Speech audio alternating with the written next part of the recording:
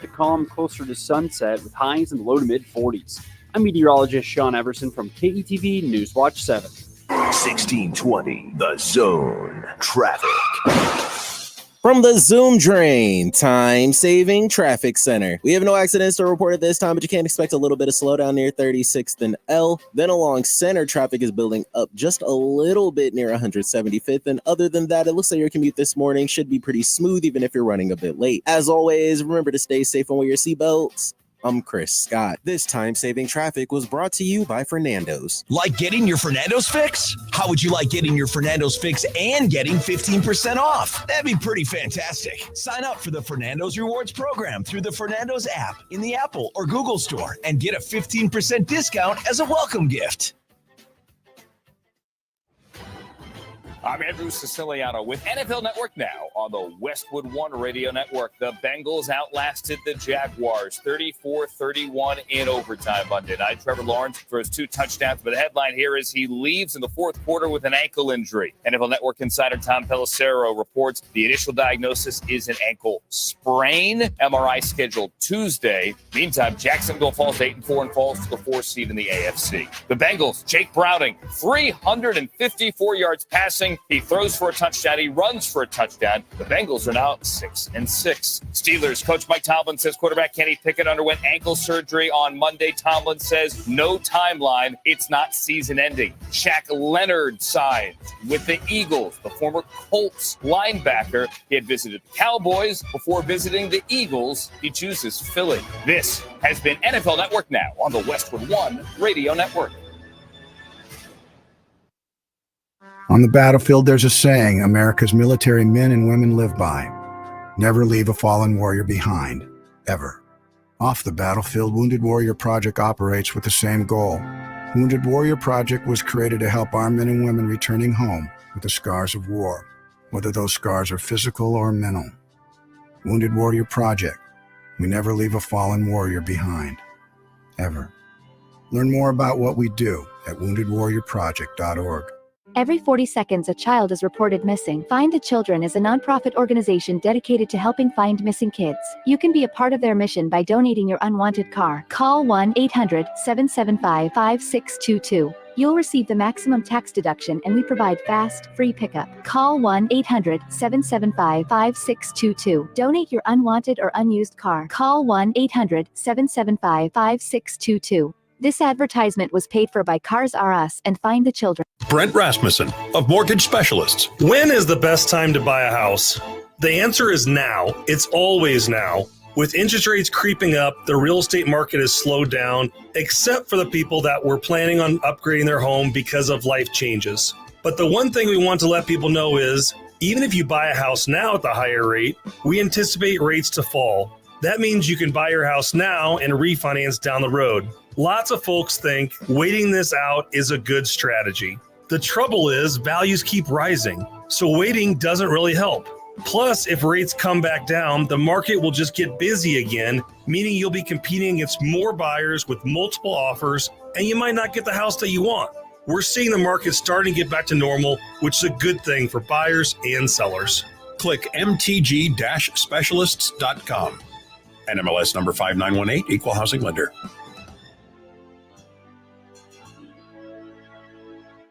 This holiday season, give the gift of fun. Give the gift of education at Omaha Children's Museum. Black Friday through New Year's Eve, save $25 when you give the gift of membership at Omaha Children's Museum. Visit ocm.org for more information.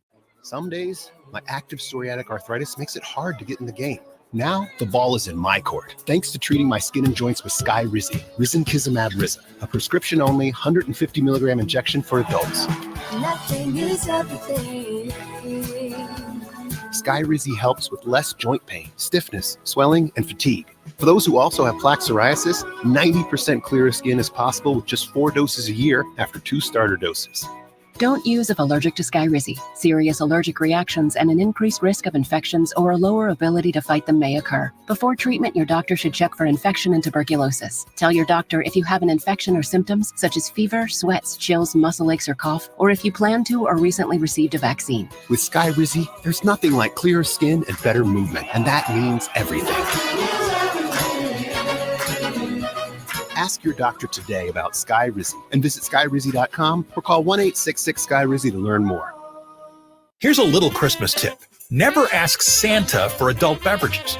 Seriously, can you imagine the legal implications of carrying quality, locally brewed Nebraska beer or cider while flying a sleigh? So if you want your family and friends to gift you some Nebraska brewed awesomeness, ask and ye shall receive. Your local Nebraska Brewers Guild wants you to know that local brewers are currently working on special seasonal brews to make your holiday get-togethers merry and bright. Merry Christmas and Happy New Year from the Nebraska Craft Brewers Guild. Peerless Energy Systems is Nebraska and Iowa's locally owned and operated authorized solar air compressor distributor. Peerless Energy Systems provides products and solutions for compressed air systems, helping companies in manufacturing, food processing, transportation, auto body repair, car dealers, and more. Driving industry efficiency through service, support, and relationships, let Peerless Energy Systems help you increase efficiency with your compressed air systems today. PeerlessEnergy.com. Can you feel it? It's more than the chill in the air or the excitement of the holidays.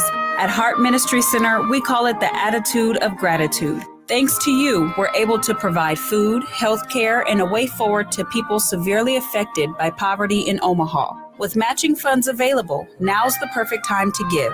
Visit heartministrycenter.org/gratitude or sign up to tour or volunteer. Heart Ministry Center, dignity for all. 1620 The Zone. Three receivers right, one out to the left. Five-man rush. Browning throws it deep downfield for Chase. Over the shoulder catch. He's off to the races at the 20, the 10, and he will back his way into the end zone for the Bengals touchdown. Chase goes in motion behind Mixon. Quarterback sneak. Browning surging forward, and they are not going to give it to him.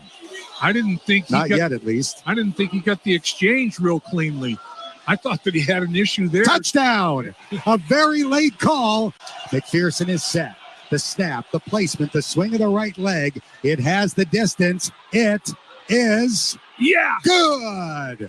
Evan McPherson from 54 yards away. Brad Robbins ready to hold. Cal Adamitis ready to snap. Adamitis fires it back. Robbins puts it down. The kick is on its way. It is good. Yeah, baby. I mean, he just lit the world on fire. Halftime, I wasn't sure if we had an incompletion if the ball had hit the ground yet. And I just thought he managed the game beautifully well. He was aggressive with some of his throws. Did a great job making plays with his feet.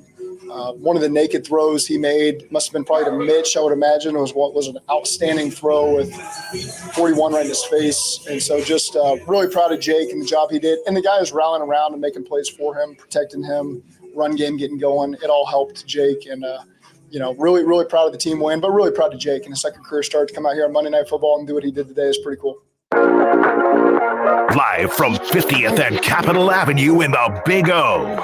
This is Mornings with Sharp and Handley on 1620 The Zone, 1620thezone.com, and 1620 The Zone TV. Now here's Gary, Nick, and Jimmy. Hey guys, great to see you. Believe it or not, I don't think Jake Browning is super popular around the country this morning, judging from a group text message that I have going right now. Oh? And nobody in there is like a Bengal fan or a Jags fan. How many people last night had Jacksonville as we're getting towards the end of survivor pools? Yeah. Jacksonville because they're playing the Bengals without Burrow. Right. And all of a sudden, Jake Browning looks amazing. And the Bengals win in overtime. I got 3 texts this morning when I woke up from people that were livid because their run for a lot of money in our survivor pool is now over because of some guy named Jake Browning. Whatever a Jake Browning is, that you can't get at a bakery. What is a Jake Browning? He'll be in the portal as well. Beat Jacksonville last night. I gave up on survivor pools because I was one of the very unfortunate many. Well, probably few, but I'd like to think many around there that everybody's got to lose one in the first week, right? And I lost mine in the first week. So survival pool, schmervival pool. You can have your survivor pool.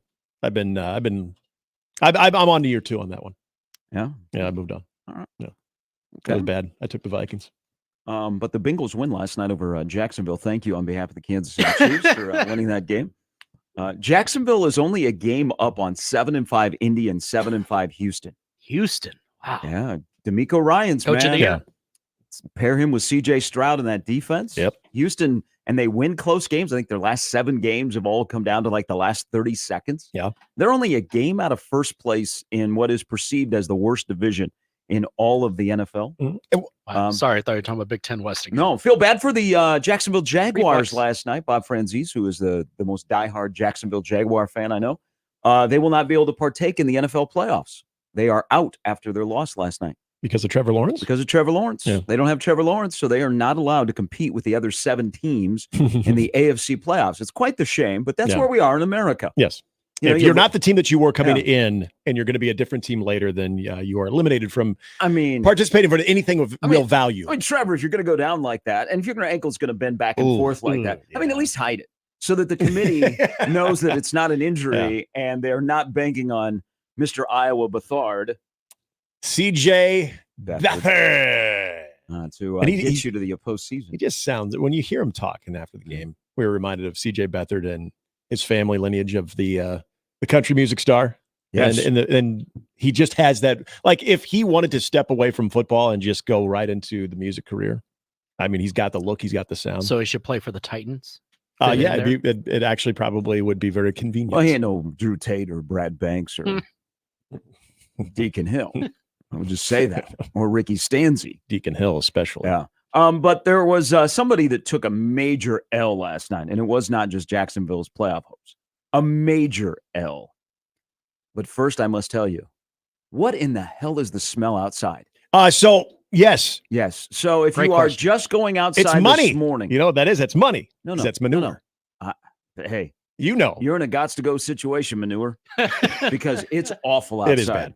It is bad. I mean, there's some parts of this town where there's a distinct smell. Like you go to South Omaha, even today you can, if the wind is right, you can smell the old stockyards. Yeah, the stockyards. Yeah. If you go out by Rotella's, you can smell the bread. Yep. And you just get fatter driving by. Yes, because you might have just had Okay. a full meal and yet you're hungry again. So the first time I went outside this morning, I went down, got in my garage and drove, and I got out of the car here in the parking lot, and I'm like, what is that? I thought the same thing when I got out of my car. It I'm like, smells awful in this town. Somebody fix it, please, Mayor. Yeah. Is there a hotline to call? You say it's manure. Are you sure? Well, where is that coming from? 25 mile an hour wind from that's the what I want to make northwest. sure. Where are we getting the wind? Are Northwest. we spreading manure in town today? Because it's awful. They almost should think about canceling school today. It's so bad outside. They probably do now. Does it impact the air quality? I That's what we think need there to know. should be a remote learning day because it smells so bad outside in this town right now. I want to see what the wind is. Because if it's coming out of the, you're right. Okay, northwest. All right. 25. Do we got some manure fields up north that are having the stank blown in? Look at you, Mr. Ag Report. Yeah. Hey, I lived in Columbus for a while. That's that smell you're getting right now, that was a lot more prevalent. So because we're all going to suffer in the Big O, it's Because of the because smell? of people from Columbus? I mean, No. I'm just saying. that's like a Lincoln thing that they've been subject to Sipple and Schaefer. I'm just saying we used to have that smell quite a bit in Columbus, and I was always told. How do you live there? Ask the question of. I'm a big city boy. It's awful outside. Well, they were saying what direction was the wind blowing. I don't know, and then they would say, it's usually coming in from the cattle fields, the surrounding cattle fields. That don't necessarily have to be like right there in the county that you're in too. It just depends on where the wind is blowing and what is picking up. And right it's the now, truth. it's picking up some manure. I called a game in Liberal one time, and there was a feedlot not too far from there to the southwest of the stadium. A lot of times you get a southwest wind in the fall. Yep. Not a good smelling ball game. I mean, it smells like manure. Am I wrong? No, that's what it does smell like. But I don't need to be smelling that at 6 o'clock. No, I'm with you. The question still stands: why? Well, Yeah, I don't really know. so Brian here, and I'm pretty sure Brian knows. He said you're smelling the feedlots around Wisner and Beamer. Okay. Winds are perfect for that right now. Okay. Okay. See, I wasn't I like totally that. off Learning on that one. something. Thanks. I'll be on the phone to Pillin to have him shut down those feedlots today. Speaking of Columbus. So a cold wind, and then that makes it worse. Yeah, it bites a little bit more when it's cold, I think. What if you had somebody on a recruiting visit today? Yeah. Oh, yeah. Like you're Creighton or Omaha. Sam Levitt's coming into Lincoln's like. Now, I don't know if it smells in Is Lincoln. it like this slot? Yeah, I don't know either. We have, I'm not sure. we have candles. Can we get some correspondence in Lincoln to confirm or deny that there is a stench of manure in the air right now? So good luck out there. I mean, I think you might as well Stay home. go back and grab your COVID mask, or stay home.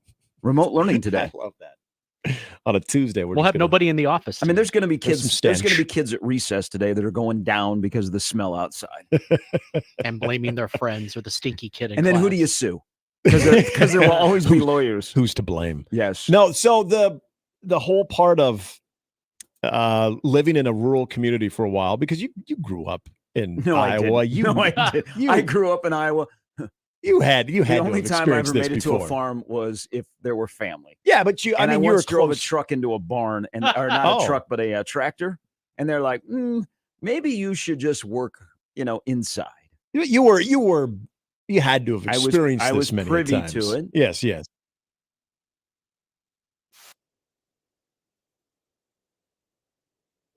The dreams of getting to the big city of Des Moines. I don't think I had a choice. They're like, oh, God, someday. Mom and Dad moved to the white flight suburb. They're like, hey, let's have a kid. Someday I'm going to be out there in the capital city. But would people say in Iowa, they'd be like, that smells like money? Yeah, they do. Yeah. See, I was not. But I was why- not used to that until I went to Columbus, and I always smell where you'd be driving, like on Highway 30, where I'm like, oh God, it's awful. Like, it smells like money. I'm like, but are you really that excited, or do you have to just say that? I mean, I don't want to sound like I'm soft as the two past offenses were last night, but the smell is overwhelming this morning. I wouldn't bring it up unless it was like seeping into your clothing. Yeah, I know it was bad. I noticed it right away as soon as I got out of my car. I didn't notice it. I showered twice in the last 10 hours. Well, did you get any type of? Do we all need to just shut her down and go home and take a shower and then All right, start put this the thing network back over? back on. Might have to get some of that spray you get that you're supposed to leave on the back of your toilet. Did any of it kind Poopery? of seep into your garage, or did you just notice it? When you got I here? didn't notice until I got out of the I was car. the same way, and I was outside. I was grabbing something from the garage, taking some of the trash. So I was at least outside by my house, and I did not notice it as much. In fact, I don't even know if I noticed it. I noticed it here. So why are we getting peppered with it here on 50th and Dodge as opposed to maybe well, you're not even that far away. No, I don't know. Hey, we all got to make some money. That's what our state is. Go make yourself some money, but can you have it blow the other way? Yeah, that would be good. Flaky Jake says, "Come on, Gary, why don't you like cow pies?" Well, let me just list numerous reasons. Embrace it. We love Nebraska. I can't wait to get home from work so I can go roll around in the pasture with the cows. Oh, we do. I can't wait to go We're cow Midwesterners. tipping again. Or Yeah. snipe hunting. Yeah. Okay, that's what I look forward to. Just not the smell when I got out of the car and I went, all right. Welcome in, everybody. I'm glad you noticed it because I did too. Well, how can you not? But sometimes we get so used to it. I'm and a city guy. But if I was living in if I was living in Jessup, Iowa, okay, I would be used to this. Okay. And it wouldn't even faze me. And I'd be like, man, this is going to be a good day. Unfortunately, it's going to be a bad day for Bertha. Okay. But I'm a city guy. I'm full. Hey, I come from the mean streets of Urbandale and all the way to Omaha. So I'm not used to this stuff, but it is overwhelming this morning. So I'm trying to, prepare people when you go outside, make sure that your kids ask their teachers today about what the smell is. Mm-hmm. So that takes up the whole first period in school today. Science lesson. Yeah. And then it's explain the wind that is blowing, how it blows, why it's important to have the feedlots up in Wisner and Beamer. And that's how our state is, and we're an egg state. Mm-hmm. I mean, this is a good educational experience. Yeah, it is. And the importance, wake up from passing out from the smell. Right. And because the importance of the smell is obviously something that as a kid, all we know is what stinks, what doesn't. And so we don't really care about the long-term effect of who do we blame? Well, what does this What kid? mean though? And when you say, well, that smells like money. Well, then what does that mean as a 8-year-old kid? So yeah. So your but no, wallet I'm smells surprised like because poo. you've been doing mornings for over 10 years in this very spot. I feel like you've probably had more of these mornings where you've encountered this stench. Nope. Usually here in 50th and Capitol, this neighborhood actually Safe. smells pretty good. We're usually insulated from the stench. You go a couple of blocks down and it smells like a lot of rich money. Oh. But like this, we don't really have bad smells here in Smells like central mahogany. Omaha. Yeah. Yeah. That's the big story here. It got my attention this Why morning. does for Omaha sure. smell? I'm gonna have to drive around Rotella's today just to make up for the There smell. you go. Just loft it in the car. Welcome 311 in, never sang welcome in, about this. everybody. Promise the show will not stink. Thank you, thank you. That's quite the transition. The lineup brought to you by the Roofery's of John Higgins Weather Guard, Sam McEwen, Brian Christopherson, Amy Just. That's a good threesome to have today on a Tuesday. It is. That's a good trio of experts on a lot of different things. You got old giggly bits over there thinking it's pretty funny. What did you just call Jimmy? Giggly bits? Oh, giggly bits. How old are you? 44. Who's older, Going your on- son or you? I'm going on 12. Giggly bits? Giggly bits. What are you going to say? I'm going to laughing so hard that it hurts my tummy? No, I don't you do did. that anymore. Jimmy, did he just say tummy? He said tummy. He said tummy. I heard tummy. Yeah, he did. Even when you guys say it and I don't, I say I won't say it. It somehow comes back to me. What the hell? Well, you got to own it. What the hell, man? Just got to own it like the people in Wisner and Beamer today. Yeah. They're the blame. What's a better place to live, Wisner or Pilger? I've heard of Pilger. Which one's bigger? One's got to be slightly bigger, right?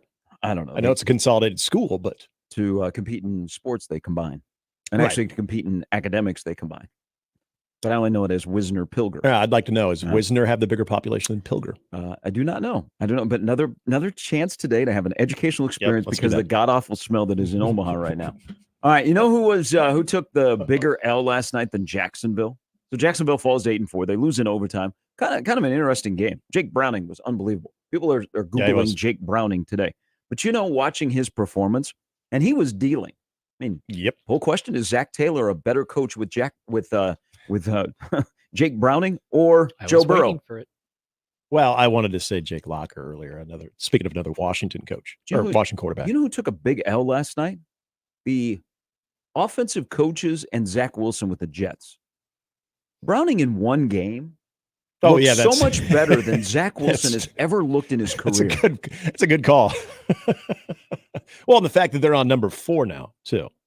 And then there's this whole controversy of Zach Wilson basically saying he didn't want to play because of injury concern, and then Robert Saleh having to say, well, no, that's actually untrue. He came to me today and said he really wants to start, yet I'm not ready to start him. So what does that say about the entire quarterback situation? And then, then there's in case you were wondering, what about Aaron Rodgers, which we all knew, unless there was some type of significant playoff push, he wasn't coming back. Any And now Testaverde it's still saying available? he's probably not coming back. So this is what you have, Jets fan.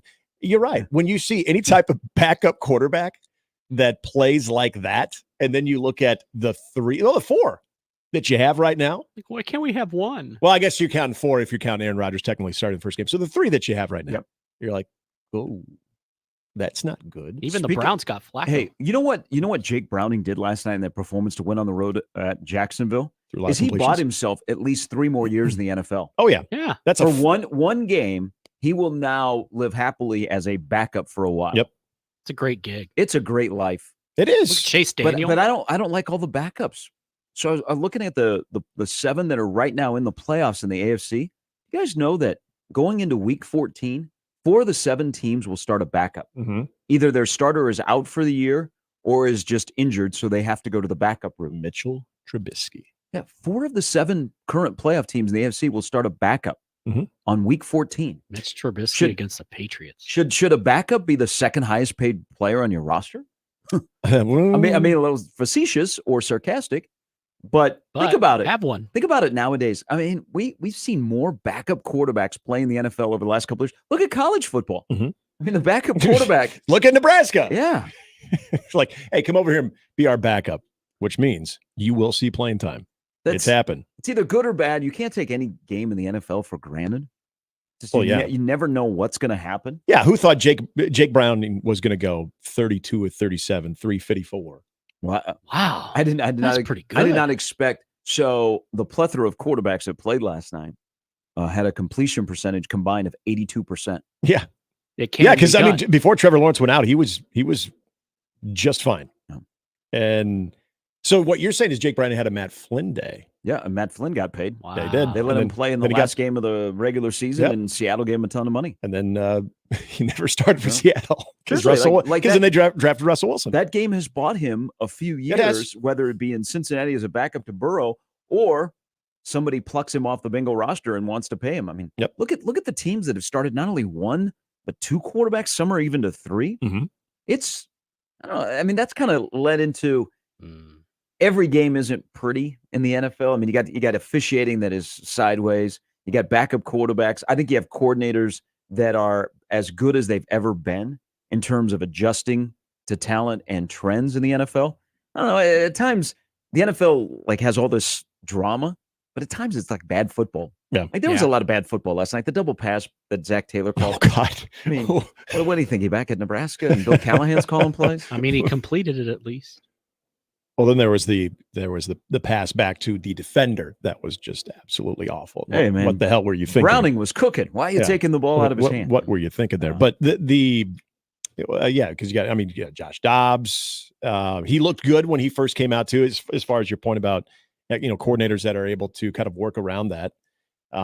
You've seen some coaches that are able to kind of, and I think it's probably more just like a lot of basic stuff, a lot of simplifying the process for them. I'll be curious to see what Jake Brown does going forward, but that was a hell of a performance last night. But the Trevor Lawrence injury, I know they're labeling it as just a sprain right now until they do more tests. Boy, that thing looked nasty. Oh, it hurt. That looked, I'm a big going off the guy's like reaction, not just initially, but then when he's coming off the field and then when he's subsequently going down the tunnel. Yeah, because he's barely putting anything on it. And Doug Peterson, he had a little bit of a tone to him afterwards where even though he didn't want to get into details, I don't think because that ended their playoff optimistic. hopes. They're done. Yeah. They're not going to be allowed to compete in the AFC playoffs. The committee's going to weigh in on that. They'll play Georgia. Welcome in, everybody. It is the 5th of December. There's Nick, Jimmy, I'm Gary. It is also flight tracker season. We are day 2 of the portal. Nebraska does not have the quarterback. Get out your panic button. I wouldn't push it yet, but get out your panic button. If we're having this conversation tomorrow, then you need to panic. But it is flight tracker season.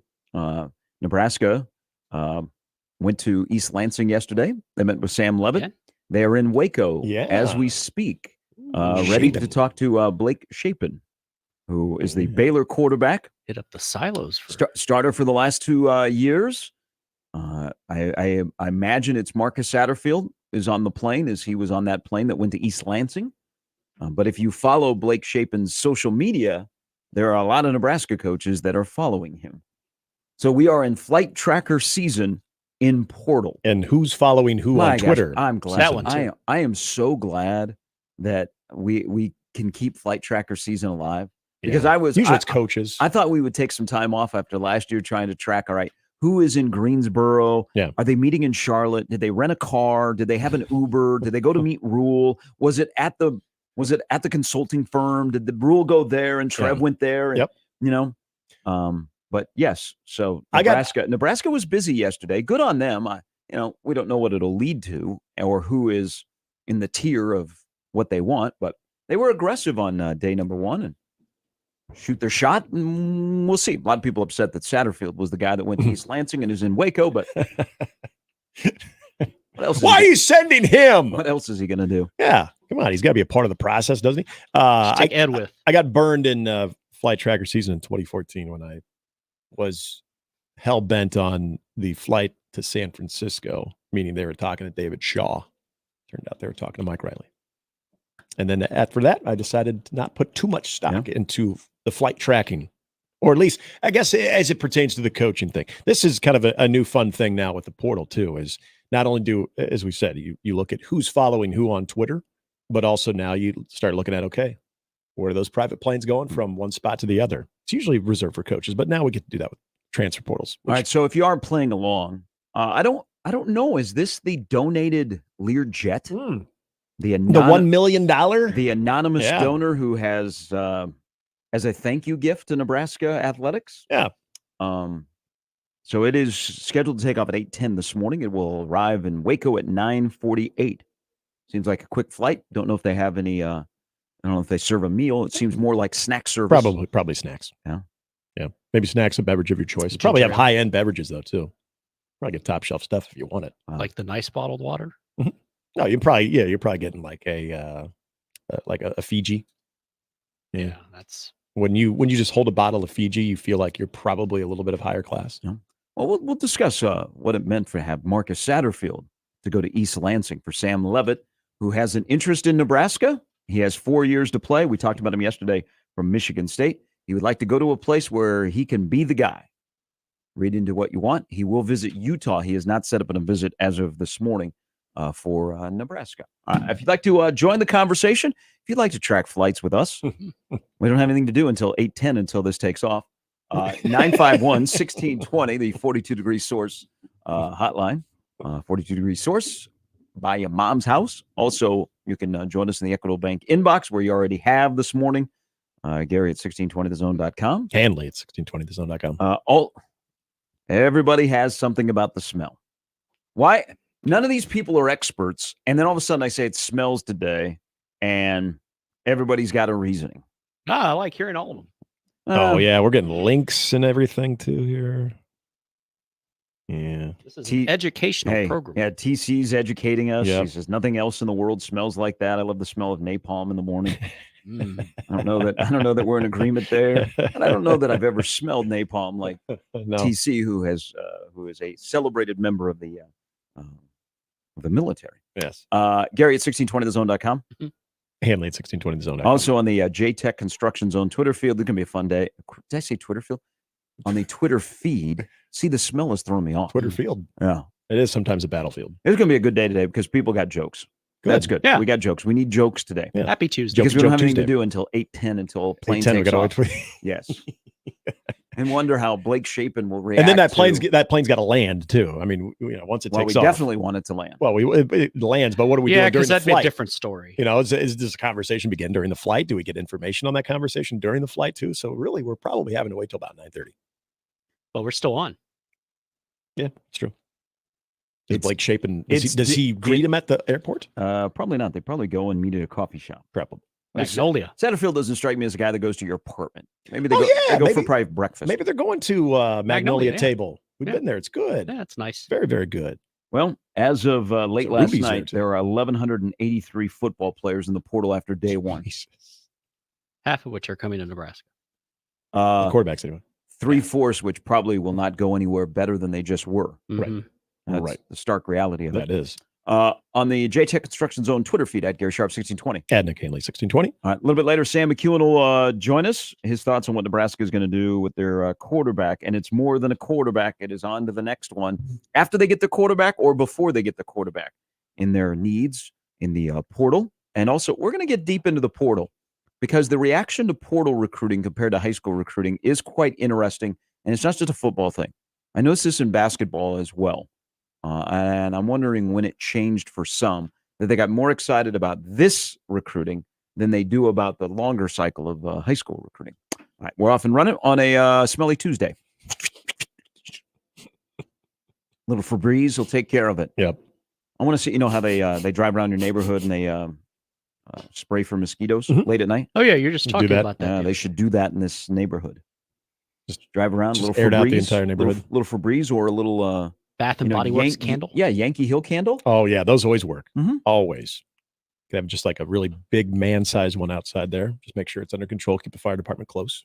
We can smell it here in Midtown. We want to know if you can smell it where you're Yeah, at. where you at? Let's do a map. We'll put the little pins into the map on the smells A of little Omaha green cloud today. around it. All right, 35 past the hour. It's Mornings with Sharp and Handley on 1620 The Zone. Mornings with Sharp and Handley on 1620 The Zone and 1620thezone.com with Gary Sharp and Nick Handley.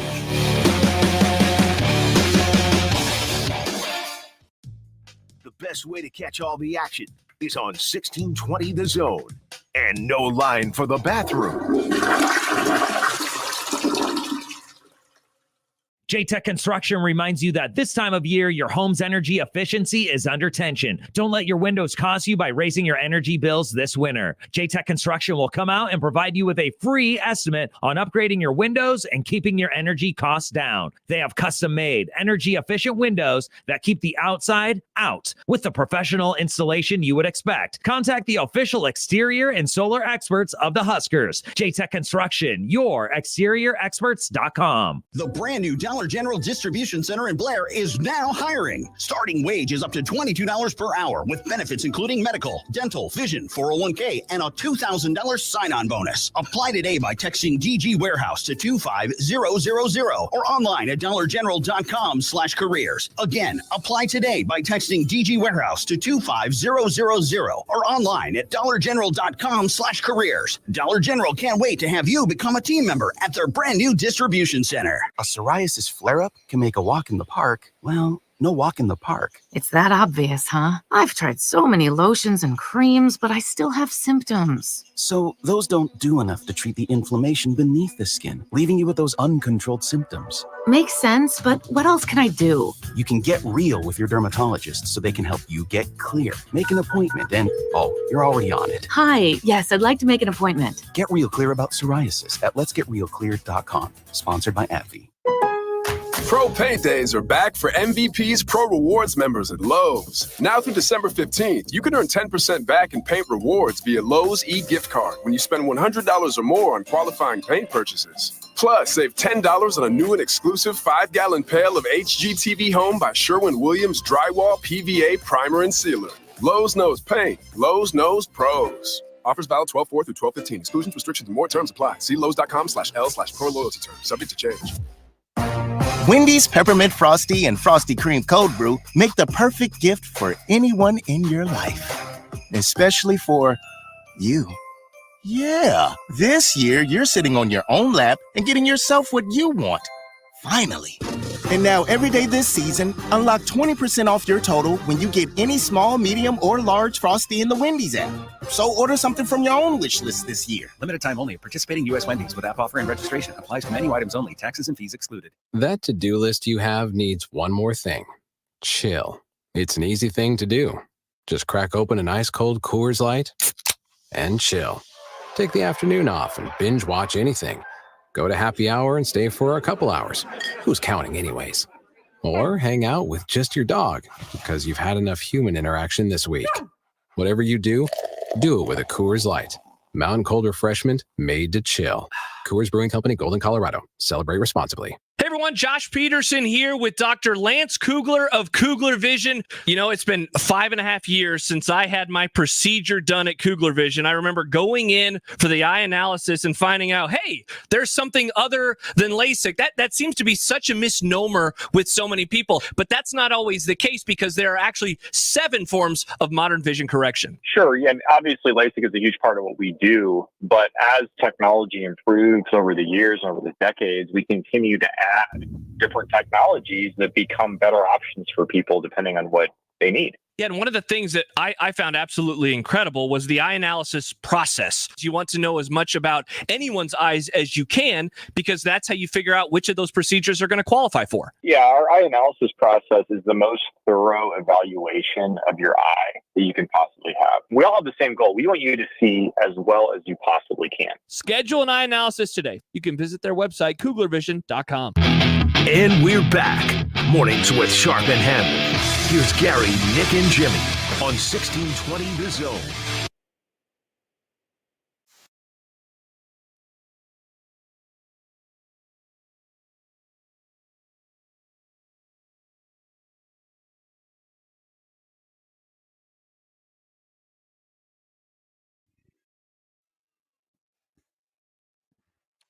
I don't need to say anymore. Just go outside.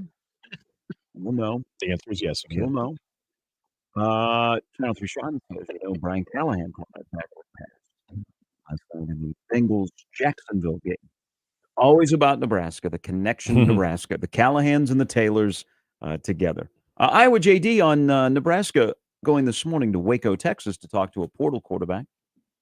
So you are going to Waco to visit a quarterback that couldn't win in the Big 12. And magically, a major step up in conference is going to work.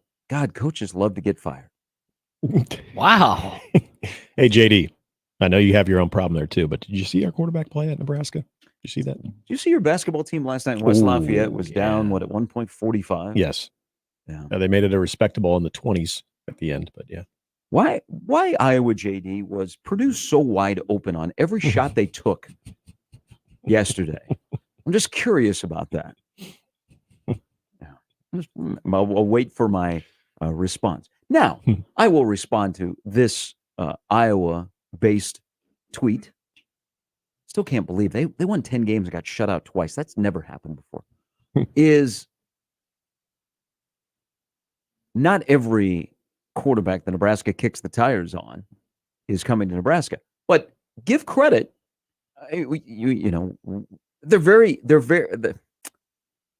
That got out yesterday because people are tracking flights. Yeah. They have tried to keep everything around this very, very quiet. The trip to Manhattan to talk to Will Howard was reported by a recruiting website. It started yesterday. It wasn't a recruiting website that said Nebraska will be at, in East Lansing. It was a flight tracker that was like, oh, they're going to East Lansing. And the next thing you know, everybody's trying to get a hold of Sam Levitt. He says, yeah, Marcus Satterfield was here. And gave the whole rundown. At least they're active. Mm-hmm. I mean, what are you supposed to do? At least they're active going after the kind of quarterbacks that are attainable for where Nebraska is right now. So I give them credit for that because they're not standing pat, and they have to have a plan because once it starts, you got to go. Now, I may entertain DeQuan Finn. Go ahead and search him today. Tell me what you like about DeQuan Finn. The name rolls off the tongue. Oh. DeQuan Finn. DeQuan Finn.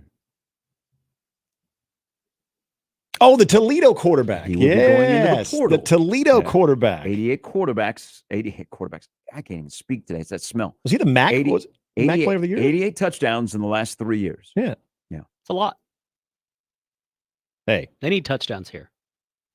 Well, they also need somebody to throw a football. They only had 261 pass attempts last year, which was only better than the service academies. Yes. Who are not real interested in the forward pass.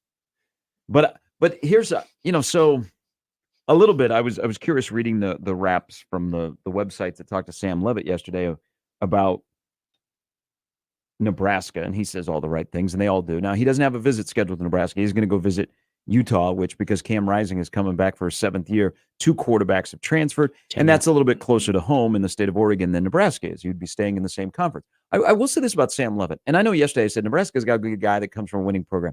If it's a younger guy, I'll pause my thought on that. But he would be staying in the same league, staying in the Big Ten. Michigan State fans, so I perused the old Sparty websites. Mm-hmm. Michigan State fans are a little upset that he's leaving. He didn't want to play for Jonathan Smith because of past history of the recruitment. But Michigan State fans are like, whoa, this was a guy that I don't want to lose. And they've already had 3 quarterbacks that are in the portal. I would really like to know, and maybe he kind of didn't go into depth of what Satterfield tried to explain of what their offense is going to be. And they definitely want a dual threat guy. I want a quarterback more than an athlete, but I think they're going quarterback that passes first and then runs. But can any of these quarterbacks, first of all, be smart between the ears? Okay, so they can recognize things and they're quick blinkers and all that kind of stuff. But also, can they throw the ball downfield? Because I'm telling you, the last 2 games, I think, is what Nebraska wants to do offensively, except for rolling out the pocket. They want somebody to stand in the pocket, but definitely they want to stretch the field with their wide receivers and utilize that speed and throw the ball down the field. I don't know. They really went. He talked more about RPOs. Yeah, but he even mentioned too that he can run. That's not something that he wants to get in the business of doing too much. And I think that is something we've all assumed that what you were seeing with the usage of quarterbacks this year for Nebraska, mainly with Heinrich Harburg, was not what they are going to do. That's not the ideal function of the quarterback going forward. Mm-hmm. And again, I think that's why Chubba Purdy has flaws. There's no question about it.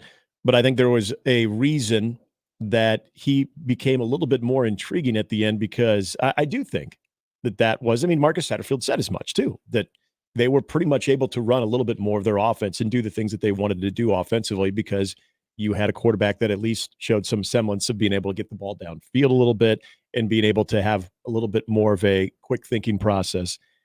All of those things, plus, and we've talked about this, and I think that's what you're alluding to when it comes to being able to just play the quarterback position, is the communication between the sideline to the huddle to the pre-snap reads, all of those little things that can also help when it comes to poor clock management. Well, also on the sideline too. Also, you can throw the ball where you want to throw the ball with authority, and they don't have to tell you this is where the ball's going, and we're only a one-read offense, right? Because of your ability. Mm-hmm. So who knows if any of these guys are realistic? We all have hopes and wishes, but ask yourself this: Sam Levitt on the rankings of quarterbacks that are in the portal is 15th, which Nebraska got a top 15 guy that had 4 years of eligibility, and then they added another guy. I think people are probably feeling a little bit better going into spring in your quarterback room. But every guy that goes through this process, Will Howard, slam dunk. Sam Levitt, Blake Shapen, who Nebraska is going to visit today from Baylor, are they better than anybody in Nebraska's quarterback room currently? Don't be snarky, be real. Are they better than anybody in Nebraska's quarterback room right now? Yes. Easy. I think they have to be. Are they better than, because Sam Levitt has only played 4 games in college, better than Danny Kaelin, who will arrive in January, which we'll discuss a little bit later because I think you need to bring him into the discussion about the future of the quarterback. Not in 24, in my opinion. Don't rush him. Teach him. Is he better than the guys you have incoming? At this point, yeah, because you got the experience. So that response, and I think a lot of people are the same, is a little bit startling. Mm-hmm. But Nebraska did it to themselves with the quarterback room. That's why they are portaling, and this has got to make Matt Rule extremely uncomfortable because I think he would love to have that room. The realistic part of your top 2 or 3 guys are guys you recruit out of high school. Yes, you're going to have a portal guy probably in there. You're going to lose some people, but I don't want now for, what are we on, the 3rd straight year that Nebraska's starting quarterback on opening day could be a portal guy? Right. And so that's, but you did it to yourself and you got to fix it. Mm-hmm. And so you're at least aggressive and you're trying to go fix this, getting an audience with quarterbacks that would fit your profile of what you want. Dual threat, pass first, then run, guy that can stretch the field, guy that can throw open our wide receivers that have these speeds, so on and so forth. Yeah. And also be a game manager and not drive me nuts. Okay. And run the play as it's called.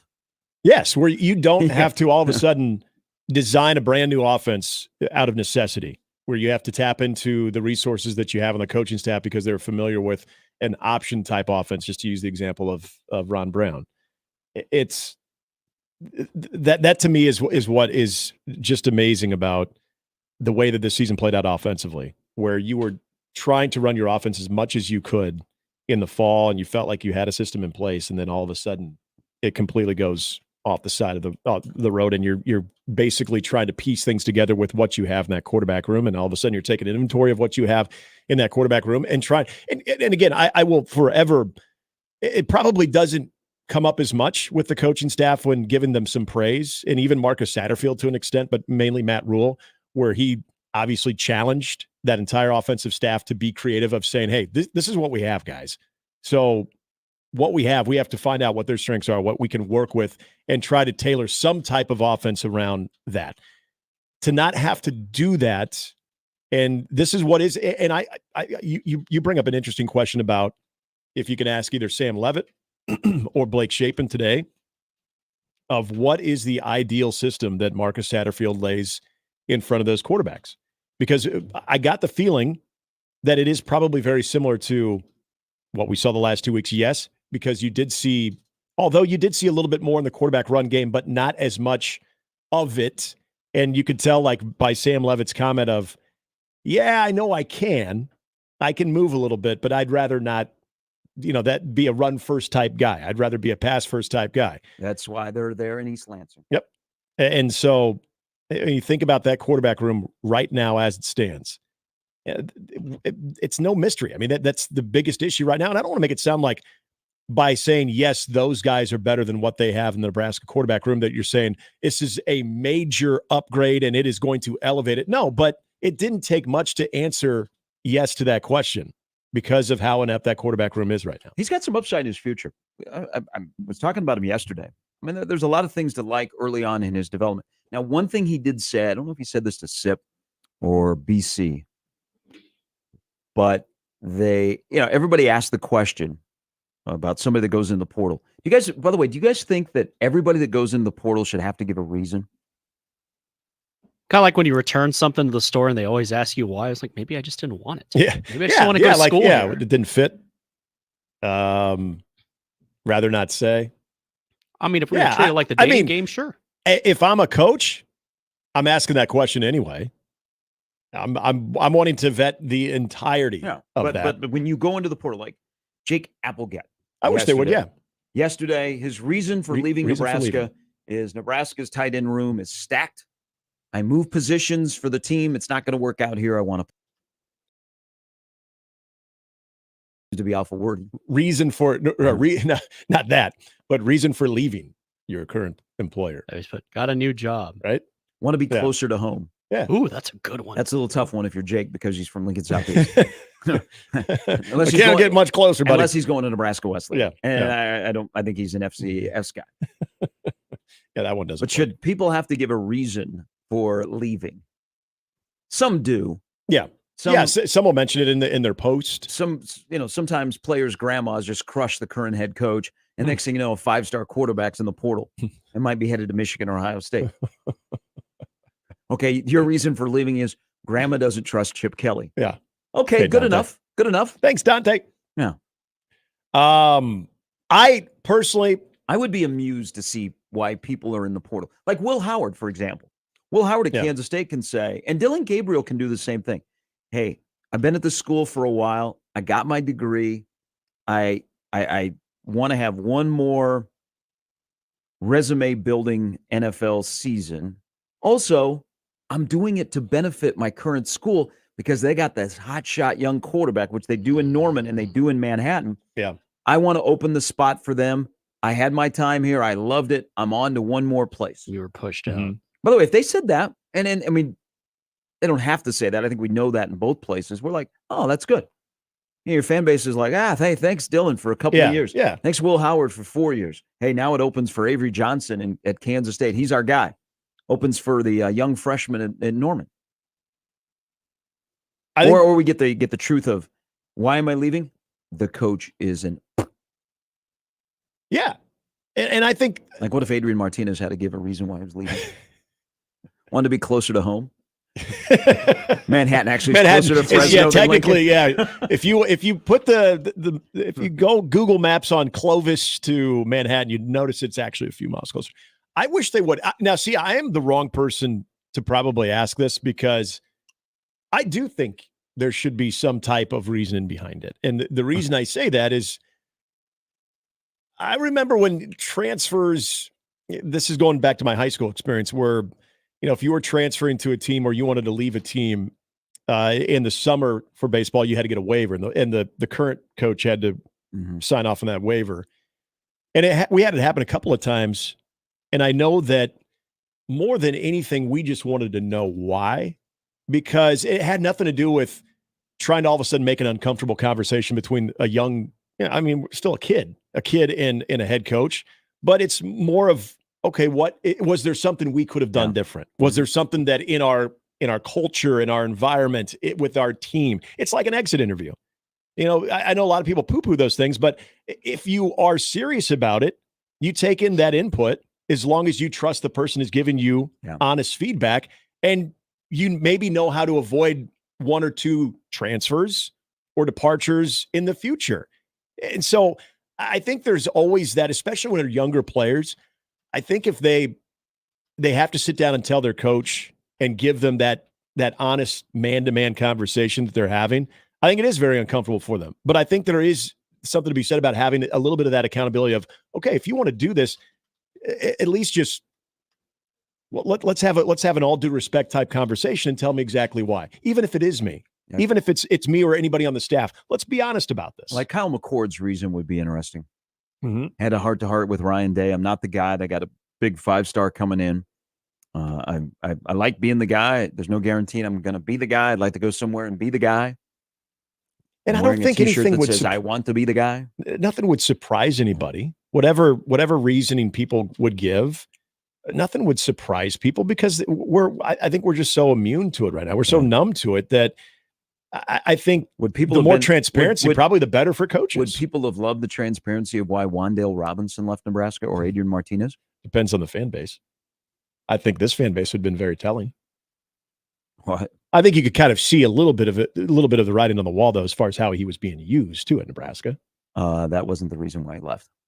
Well, but still. It wasn't one of the reasons. It was not the main reason. No. I don't know if people have been comfortable with, okay, reason for living. Jeez. Wow. I'm awful today. If you reason for leaving, that it actually would have been probably good for the boss of that head coach or any head coach to go, oh, maybe I got to look inside of this program of some things that are happening. Gary writes into the Equitable Bank inbox, this diehard fan would like to be made aware of Flight Tracker. When's going to stop in Carolina to visit Grayson McCall at Coastal Carolina or Utah's Nate Johnson, Bryson Barnes? Thank you, Gary. Well, I mean, if you do go the Will Howard route, then you would think that you're going to leave no stone unturned. Although I'm wondering how many lines you're kind of throwing out there and to gauge interest. And I think the two here in the last 24 hours between what we know with Blake Shapen today and then Sam Leavitt yesterday. Again, I look at eligibility, look at how many years they have. There's a certain profile that Nebraska's, I think, going to fit, but also I don't think if there's somebody that Nebraska loves, if Matt Rule loves, that price tag is an ultimate deterrent. But I also think there's, when you think of Blake Shapen, when you think of Sam Leavitt, are these guys that are fetching the $1 to $2 million. Yeah, see, I think NIL. I think Rule is more with the quarterback position, and he uses the phrase ceiling, high ceiling. Mm-hmm. A lot of people on our mentions this morning, yeah, I'm good with Sam Leavitt, but I don't want him to be the only guy. Got to go get another guy. I think when it comes to quarterbacks, Rule would like to be more of a molder than a maintainer. Right. So that leads me of, oh man, Sam Leavitt's got 4 years. Mm-hmm. Chubba Purdy's got blank. Those are the kind of quarterbacks that Rule is more comfortable with. But it is kind of curious of people that are now vetting Sam Leavitt. And I do think he has a high ceiling. I think he'd be a nice addition to Nebraska's quarterback room. He wants to go to the NFL. And will this be the best place to provide him that opportunity? I just left that question wide open. Thank you for answering that. Oh, I asked another question on top of it. I think people are vibing. They're like, man, I remember the brief bit we saw of Sam Leavitt against Nebraska back in November, but he can't be the only guy. That's what I'm getting. Mm-hmm. And that's probably fair. Yeah. Because that would be a really, really young quarterback room if you had one guy that's coming from already played in college, but he only played 4 games. He's got 4 years left, and you add him with a couple of guys that are mysteries, and then a true freshman that will join the fray in January. Right. Shapen is a little bit older. He's started for the last 2 years at Baylor. These are all names. Everybody is just throwing names out there. At least we have some stuff that, they're visiting him. I don't know how realistic it is, but at least they're trying. There's a sense of urgency here to get this done. And every name that pops up, everybody's going to look at what they've done. Obviously, eligibility, and usually that player's giving you that with their announcement, but you're going to look at what they've done. You're going to go immediately to the first part. If they played more than a couple of games, how many times they turn the football Now, over I do know this for a fact, that Nebraska would like to get their quarterback quick because then they can move to phase 2 of what they need out of the portal, and you start looking at skill guys. Mm-hmm. So they would like to wrap the quarterback up, but I just don't know if it's going to be as quick as they would like. So then they could pursue the running back. They could pursue the wide receiver. They could say, hey, do you have any connection to this guy? Did you ever go to a camp? Did you play in high school? Yeah. Whatever. And then they can start filling those needs they need on the skill position side with a running back and a wide receiver. All right, straight up at 7. Jimmy's got an update coming up next. Sam McEwen will join us in the next hour at 7:30 to be exact, right on the dot. 7:30, Sam's going to be here. We'll get his thoughts on what is ahead during the portaling. And also, I really want to discuss, are you more into the recruitment of high school players or portal guys? And does it change from football to basketball? A lot of people excited about the calendar flipping to December. And here we go. Mm-hmm. We've got portal. Mm-hmm. You said it wrong. Portaling? No, here we go. Here we go. That's better. Thank you. Thank you, Jimmy. Thank you. Big game. Keeping you honest. Big game for Jimmy Sunday night. That's right. Monster ratings. between the Cowboys and the Eagles. Going to expected. actually stay up and watch it. Good on you. Unless they fall behind 31-0. Oh, there's the diehard. Then fan you're going to in miss Jimmy. out the greatest comeback There's ever. the realistic fan. No, Mornings with Sharp and Handley and Jimmy on 1620 The Zone. Mornings with Sharp and Handley returns in minutes on 1620 The Zone. Live from the Host Coffee Studio, this is 1620 The Zone. 1620 The Zone. Traffic. From the Zoom Drain Time-Saving Traffic Center. We have no accidents to report at this time, but you can expect a little bit of slowdown from 180th to 168th on Center. Then along Dodge, be prepared for some slowdowns from 94th to 90th. And other than that, it looks like your commute this morning should be pretty smooth, even if you're running a bit late. As always, remember to stay safe and wear your seatbelts. I'm Chris Scott. This time-saving traffic was brought to you by IBEW Local 22. Does great pay, fully funded medical benefits, and a solid retirement sound good to you? IBEW has immediate openings for electricians. Invest in yourself with IBEW Local 22. Call 402-810-0789 or visit IBEW22.org today. Sports fans, Let It Fly Sports Bar is your elevated sports bar experience. Indulge in our culinary touchdowns with a menu crafted to satisfy. Savory burgers, tender steaks, to our fire wings. Our world-renowned chef will leave your taste buds cheering for more. We've raised the sports bar dining experience with a new high-end design and incredible food. Whether you're a die-hard sports fan or just love the excitement, Let It Fly is your place. Host your next college game day watch party or private event right here. Elevate your game day experience at Let It Fly, located in downtown Omaha. Looking for a unique gift for your friends and family? Any size gift card will fit every homeowner or gardener on your list. We're your one-stop shop and homegrown headquarters. Rooted in quality, unmatched value. Lenaha Nurseries, 192nd and Center. Email any of our shows anytime into the Equitable Bank inbox. At Equitable, we take banking personally. For me, John at 1620thezone.com. The Equitable Bank inbox from 1620 The Zone. The Zone Hotline is powered by 42 Degrees, The Source, by your mom's house. The brand new Dollar General Distribution Center in Blair is now hiring. Starting wage is up to $22 per hour with benefits including medical, dental, vision, 401k, and a $2,000 sign-on bonus. Apply today by texting DG Warehouse to 25000 or online at dollargeneral.com/careers. Again, apply today by texting DG Warehouse to 25000 or online at dollargeneral.com/careers. Dollar General can't wait to have you become a team member at their brand new distribution center. What's holding you back from learning the language you've always wanted to know? Too hard. Takes too long. Not with Babbel. Babbel's lessons take just 15 minutes a day. 15 minutes isn't long. Nope. And they're fun. Fun isn't hard. Right. Babbel's interactive lessons, podcasts, games, and more make it fun and engaging, so you don't realize you're learning a language, but you are. And Babbel's lessons are built around real life. You can choose from topics like travel, business, relationships, and more. You'll learn what matters most to you. Plus, Babbel's lessons are designed to get you speaking right away. In 3 weeks, you're able to start having conversations. Just 3 weeks? Even better. Since Babbel's lessons are designed by language experts and voiced by real native speakers, you'll get the accents just right and be able to carry on conversations with confidence. Learning a language with Babbel doesn't take long. And with Babbel, it isn't hard. It's perfect. And now, try Babbel free at Babbel.com. That's Babbel.com. Babbel.com. Attention sales professionals. NRG Media is looking for an accomplished business-to-business salesperson who wants to take their success and skills to a new level. Is this you? Our account executives work with local businesses to create marketing plans to help them get more customers. On air, digital, on-site, audio, video, it's all part of what you could sell. A sales career with NRG lets you make a real difference.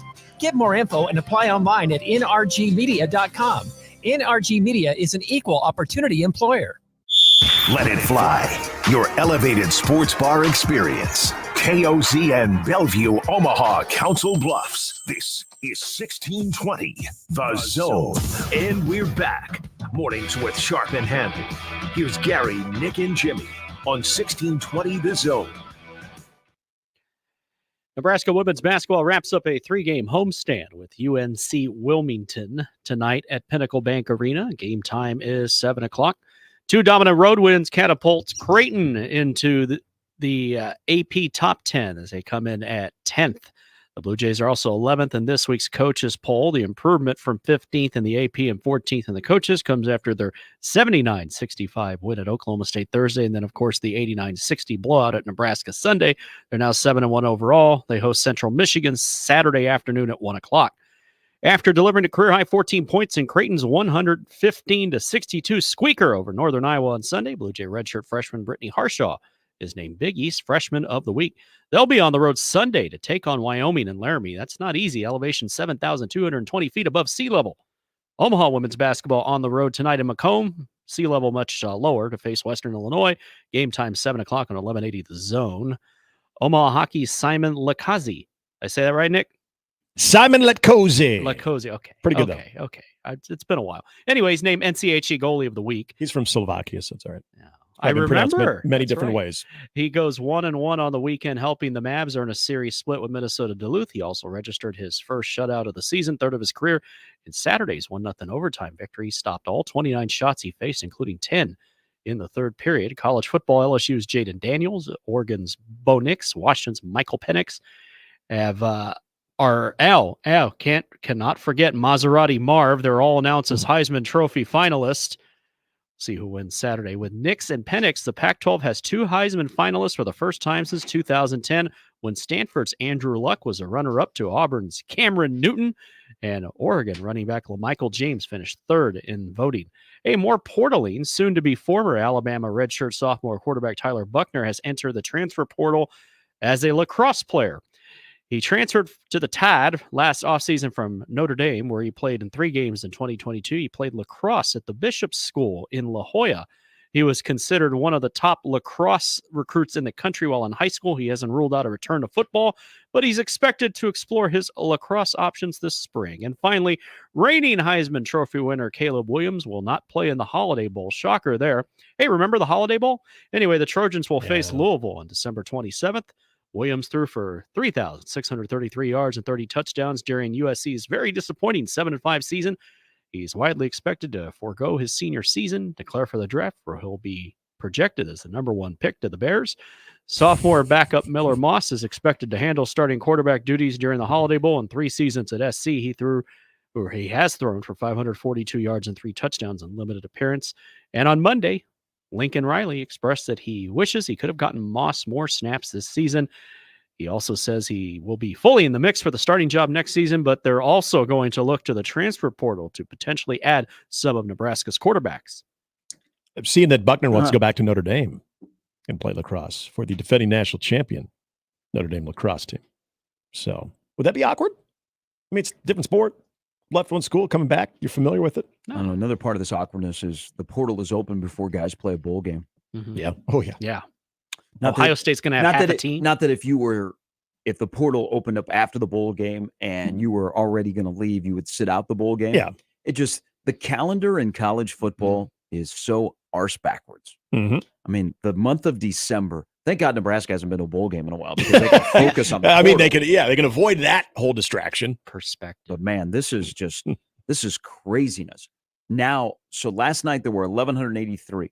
They are now to 1,204 college football players are in the portal. They're not all going to find homes either. Yeah. Do they not know that there's not an expansion draft this year? No. There is no new team in college football that is starting from scratch that gets their pick of Well, the litter? and remember, that was always kind of thought of to be the test run of the portal would be, all right, enough players are going to get the type of input that, okay, once you go in, there is no guarantee you are coming out better than where you went in, or even as good as it was when you went in. No. And after time, that's going to start to drive the numbers down. Well, and I know it's still somewhat early in the transfer portal era, but that number is showing no sign of going down. You guys want a good Caleb Williams trivia question? Sure. Had quite the interesting legacy at USC combined with Oklahoma. Can you name the only head coach that coached Caleb Williams to a bowl victory?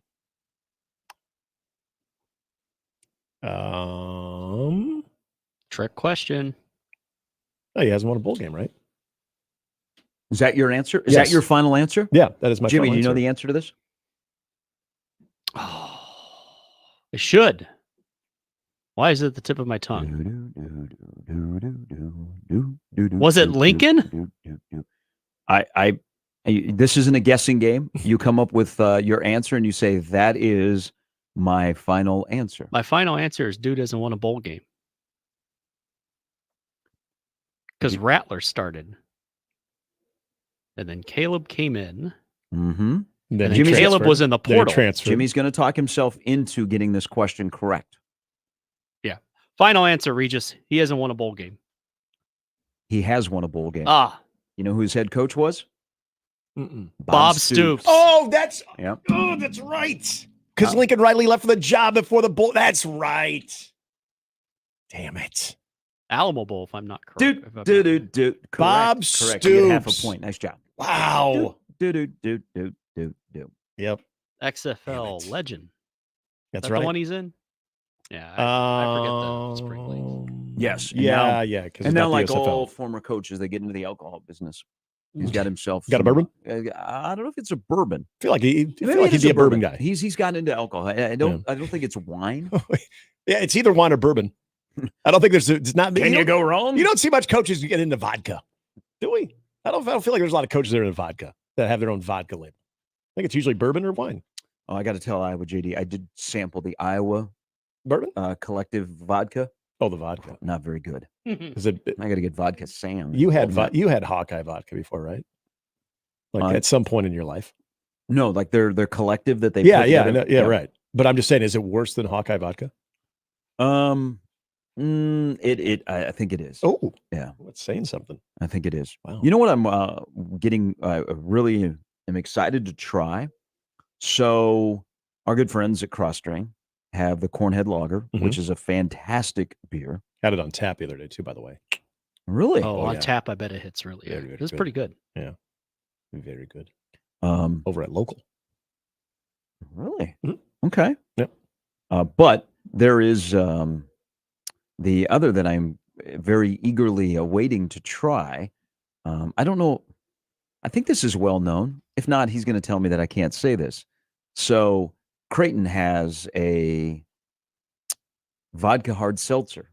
Oh, that is part of their NIL. Oh, that is Blue Jay Berry Blast. So they partnered. They partnered with Brickway. Okay. I don't know if that's out yet, my man, but I'm looking forward to trying this. I try it. Mitchell, low carbs. If you're listening, set us up, please. Mitchell is the brewer at Brickway and a good friend of mine, and also a very diehard Cleveland baseball fan like myself. All right, well, you guys stick together. I mean, there was one of three was okay. Yeah. Yeah, the cross-stream people were here on Friday and brought us some beer and t-shirts. Wait, can you tell me the name of that again? The seltzer, Blue Jay Berry Blast. Are you gonna get after him for the name? Kind of. It's like a Gatorade flavor. It is. That's exactly what it sounds is like. Blue Jay Berry Blast. Blue It's Jay it's Berry Blast. That does vodka hard seltzer. That is something that you are.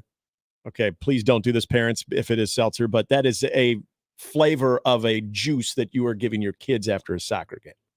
The Blue Jay Berry. Who brought the Blue Jay Berry? You're not going to have a Blast? couple of pops after the soccer game? Well, for parents, it's fine. Just don't give it to the And kids. for kids. But it does. It sounds either a Gatorade or like a Kool-Aid Sport. Like Jagged Kool-Aid Ice. can't just be Kool-Aid. They got to have the Kool-Aid Sport. Blue Frost. So that's the name of it. It's very catchy. It looks very bluish. Well, it should be. As you would imagine if Yeah. it's called that. I'm get with our guys at Brickway. Talk about Say, evolving. come on in. Yeah. Drink it on the show. All right. What will Omaha's beer be? Text Mitchell right now. Does Omaha have a beer? What's Bull Market doing? Didn't they have one? Durango's Draft. I thought they had one at Baxter Arena through I don't know if you know this or not, Infusion. but when I'm doing games, I'm just saying. Well, my wife likes to go to games. Gary will be back with the stats. It'd be as he awkward drinks. to You should put the headset down at halftime, walk up the stairs, walk to the concession, Well- walk back with a beer, sit down. If they did good business, they would have you endorse it on the air and be like, "While you're here, if you're making your way over to Baxter Arena, hey, do the I Kurt don't- Plush right over the mic." Boy, can they do that? What do you mean? Can they do endorsements or can you just drink on the air? Well, Second one's yeah. I've done both, but like, is Kent going to be? You know what? You think we're having a good time, man? Yes, wouldn't that be awesome? Before the game, I was across the street at gate 25. Yes, there are certain people who could pull that off. I had no limitations. It was a free use party, and I had me some Cornhead Lager. There are certain people who could pull that off. All right, when we come back, so in this town of the great college football players, there is the Gale Sayers, there is the Johnny Rogers, There is Eric Crouch. Is there a fourth guy with the greatness of a college football individual season that needs to be mentioned with them? We'll discuss when we come back. Sam McEwen, about 15 minutes away. It's Mornings with Sharp and Handley on 1620 The Zone. Hey, as the weather gets colder, I feel like I should sing this. The NFL offers stay hot on FanDuel. Can you feel the heat? Right now, new customers, you can get $150 in bonus bets with any winning $5 money line bet. This is very simple. If you go in the app, you don't even have to think about it. Plus, just think about this. It's $150 if your team wins. So if you've been thinking about joining FanDuel, you've heard us talking about it now for a long time. We love FanDuel. It's easy to use on the app. There is no better time than right now, Nick, to get in on all the action. You are spot on, Gary. And you got spreads, player props, over-unders, much more to bet on that easy-to-use app. Whether it's Jimmy's Cowboys and the Eagles on Sunday night, or the Jets making their fourth starting quarterback taking on the Texans. Texans getting a 6.5-point favor right there as of now. It doesn't matter. You can have fun with all of it on the easy-to-use app. Visit FanDuel.com. Use the promo code ZONE. That is FanDuel.com/zone and kick off the NFL season. FanDuel, the official partner of the NFL. 21 plus and present in Iowa. First online real money wager only. $5 pregame money line wager required. $10 first deposit required. Bonus issued as non-withdrawable bonus bets that expires 7 days after receipt. See terms at sportsbook.fanduel.com. Gambling problem? Call 1-800-BETS-OFF. Gary Sharp, Nick Handley, and Jimmy Chavez. Mornings with Sharp and Handley. Weekdays 6 to 10 on 1620 The Zone and 1620thezone.com. Previously on The Crossover. I want to hear the thank you at the end of it, too. No, thank you. No, thank you.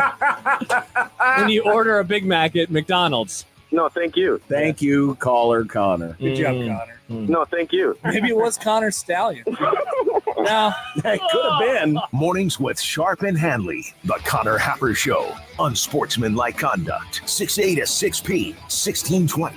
The Zone. Your Omaha area forecast from the Godfather's Pizza Weather Center and KETV News Watch 7 on 1620 The Zone. Cool and breezy for Tuesday. Expect mostly cloudy skies with northwest winds gusting 20 to 30 miles per hour in the morning. Can't rule out a stray flurry as well. Sunshine returns in the afternoon. Winds start to calm closer to sunset with highs in the low to mid 40s. I'm meteorologist Sean Everson from KETV News Watch 7. Book an appointment now or take the vision quiz at KuglerVision.com. 1620 The Zone. Traffic.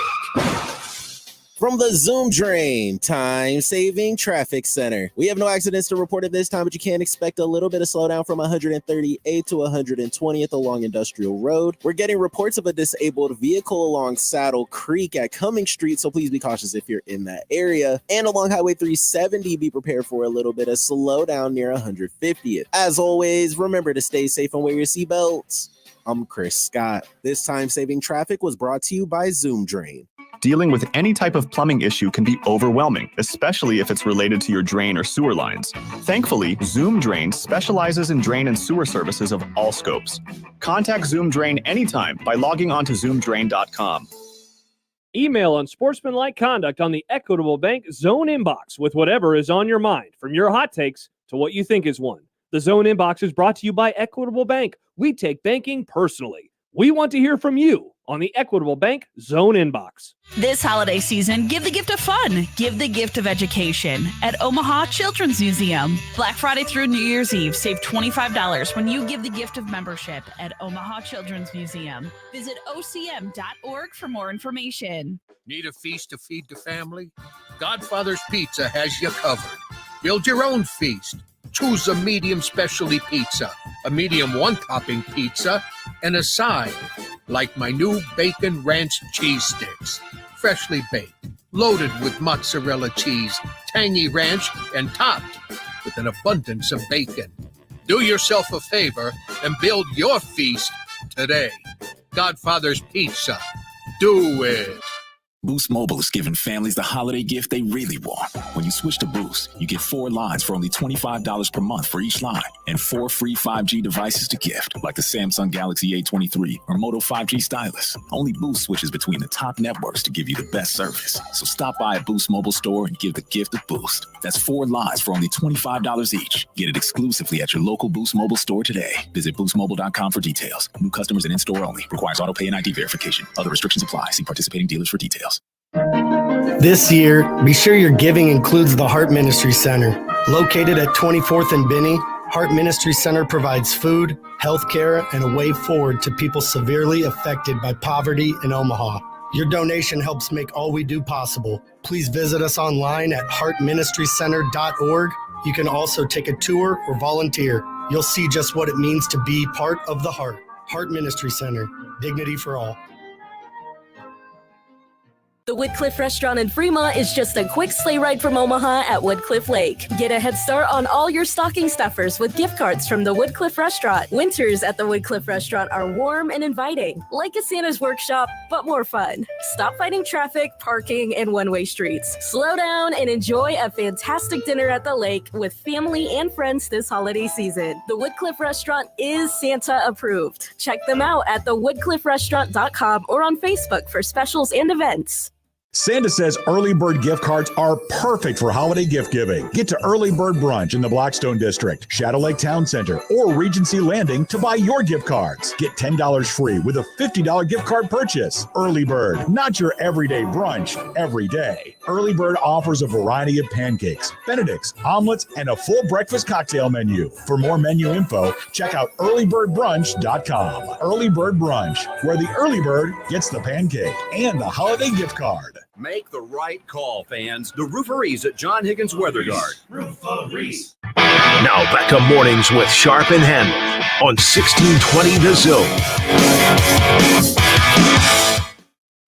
All right, so I'm told the Creighton vodka seltzer will be, a hard seltzer, excuse me, will be hitting the shelves this week. And we're going to talk to our guys from Brickway. Yes, we are. Getting that confirmed right now. My guy Mitchell. All right, so going into the break, I mentioned 3 pillars of the football community in this town that went on to great things on and off the field. Gale Sayers, Johnny Rogers, Eric Crouch, all from this area. Are you guys ready to put somebody else in that conversation? I think I know where you're going with this, and if I'm right, I don't know how you couldn't be. Huge deal last night. Xavier Watts was named the Bronco Nagurski Award winner. That is the top defensive player in all of college football from Notre Dame. The pride of Omaha Burke to Notre Dame won a major award in college football last night. Remember, he went to Notre Dame. He was a wide receiver. They moved him to the defensive side of the football, and this year he is absolutely blown up. Shouldn't be a surprise to people watching him play in high school. He was dynamic. He was part of that state championship team with Coach Lamanji that had James Burks, who was a great wrestler, great running back, all Nebraska running back. You had Nick Henrich, you had Chris Hickman. Tyler Chadwick was a nice high school quarterback. And then Xavier was a junior on that team, but had a monster state championship game against Grand Island. And I remember Notre Dame coaches and, Brian Kelly came to Burke to watch him lift weights. But I was always enamored by him, and he could play on both sides of the ball. But he was in the same class as Xavier Betts. And so Nebraska kind of slow played Xavier while they waited on Xavier. And you remember those debates, I mean, they were hot and heavy on this radio station. I'm lucky enough to get to know the Watts family, his father, Jeff, and his story. Great family, great young man. And yesterday was awarded the top defensive player award in all of college football. Now, you might not immediately think of, those guys that you rattled off. I mean, there's some dudes that won the Heisman in there. And you're going to tell me this guy from Burke should be mentioned? You got to consider it. He won the top defensive player in all of college football. One from the 402 did something that is so cool. Yeah. And the year that he was named in 2023 the top defensive player in college football. That's a hell of an accomplishment for a great young man. and it is worthy of the award.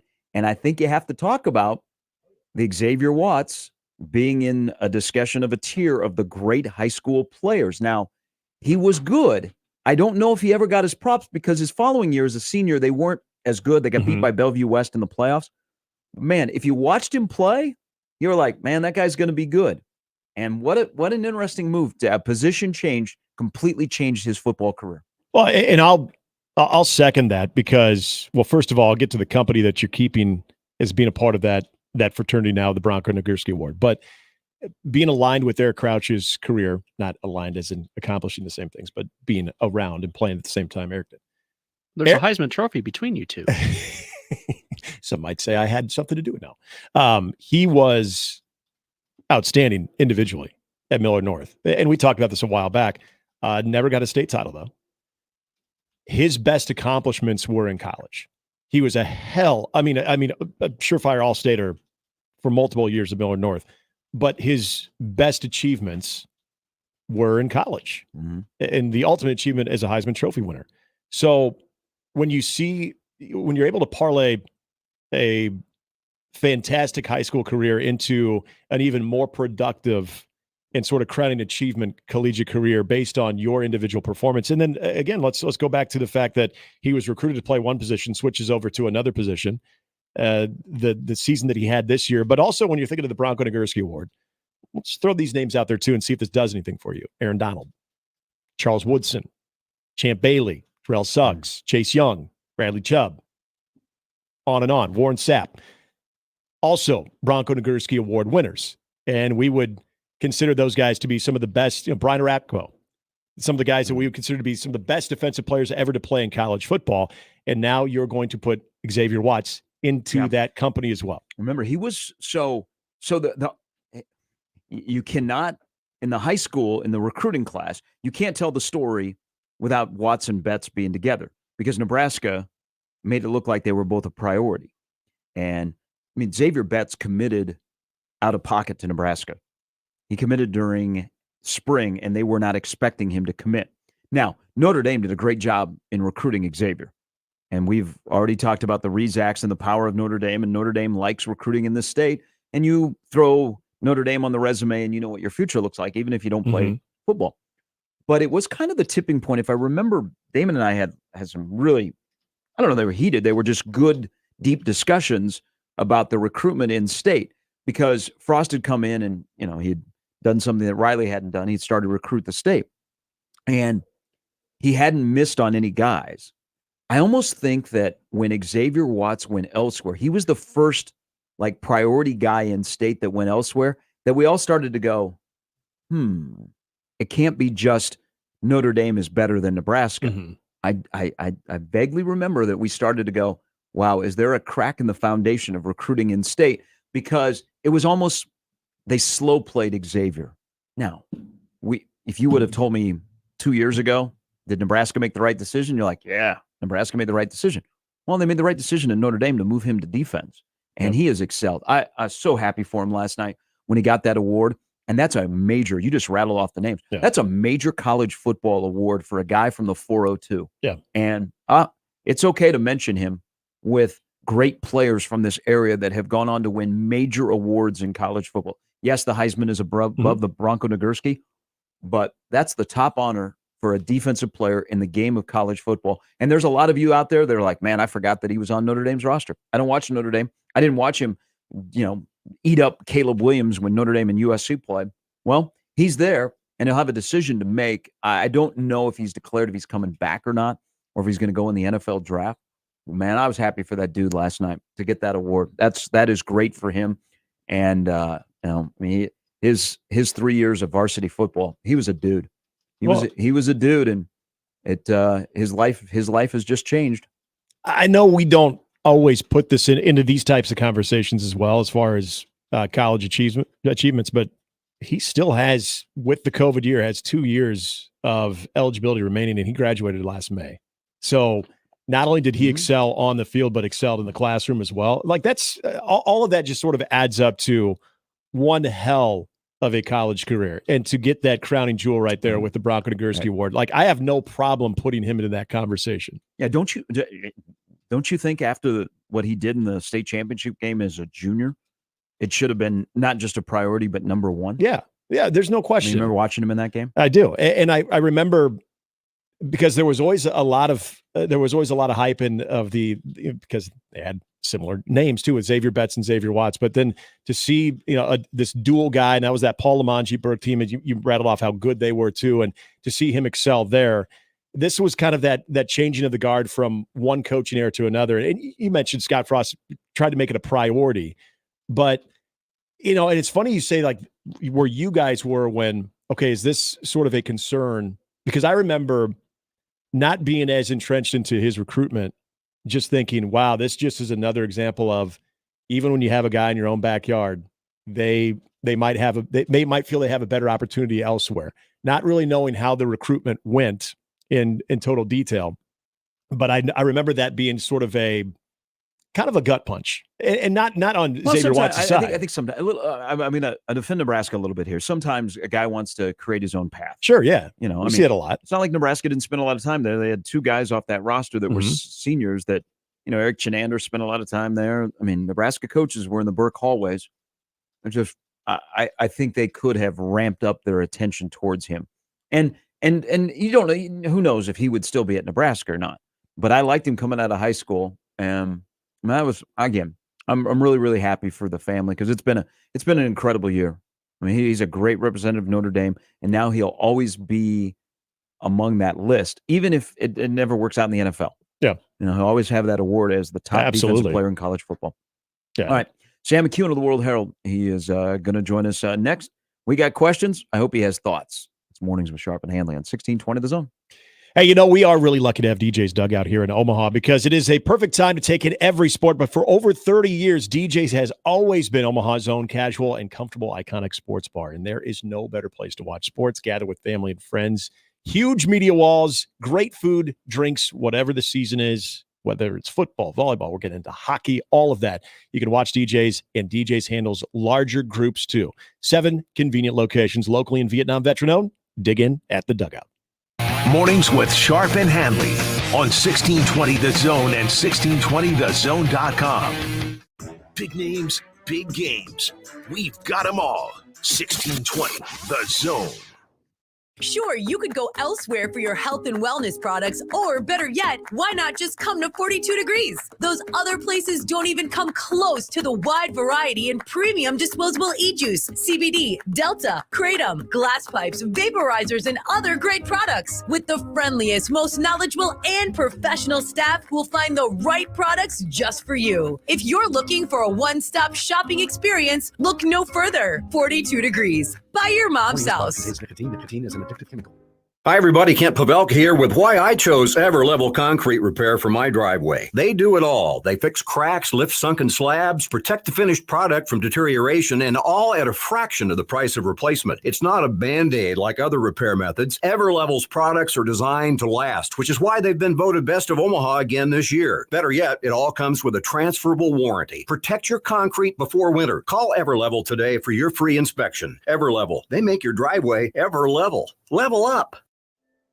Suicide can be prevented by knowing the warning signs, and most importantly, knowing what to do if you recognize those signs in yourself, a loved one, or even a stranger. There are simple ways you can be there for someone, so they can be here for more tomorrows. Visit moretomorrowsne.org to learn the signs, how to approach the conversation, and where to get help. Or call 988 for help now. That's moretomorrowsne.org. Hey everyone, Josh and John here with the FanDuel Sportsbook. Another weekend of football is here, and that means opportunities for you to win money. And John, right now, new customers can get $150 in bonus bets with any winning $5 money line bet. No spread, just straight up on the money line. There are some big favorites this weekend. Knicks Dolphins, as always. But what about the Steelers on Thursday night versus the Patriots? Again, just go to FanDuel.com/1620 today. And Josh, anytime the Panthers are playing, take the other team. The other team this week, the New Orleans Saints. Just make one $5 winning moneyline NFL selection, and new customers get $150 in bonus bets guaranteed from FanDuel. Just visit FanDuel.com/1620, a FanDuel official partner of the NFL. 21 plus in President, Iowa. First online real money wager only. $5 pregame moneyline wager required. $10 first deposit required. Bonus issued as non-withdrawable bonus bets that expire 7 days after receipt. See terms at sportsbook.fanduel.com. Gambling problem? Call 1-800-BETS-OFF. This hour is powered by Dollar General Distribution Center in Blair, Nebraska on 1620 The Zone. Time-saving traffic is brought to you by Saul's Jewelry and Loan. Pulling in the holidays with Saul's. All jewelry in stock up to 50% off. Ladies' diamond rings starting at $89. Earrings starting at $39. Gemstone rings starting at $89. Pulling in the holidays with up to 50% off jewelry at Saul's Jewelry and Loan.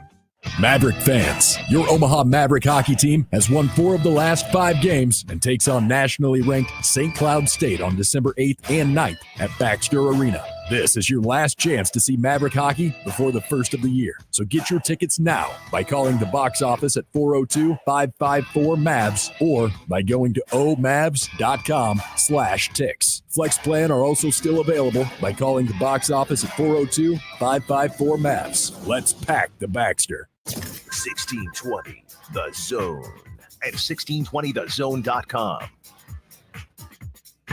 Now back to mornings with Sharp and Handley on 1620 The Zone.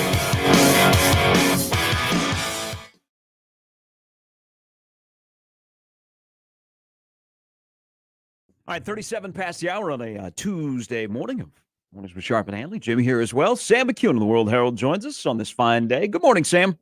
Hey, what's going on? Are you on flight tracker season? Yeah. Well, shoot. Yeah, I suppose there's a little bit of that. It's not quite coaching flight tracker season, but yeah, there's a little bit, right? Yeah. So like you gotta kind of look into it and see who's flying where and stuff like that. But yeah, I think there's recruiting's recruiting. They got to finish out the class and get a couple of guys in there. They'll figure out who they want to. Recruiting's a little easier than it used to be, just because of all the film, the internet stuff. With the transfers, I guess you got to kind of go to them. Yes. And so, they've gone to Will Howard. I don't know what fruit that bore, but, and then Sam Levitt, who, played at Michigan State. I assume is finishing out classes there, but is originally from Oregon, which makes me wonder if, he'd be willing, if he would even chew on staying. Doesn't appear that he is interested in staying at Michigan State. So, yeah, here we go. So we hear about quarterbacks, and there are plenty of them in the portal. What do you think is their second thing on their wish list to go get a portal guy to come in and be a part of the program or a contributor in 2024?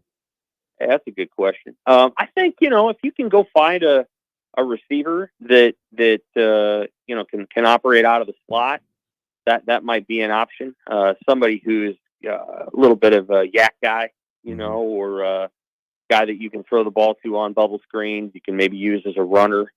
The perfect person for that would have been the guy that left Nebraska and went to Washington, which is Will Nixon. But I don't think he can come back without having to sit out a year. And he probably likes where he's at there at Washington. So, it's somebody like that, somebody that can operate in that setting. And there's many, many options in the portal there. You can go with a smaller school guy that played at the group of 5 level. You can dip your toe in the FCS water. There might be a guy. Certainly Nebraska got Samari Toure a couple of years ago, and that was a hell of a deal.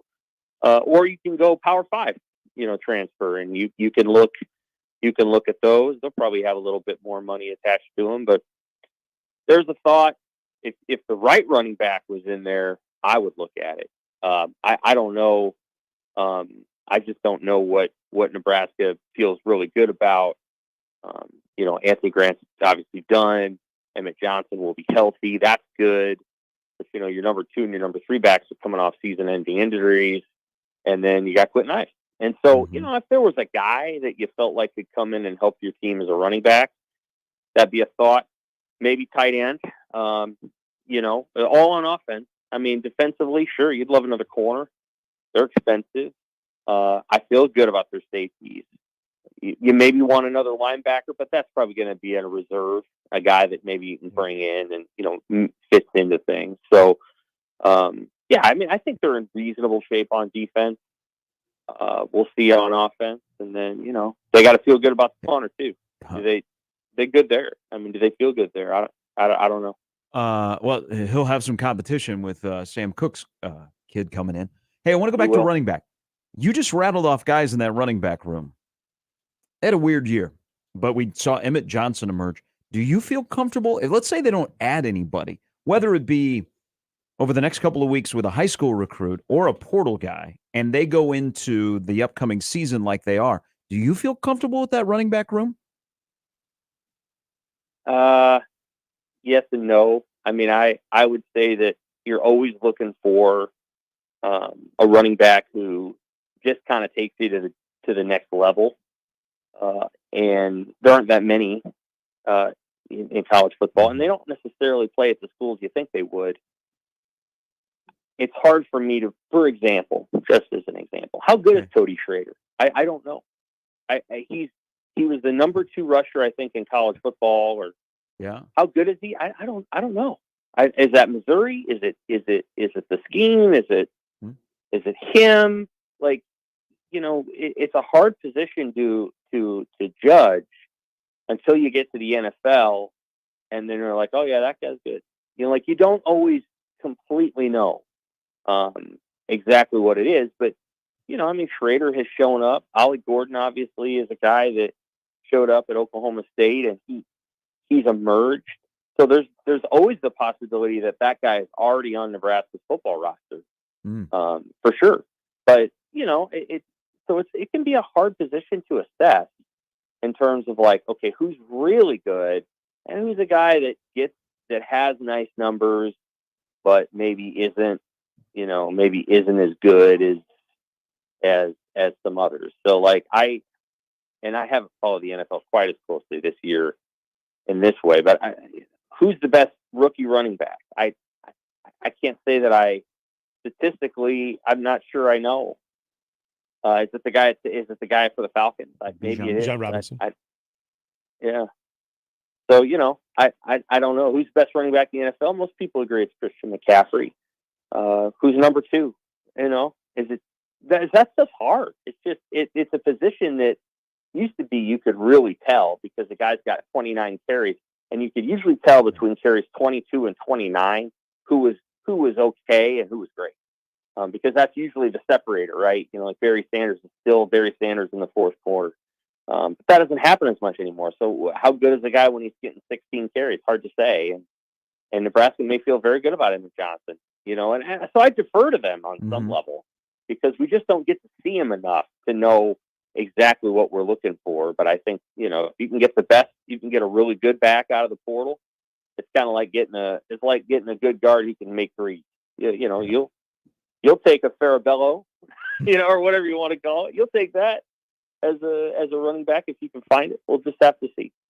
Sam, for every quarterback that Nebraska either has conversations with or is linked to, when you look at the struggles of the offense and what is going to be most important in 2024, if that person has the best shot at being the starting quarterback for Nebraska against UTEP, what do you look at when hearing a Blake Shapen or hearing a Sam Levitt? What's the most important thing you immediately go to when you're looking at those guys?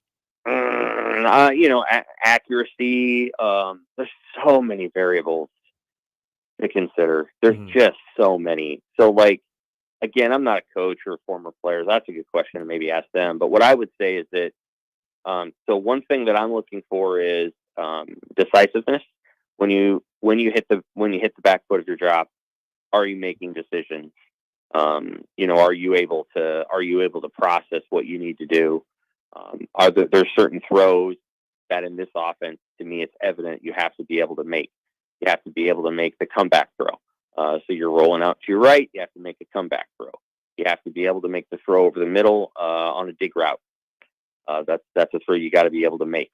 I don't know that Heinrich Harburg could make the quick throw on the bubble screen or smoke screens, whatever the hell you want to call them. I don't think he could, and so they didn't run the play. And then when Chuba got in there, they could, and so they ran it. And so that play, and Adrian Martinez wasn't great at it either.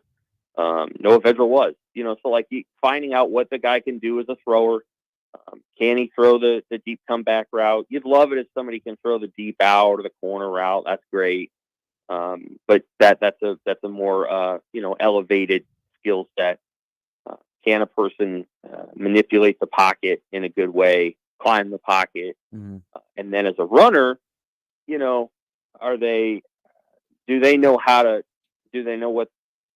You're not looking for Lamar Jackson. Lamar Jackson's the best there's ever been, but so you're not looking for that. You're looking for somebody who's competent and knows how to get 6 and then get down, or knows how to scramble. A guy that can get you some yards with his feet. A Baker Mayfield in college. Mordecai had some of that at Wisconsin. Chuba has some of that. I think Chuba's got that ability in it. So probably some of those things. It's great if it comes in a 6'4" frame. Yeah, I mean, I think there's lots of different ways to examine it. Those would probably be the qualities. The Levitt kid's got some ability. He's mobile and he can throw a little. Yep. Can he make decisions, quickly? Can he be efficient? Is he a good leader? I think the players really like Chuba. I think they like Heinrich too. I don't know that they knew Heinrich as well because he wasn't necessarily a quarterback at all times last year, and he was kind of playing tight end this year. But Chuba they like, and so I think that that's notable. But I'm not saying they didn't like Heinrich. I'm just saying that they kind of like Chuba. Now you're right. That's important in the rural world about that locker room. I mean, that's pretty clear in the first year is how important that culture in the locker room is to him. Yeah. But stick with Chuba, Sam, because he's going to graduate here in a couple of weeks. And I know that, he liked the recruiting process coming out of high school. He liked the recruiting process when Nebraska was kicking the tires a couple of years ago. Does Nebraska have to recruit Chuba Purdy on their own roster to stay? I think so. Yeah, I mean, I think they're going to have to make sure that. Yeah, I think so. I think there probably has to be a reasonable explanation related to why to him as to what they feel like his potential is and why he didn't play for a time there. Again, this is all. I'll even say this is an uninformed opinion because I think it is of mine. I feel like they fell a little in love with the traditional option there for a few weeks, and so it was like, we got an option quarterback, and hopefully that whole thing's done. You can run the option without running the low Jamal Lord option, and hoping that your player is a piece of steel that doesn't get hurt. So I mean, they'll have to explain that, and I think they'll have to talk to him about what they envision for him and how he can grow as a player. He's put something on film now these last 2 games. There's enough. Now there's some mistakes too, but there's some stuff going on in those games that looks pretty good. So there might be some schools that are interested. I would be surprised if Chuba was able to land at another Power 5 school. Yep. That would surprise me. So what he would be opting for is a right or a Conference USA opportunity that gives him a chance to go somewhere and play a little football and maybe fall into an NFL deal or something. Because Iowa State's good to go. Their guy this year was pretty good, and they got another guy coming back. So you're not going there, and he's not probably going back to Arizona. Arizona's got quarterbacks, more than they need, and so he's probably a Group of 5 deal. I think they can keep him. I think they can keep Harvard for sure. Yep. Heinrich will stick around. It's just, can you develop Heinrich into? And I think Heinrich's got tools. Can you develop him into a complete player? Sam, last week we almost experienced this. It didn't happen, and Tony White ends up getting a raise that we all thought he should get. But when you think of this defense, if that were to have gone the other way, and let's say we're talking about Tony White as the defensive coordinator at USC, how well positioned do you think that side of the football, that staff, was and would be without Tony White? And would you see maybe an internal candidate that might have emerged if that were to have happened? Yeah, it's a great question. I think they would have still been well positioned because Matt Rule is the head coach, and Matt Rule cares about those things. And yeah, I think Evan Cooper would have been a potential internal candidate. They might have looked outside too. They obviously would have had to replace the GAs that White brought with him. So, no, I think there was a desire to keep Tony White in the fold for sure. I mean, I think they wanted to, if there wasn't going to be a head coaching job, then by golly, we'll pay you enough to keep you here. I don't know what USC would have offered. I would not have gone to USC. I don't think that's a stable situation. I think that was kind of a rent-a-coordinator deal. I'm not sure Lincoln Riley knows exactly what he wants to do. So that wouldn't have been a great landing spot. Now there might have been some other deals. If Texas may lose, they lost one co-coordinator to the Nevada head coaching job, and the other guy they got is up for other things. That might have been a deal where, okay, Texas can pay you $2 million, and their coach is very stable. But I think Nebraska secured it and didn't let it get to that point. And then I think UCLA, which doesn't have a defensive coordinator now, that's another deal where you're not really sure if the head coach is going to be there in 2 years. So I thought Nebraska did a nice job of securing him, and he'll be here for at least one more year. Now I said this before. I'm not saying every assistant will be. I think the cycle is going to come up in the NFL, and Terrence Knighton is an NFL veteran. So I don't know what opportunity he might get. And that might be interesting to him. Maybe he desires to coach in the NFL versus college. I don't know. So you can't guarantee that all those assistants are going to be there. And I think Knighton is a part of what they're doing. I think he's a part of what they're doing, and an important part, and may get a raise. So help me here, and let's go back a year. And I'm talking about the Tony White, Matt Rule relationship. So Rule is going to visit all 26 verbal commitments before signing day. And the defensive guys that are priorities, that they're like, man, that dude might play next year, Tony White will be accompanying Matt Rule to the in-home visit. Let's rewind a year, Sam. How did Matt Rule hit a home run with Tony White? Because everybody else on that staff has a direct connection to Matt Rule, except for Tony White. How did he hit a home run with that hire? I think there were connections that Rule had that he had built over time. He kind of ran into White, so to speak, when White was still, I think he was in his final year of playing and /GA, and Rule was out there for a year. They had mutual relationships that I think, brought interest there. And to be very honest with you, I just feel like you're up there in Syracuse and you're kind of easily forgotten as a coach. And he was at Arizona State. He left there. That was a mess, with Herm and Antonio Pierce, who's now the interim head coach at the Raiders. And there's a whole bunch of stuff going on at Arizona State. So he left there and he went up to Syracuse. And I think maybe people just kind of don't pay that much attention. And I think Rule pays attention, and Rule he doesn't have connections at Syracuse, but a deep mentor of his worked at Syracuse for a very long time as the offensive coordinator. And he was the offensive line coach back in the day and all this other stuff. And so Rule knows Northeastern football and he knows people. And so I think he just has a lot of deep relationships in that part of the country. And I think, I probably got back to him that way. And, but Rule has a lot of relationships, and his own coordinator retired. So Phil Snow retired from the Panthers. And so, he had to go find somebody, and he probably could have relied on Cooper or somebody else, but I think he wanted fresh ideas. And I think, this 3-3-5 is a thing. it prevents some of the big passes from happening. Ohio State's running it. Obviously, Iowa State's run it for a long time. What you're starting to see is defenses, and Shenander had gotten here too. If defenses are doing less of the whatever the heck Ron Rivera was trying to do Sunday against the Dolphins, and they're doing more of this, okay, we're going to have 3 safeties back. You're going to have to find a way to move the ball on us.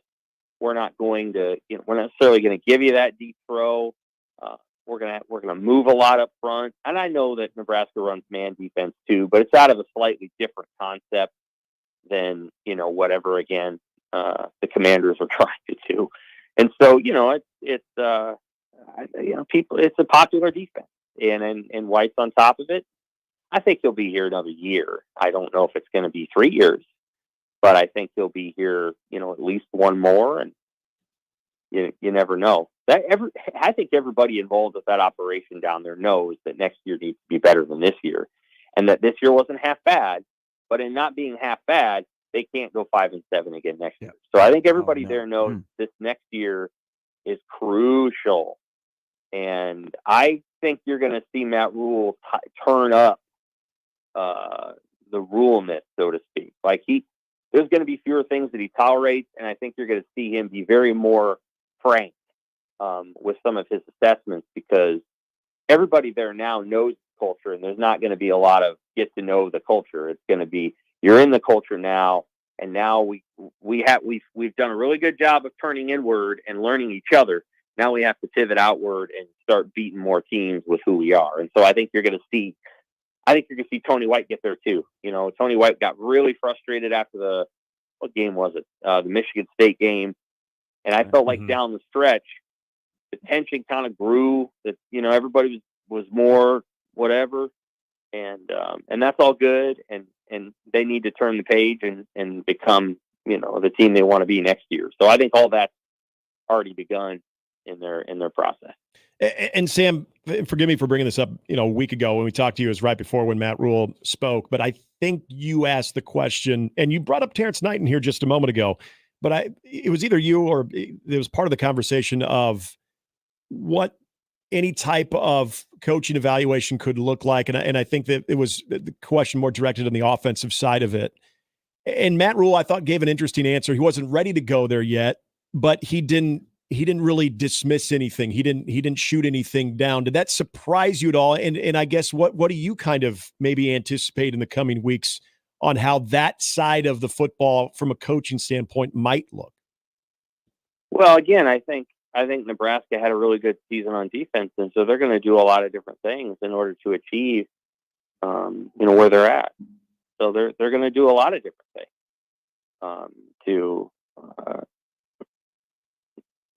you're going to see players, you're going to see coaches get opportunities or at least look because they had success. Mm-hmm. And so that success matters, and it's important, and it's 12 other things. And so when you have success, people pay attention. And one of the most important things Nebraska had to do is recruit its own defensive roster again, because there's good players on that roster, whether they got a lot of notoriety or not. And so you got to pay attention to the guys that are on your roster and talk to them and have intense conversations, because again, there's some guys on Nebraska's roster who, if they said, "Hey, I'm going to go in the portal," they get some opportunities now. And so I think Nebraska had to spend last week doing that. I think with the coaches, it's probably going to be something similar. If you want to create continuity, you're going to have to pay for it once people have success. Mm-hmm. That's the bottom line. Yep, and they're paying $1.6 million for a defensive coordinator that earned that. Sam, as always, we appreciate it. Have a great week. We'll talk to you next week. All right, take care. That's Sam McEwen of the Omaha World Herald.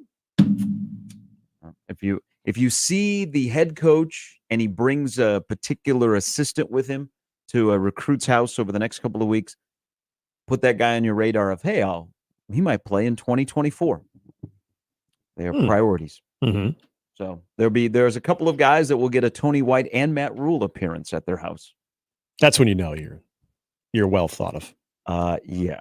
Well, I mean, in the recruiting business, we all go there early and watch the recruits on the sidelines.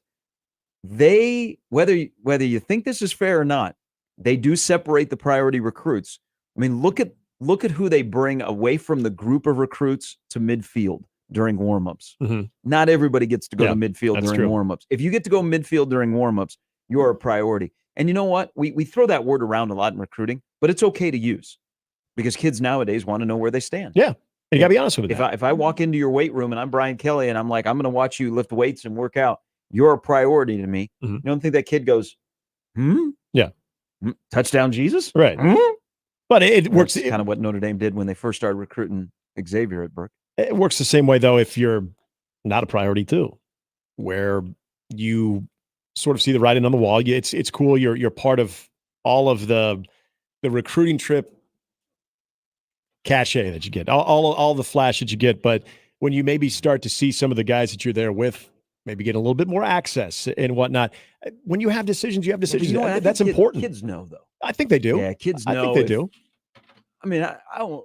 We talk to recruiting websites and these experts about recruiting. Should probably talk to the kids and say, hey, be honest with me. Yeah. What guys are good in this class and which guys are like, nah, man, I don't know why he got an offer. Yeah, who's being treated because as a priority. That happens. Yep. That happens. There's probably guys in the most recent class that know their class and are like, man, I can't believe why'd we get that guy ain't gonna last. That guy ain't gonna last. We'll last for at least a couple more hours on a Tuesday if I can ever talk, man. You okay? It's the Party. smell. I don't know. I'm feeling my face. I'm like, am I okay? You got Chubba and John mixed up, which I don't know, maybe you kind of. Maybe I don't know. Chubba's a big fan of John Party. I can see him being a John Party fan. Maybe he was at Baxter Arena back in October. He might have showed up. All right. Still to come. Brian Christopherson and Amy Just and Nebraska's plane to go to Waco takes off in 8 minutes. 8 minutes. That means they've already closed the gate. Yeah, the gate's closed. Yep. They haven't locked it. Have they locked the door yet? Yeah, they've locked the door. they've They're locked giving it. the final instructions. Yeah. Or maybe on airplane mode. Silverhawk Maybe Aviation. begin in a taxi. Oh. Yeah. Starting to go in reverse. Nice Lear jet. $1 million Hey, donation. when the Creighton basketball coaches go out recruiting and they're on the PJ, they take pictures. Where's Satterfield's picture? Trying to keep it low key. Selfie. Everything's got to be low key. You may be tracking a flight, but we're not going to tell you exactly why we're there. Maybe they are a big fan of the gains. Maybe because he doesn't Chip want and Joanna. Maybe because he doesn't want to read his mentions. Coffee and a cupcake. Well, that's probably more the likely scenario. Yes. It's mornings with Sharp and Handley at 1620 The Zone. Hey, over at Woodhouse Mazda, they've got the Season of Inspiration event going on all through December. And what that means is there's never been a better time to get into a Mazda CUV, like the Mazda CX-5. That is what I drive. And it is combined with the standard iActive all-wheel drive and available turbo engine. This provides an elevated driving experience. I love mine. And you know what? Mine's a couple years older. They only get better. And one of the things that I love on the new one, it's got this new front grille design. It looks awesome. 19-inch silver metallic alloy wheels as well. It makes it stand out. And you want options? Well, how about 8 trims to choose from? Sure to find one that suits your lifestyle. My favorite feature, of course, during this time is Mazda's connected services where you can remotely start your engine anywhere you are. You can also check the vehicle stats and much more. It is very convenient during the winter. Stop into Woodhouse Mazda today. Shop during the Season of Inspiration event. That means no payments for 90 days on all new 2023 and 24 Mazdas when financed through Mazda Financial Services. Woodhouse Mazda, conveniently located in Bellevue and Woodhouse Place on 144th and Giles Road. And you can also enjoy streamlined sales process at woodhousemazda.com and woodhouseplacemazda.com, where you can browse inventory, set up a test drive, and even get your deal started. It's Woodhouse Mazda. Drive worth experiencing. More with Gary and Nick after this on 1620 The Zone. Live from the Host Coffee Studio, this is 1620 The Zone. 1620 The Zone. Traffic. From the Zoom Drain Time-Saving Traffic Center. We're still going to report to that disabled vehicle along Saddle Creek Road at Cumming Street, so please be cautious if you're in that area. Along L Street, be prepared for a little bit of slowdown from 66 all the way to 33rd. And along Industrial Road, there's going to be some delays from 144 to 156. As always, remember to stay safe and wear your seatbelts. I'm Chris Scott. This time-saving traffic is brought to you by Saul's Jewelry and Loan. Hey, it's Ashley from Saul's. This holiday, Saul's is the place to stretch your budget and give amazing designer gifts for up to half off retail. We're also buying your luxury brand items to help you freshen up your style this holiday season. Designer gifts for less at Saul's. Hey everyone, Josh Peterson here for my friends at Kugler Vision. The year is coming to a close and you might have money sitting in your flex plan or in your health savings account. If so, it is time for an early holiday gift for yourself. It has now been almost 6 years since I ditched those glasses for good. I had been wearing them for close to 2 decades. Book an appointment today. Give them a call at 402-558-2211 or visit their website and take the vision quiz today. It's KuglerVision.com. Many people go back to the dealership out of habit or because they think the dealer is the only one who knows how to fix their car. At Omaha Car Care, we offer a better option. We have ASE certified technicians, the technology to service any vehicle, and free loaner cars. The dealer will sell you a package of services. We'll provide the service you want for your car as your trusted partner. I'm Rick Betker, owner of Omaha Car Care, and we'll be along for the ride. Email us on the Equitable Bank inbox with whatever is on your mind. Zone Inbox is brought to you by Equitable Bank. We take banking personally. You can get me, Gary, at 1620thezone.com. We want to hear from you on the Equitable Bank Zone Inbox. This hour is powered by Dollar General Distribution Center in Blair, Nebraska on 1620 The Zone. Prescriptions require an online consultation with a healthcare provider who will determine if appropriate. Restrictions apply. See website for details and important safety information. Subscription required. Price varies based on product and subscription plan. Hey guys, did you know there's a generic form of Viagra that works just the same, but is 95% cheaper? And you can get it online? Just go to hims.com/radio. Through Hims, you'll get a free medical consultation, discreet shipping if prescribed, a 100% online process, and trusted generic alternatives to the name brands at up to 95% off. That's right, get generic for Viagra, the same active ingredient as brand name Viagra, but for 95% less. It's the same medication, still prescribed by a licensed medical provider, but with zero copay, no expensive appointments, and no awkward face-to-face conversations. To start your free online visit, you need to go to this exclusive address, hims.com/radio. That's hims.com/radio for your free online visit. HIMS.com/RADIO. What's holding you back from learning the language you've always wanted? Too hard. Takes too long. Not with Babbel. Babbel's lessons take just 15 minutes a day. 15 minutes isn't long. Nope. And they're fun. Fun isn't hard. Right. Babbel's interactive lessons, podcasts, games, and more make it fun and engaging, so you don't realize you're learning a language, but you are. And Babbel's lessons are built around real life. You can choose from topics like travel, business, relationships, and more. You'll learn what matters most to you. Plus, Babbel's lessons are start having conversations. Just 3 weeks. Even better. Since Babbel's lessons are designed by language experts and voiced by real native speakers, you'll get the accents just right and be able to carry on conversations with confidence. Learning a language with Babbel doesn't take long. And with Babbel, it isn't hard. It's perfect. And now, try Babbel free at Babbel.com. That's BABBEL.com. Babbel.com. Let it fly. Your elevated sports bar experience. KOZN Bellevue, Omaha, Council Bluffs. This is 1620 The Zone. Now back to mornings with Sharp and Handley on 1620 The Zone.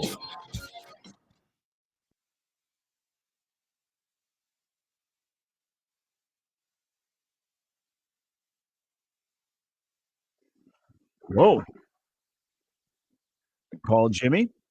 What's this going to be like here on the 42 Degree Sports Hotline? We go to this caller. I don't know, but I'm excited. Yeah. We had an extra day. Not very often we get these two back to back. Yeah. So, Hey, buckle up. Does it still smell outside? Or are we smelled 2 hours What does that ago? have to do with the two callers that we have on? Well, because I want people to focus on the next caller. Oh, maybe as the sun comes in. No, that does. I don't think that hurts. All right. Pick up third hour. Here is Nebraska Mike. Hello, Mike.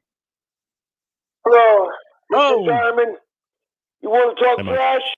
Your job is to go get the Final Four and go win.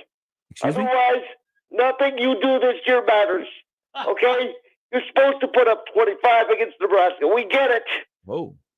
We're not very good. Whoa. Hold. There's a lot in there. It only took 40 minutes of college basketball to. We're not very good, man. Whoa. With a damn Hold on. can't anything. Hold on. Diddly poo. Okay. They are not in Creighton's neighborhood at No, all. they're not. But they're not bad, Mike. Tell me after this week if they're bad. All right. Well, what if they go 1-1? What if they win tomorrow night, which is a must-win game for both teams? Yeah, it is. Okay, That's so if we want to do anything, we got to win 3. Period. oh, you're talking. We gotta Okay, win 'em okay. all. What? Okay. What? Well, I mean, Wow, it'd be it's not- great. I mean, you're asking. That'd be cool. You're asking a lot. What if they win 2 of 3? What if they only win 1? I would have said I would have said 2 would have been okay, except Northwestern went and screwed it all up for everybody. Yeah. Well, they have Purdue's number when it comes to playing in Evanston. So I'm over that. All right. This game, whatever. Do we Yeah. have a quarterback yet? Hold on. I want to go back. Are you done? Are you done? Because I think it's funny. We don't have a quarterback yet. I think it's funny that Nebraska Ball Mike's talking trash on Baylor Shireman. Are you done there? Hey, You got anything else? We got owned. Yeah. And he was a big part of We it. got owned. Yeah. And we couldn't play defense and we couldn't shoot. Okay. Couldn't make but 2 threes the entire game. You worried about Tominaga? No. He'll do what he does. The Hey, rest of the team has to follow him. he was palms up guy early in his career. I wasn't happy with him. I'm not super enthralled with him right now. He'll be fine. I don't know, He's man. got a work ethic. He knows what he's doing. I think he'll be fine. The rest of the team has to follow him. I think I'm not talking about his basketball game. I think Nebraska needs the Casey personality of last year back. I agree. We're too big in my opinion, and we're maybe feeling ourselves a little bit. We need to get back. can't We be need to get after back to last Casey 2 days ago. 22-23. Yep. Nothing to feel. What Yeah, are you going to feel? You get killed. Okay. You know, Doc Sadler might as well have been coaching. Whoa. Sorry. Saw Doc on Friday night, Mike. He says hello. Where was he? He's on How's he Bill. doing? He's doing well. He looks great. He's on Bill Self's bench at KU. Good. Yep. He said to say hi. You know, I was expecting one of these down the road, but, 29 ain't fun. No, it was not fun at all. No. No. Not. Hoping for You better. got an opinion on the officials at all? No, we got beat. Okay. Oh, good. There you go. Good on you. That's the high We road have to a take, quarterback Mike. yet. We do not have a quarterback yet. It's only been 2 days in the portal. There's some visits taking place, Mike. Now, did I hear that Mr. Rizek was looking at Notre Dame? He's already committed as a preferred walk-on to Notre Dame. Okay. You okay with that? Young man, Oh, you are at one of the premier programs in the country, and your job is to bust your ass and to get on the field in 4 years. And prove what a Nebraska kid can do no matter where he's at. You're a winner. You can do this, and we appreciate the fact that you stayed away from us. Whoa. Whoa, hold on there. Do we? Wow. Stayed Listen to what away I from said. Listen to what I said before you jumped down my throat. Okay. I'm not You in your go to a throat. Big Ten school. Okay. All right. He could have gone to a Big Ten school and kicked our tails for 4 years. He didn't want to do that. Well, yeah. I mean, yeah. He took advantage of the opportunity that was best for him, and he's going to be better for it. Was looking at him. His brother goes there, but no, he took advantage of the best opportunity that was right for him, and he will prosper wherever he goes. The kid's an absolute winner. If you can lead that team to do what they're doing, Yeah, he won't be the starting quarterback there, but he'll be part of that team. you know. Okay. West Side is not West Side without him. Oh boy, that's bulletin board material. You better You need a leader. you You met need your quarterback to know what he's doing. and he does. you met Steve Warren? Steve Warren's son might be the starting quarterback at West Side next year. That's interesting. Can I ask why? Well, he's been there. Hasn't he been there for like 2 years to start? No, he was a freshman this year. No. Rizak was the starter for 3 years. 3 years. Yeah. Okay, you're not going to unseat a 3-year starter in high school. Well, But he you only knows get what he's 4 gotta years do. in high He's gotta school. live up to it, Okay. We're on. and his dad's going to help him. Yeah. Well, he'll be good. He'll be good. All right. Anything else? Did I also hear that Caleb is committed? Yes. This was a while ago. I know. It was. Yes. Yes. He has committed to Nebraska. What side of the ball? He's going to play defensive back. Okay. Okay. Anything else? Nope, we're good. All right. How's the Twitter account? Still working on it. Got a lot of stuff that's moving right now, and I got to take care of life right now. Okay, you know what? That's life. pretty simple. Let me know if I can help you out there, and well, let's talk after tomorrow night in the barn. Okay. All right. Thank you, Mike. Bye, Mike. Wow. So, real quick here before we get to Michigan Lance. So Tominaga I crushed his first year here because he was Mr. Palms Up guy. He complained about everything. Mhm. And then Tominaga was much better last year. Yeah, then he became palms up defensively. Like, man, Tominaga right now, and this isn't about his game because he had 20, shot it. He's an integral part of their offense. I don't know. There's just something missing with him. Is he too big for his you britches? think he? No, he physically. I know. I don't know. I think it's a weird dynamic because does he need to? What's his relationship like with his teammates? It's a good question because and what's his relationship with his teammates? Like last year, they had a really good team, and Casey was a part of it, and he was integral, and guys wanted to pass him the ball, and Casey was wasn't forcing things, and he was having fun. Yeah, it just seems like okay, now everybody knows who number 30 is on your own roster or in the building. I don't know. He gives off a different vibe. He's still giving you a nice offensive punch, but I don't know. I expect more. I expect more out of him, but I don't know. There's sometimes where the ball kind of gets stuck before it gets back to 30. Yeah, watch that tomorrow night against Minnesota and tell me if I'm crazy or not. No, I was and But besides stop, that, but we got if he becomes palms up guy again, he'll be the first ever that started as palms up guy and then changed my opinion, and now he's back to palms up guy, and that's how I'll remember you. circle. And he chucked the basketball at the goal there too. Just play basketball. Wasn't okay? great. Just do what you're supposed to do. Yeah, You're good. That part wasn't Okay. great. He was gassed on a couple of different moments in that game too, where that was a little bit concerning. Where he was, and I know he, and I've still noticed this about him. Like he is so active away from the basketball and trying to get open, but last year that wasn't. It never really was an issue. I'm not worried about his gassed. basketball stuff. I'm worried about the antics and the body language. The body language was not good the other day, and it just. I don't know. Everybody knows who number 30 is. Maybe that has something to do with it. Mm-hmm. Rolls up to the game. He's got broad shoulders now too. Well, and then also, Nebraska has promoted him. We talked about him. He's one of those popular guys. Mm-hmm. I think we need to get back to where he's not. Where he's popular, but he's not happen. the dude. Yeah, that's it. That cat's out of the bag though. All right, here is Michigan Lance. Hello, Lance. Lance. Uh-oh, where'd Lance go? I got questions. Lance lives in Jacksonville. Of all the cities in America, when your star quarterback gets hurt last night and you do not have an ATV, it's not Jacksonville. Jacksonville is southern Georgia. Okay, it's about as rural can be. Yeah. Even though they like to claim themselves as a large city, they should have had an ATV there. How come they didn't have an ATV? How come they didn't have a cart? The helmet carts. How come they didn't have a wheelchair? Why is Trevor Lawrence having to limp all the way into the locker room?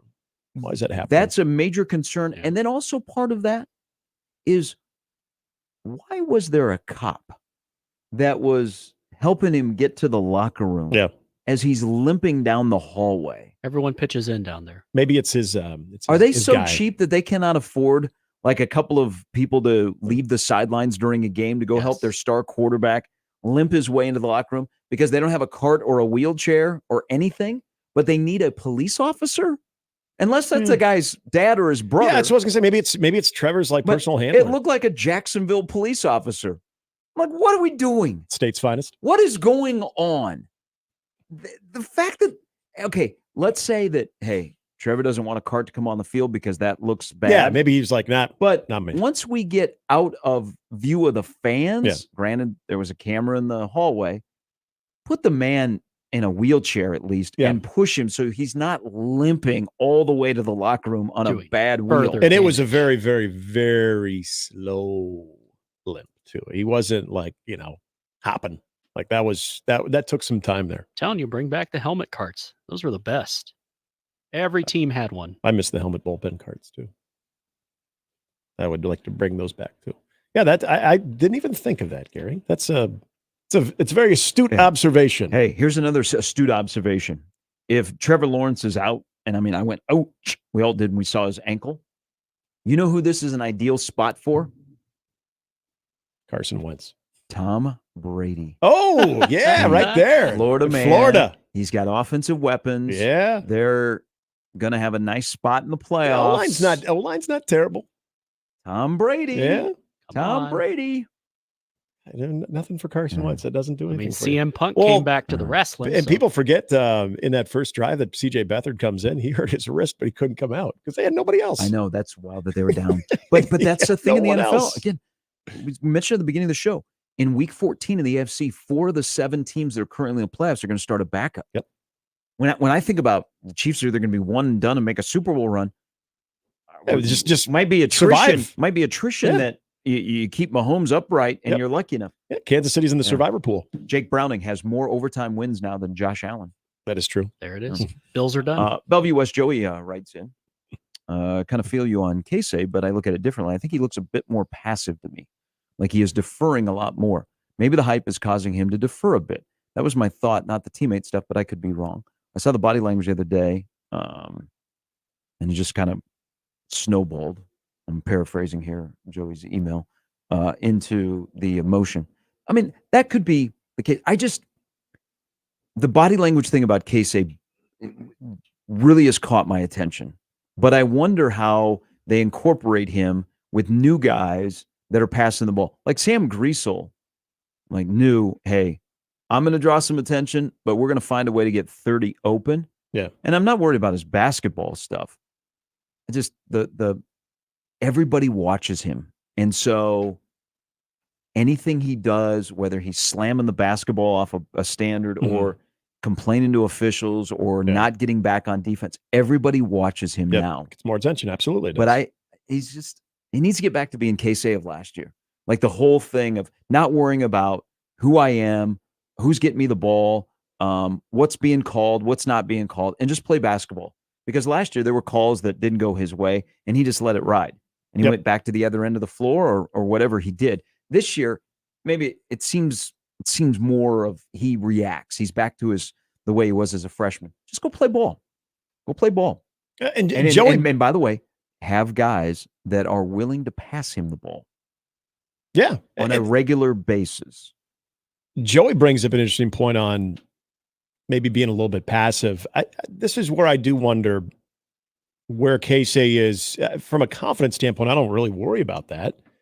But when you now are, and you kind of mentioned you're on the radar, but even if you're thinking ahead of what your game needs to look like to get to the next level and going through that evaluation and what that is causing you to change in your game, if anything at all. I wouldn't think there'd be much changing of the way that he creates offense.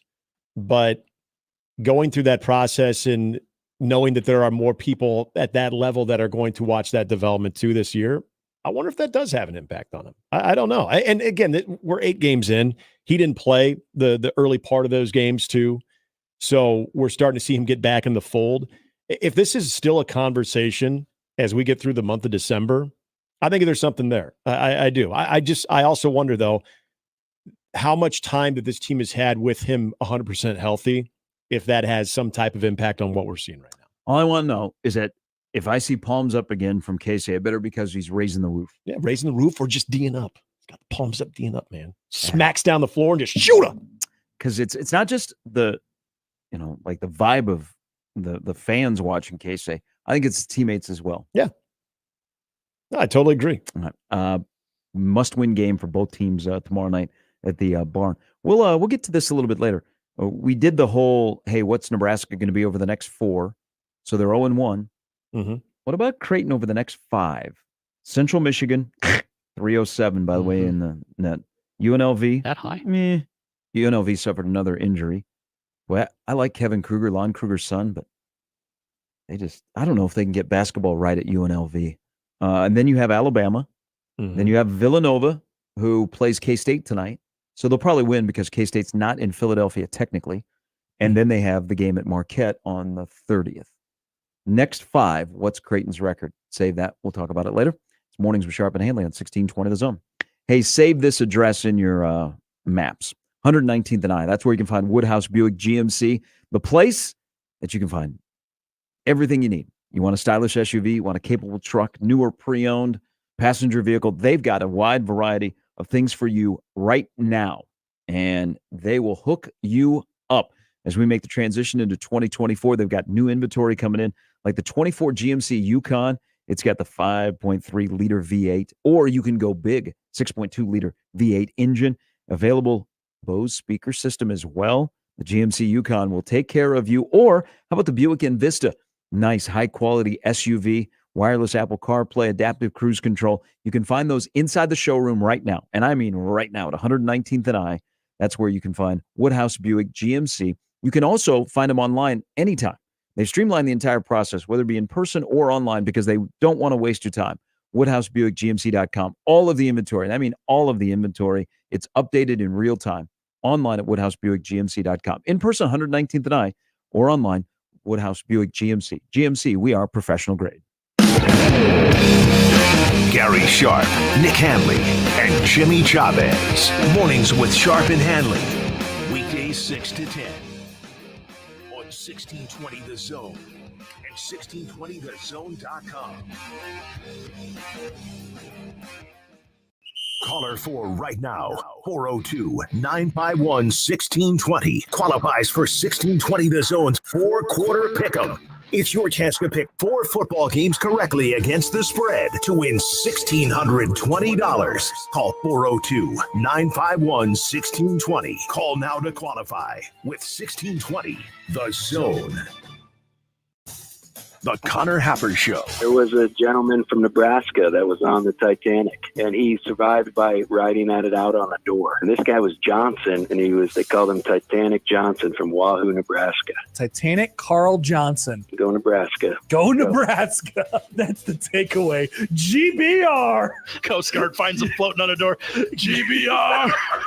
The Connor Happer Show. Weekdays from 10 to 2 on 1620 The Zone. Your Omaha area forecast from the Godfather's Pizza Weather Center and KETV News Watch 7 on 1620 The Zone. Cool and breezy for Tuesday. Expect mostly cloudy skies with northwest winds gusting 20 to 30 miles per hour in the morning. Can't rule out a stray flurry as well. Sunshine returns in the afternoon. Winds start to calm closer to sunset with highs in the low to mid 40s. I'm meteorologist Sean Everson from KETV News Watch 7. Equitable Bank. We take banking personally. EquitableOnline.com. 1620 The Zone. Traffic. From the Zoom Drain Time-Saving Traffic Center. We're still going to report to that disabled vehicle along Saddle Creek Road at Cumming Street, so please be cautious if you're in that area. Along L Street, be prepared for a little bit of slowdown from 66th all the way to 33rd. And along Industrial Road, there's going to be some delays from 144 to 156. As always, remember to stay safe and wear your seatbelts. I'm Chris Scott. This time-saving traffic was brought to you by Romeo's Mexican Food and Pizza. Not your typical restaurant, not your typical place. Romeo's, not your typical restaurant, for your not your typical taste. Romeo's Mexican Food and Pizza. Not your typical restaurant. Our Cox mobile plans are like a band. The more people you add, the better it sounds. So add more lines to save more. Pay as low as $30 per line when you add 4 or more gig unlimited lines. It's easy. I like the sound of that. Visit cox.com/mobile. 4 lines required for $30 per line. Price max of 5 lines. Prices exclude taxes, device activation, and other fees and charges, which are subject to change. Cox postpaid internet required. Other restrictions apply. Did you know that radon is the #1 cause of lung cancer for non-smokers and that our region has some of the highest levels in the country? Radon Defense Midwest can test and fix your home. Visit radonradio.com for an exclusive offer for 1620 The Zone listeners. That's radonradio.com. Dell's Cyber Monday event is their biggest sale of the year. Shop limited time deals on laptops like the stylish, innovative XPS 13, engineered to do it all on the Intel Evo platform. Plus, save big on ultra-sharp monitors and top brand accessories. It's the perfect time to upgrade any home, business, or gaming setup powered by Intel Core processors. Shop now at Dell.com/deals to take advantage of huge savings and free shipping. Again, that's Dell.com/deals. This time of year, big box tool stores start to sell a whole bunch of not tools. From dancing Santas to plastic trees. At Northern Tool and Equipment, we'd rather sell you a 4-horsepower chainsaw fitted with a full chisel chain to cut down your own tree. And we have wood chippers come January. Because mulch. We're cutting prices on power tools, automotive jacks and stands, and portable inverter generators this holiday season. Save in store or at northerntool.com. Hey everyone, Josh Peterson here with Dr. Lance Kugler of Kugler Vision. It's been 5.5 years since I had my procedure done at Kugler Vision. I remember going in for the eye analysis and finding out, hey, there's something other than LASIK. Well, I think it's important to have a full analysis of the eye so that you can make a good recommendation. A lot of the patients that we see have been told over the years, sometimes a long time ago or sometimes more recently, that there isn't an option for them. And I think that's just because they haven't had as in-depth of analysis as they need to know for sure what their options are. And I think one of the coolest things about that entire process was how comfortable I felt. And I know as I've talked to other people who had procedures done, they said the same thing, whether it was the consultation, whether it was the day of the procedure, all of those questions were answered. And there was genuine care for me as an individual person. We all have the same goal. We want you to see as well as you possibly can. Schedule an eye analysis today, 402-558-2211, or you can visit their website, kuglervision.com. Omaha Maverick women's basketball travels to Western Illinois University tonight at 7 p.m. Hear all of the Omaha women's basketball action against Western Illinois University tonight at 7 on 1290 Coil. And we're back. Mornings with Sharp and Handley. Here's Gary, Nick, and Jimmy on 1620 The Zone.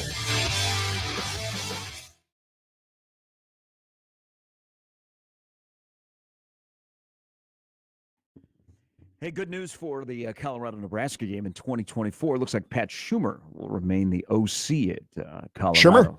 Schumer? Yeah.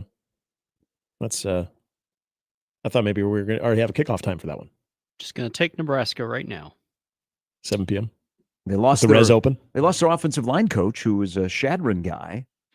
He is following Sean Lewis out to San Diego State. San Diego State. Smart. Good for him. Can't Colorado do better than Pat Schumer being their OC? Yeah, I thought they did with Sean Lewis. I mean, I don't get it. They were coming. No, they were here. They were here. I have no idea what Prime's plan looks like for year number 2. Well, isn't that the beauty of it? Nobody does, other than Prime himself, and maybe he doesn't either. Yeah, now they're just going to flock to Colorado. And now, either coaches or players that are leaving are starting to talk about open door or non-open door policy. But here's one thing I will give credit to Dion. I give him credit. There are a few things this year that he did that, he's different and they changed. He got me to start paying attention to the Heisman Trophy race earlier than I ever have.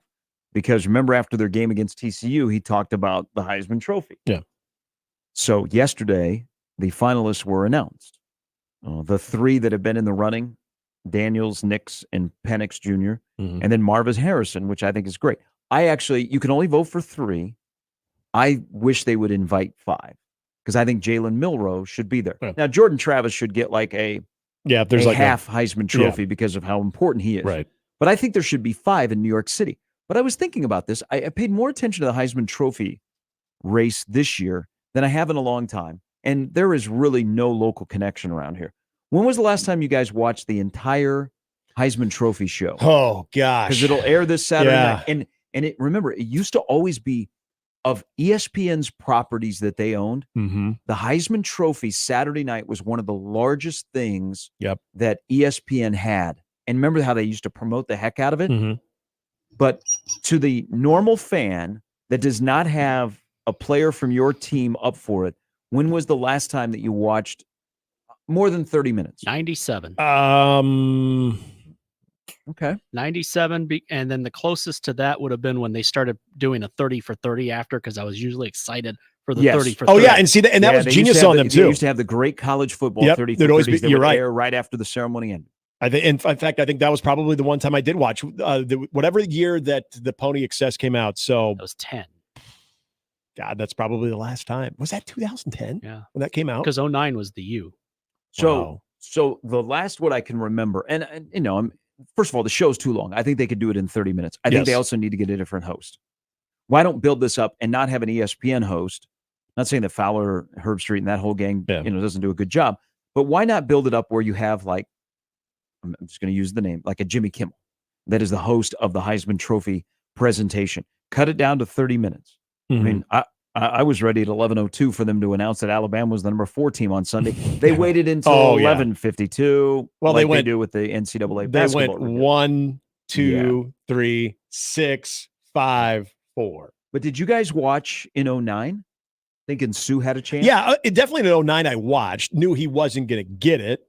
Felt pretty confident he wasn't, but I definitely watched. I think the last time that I watched the entire show from start to finish was Crouch's year, because we weren't sure that Crouch was going to win the Heisman.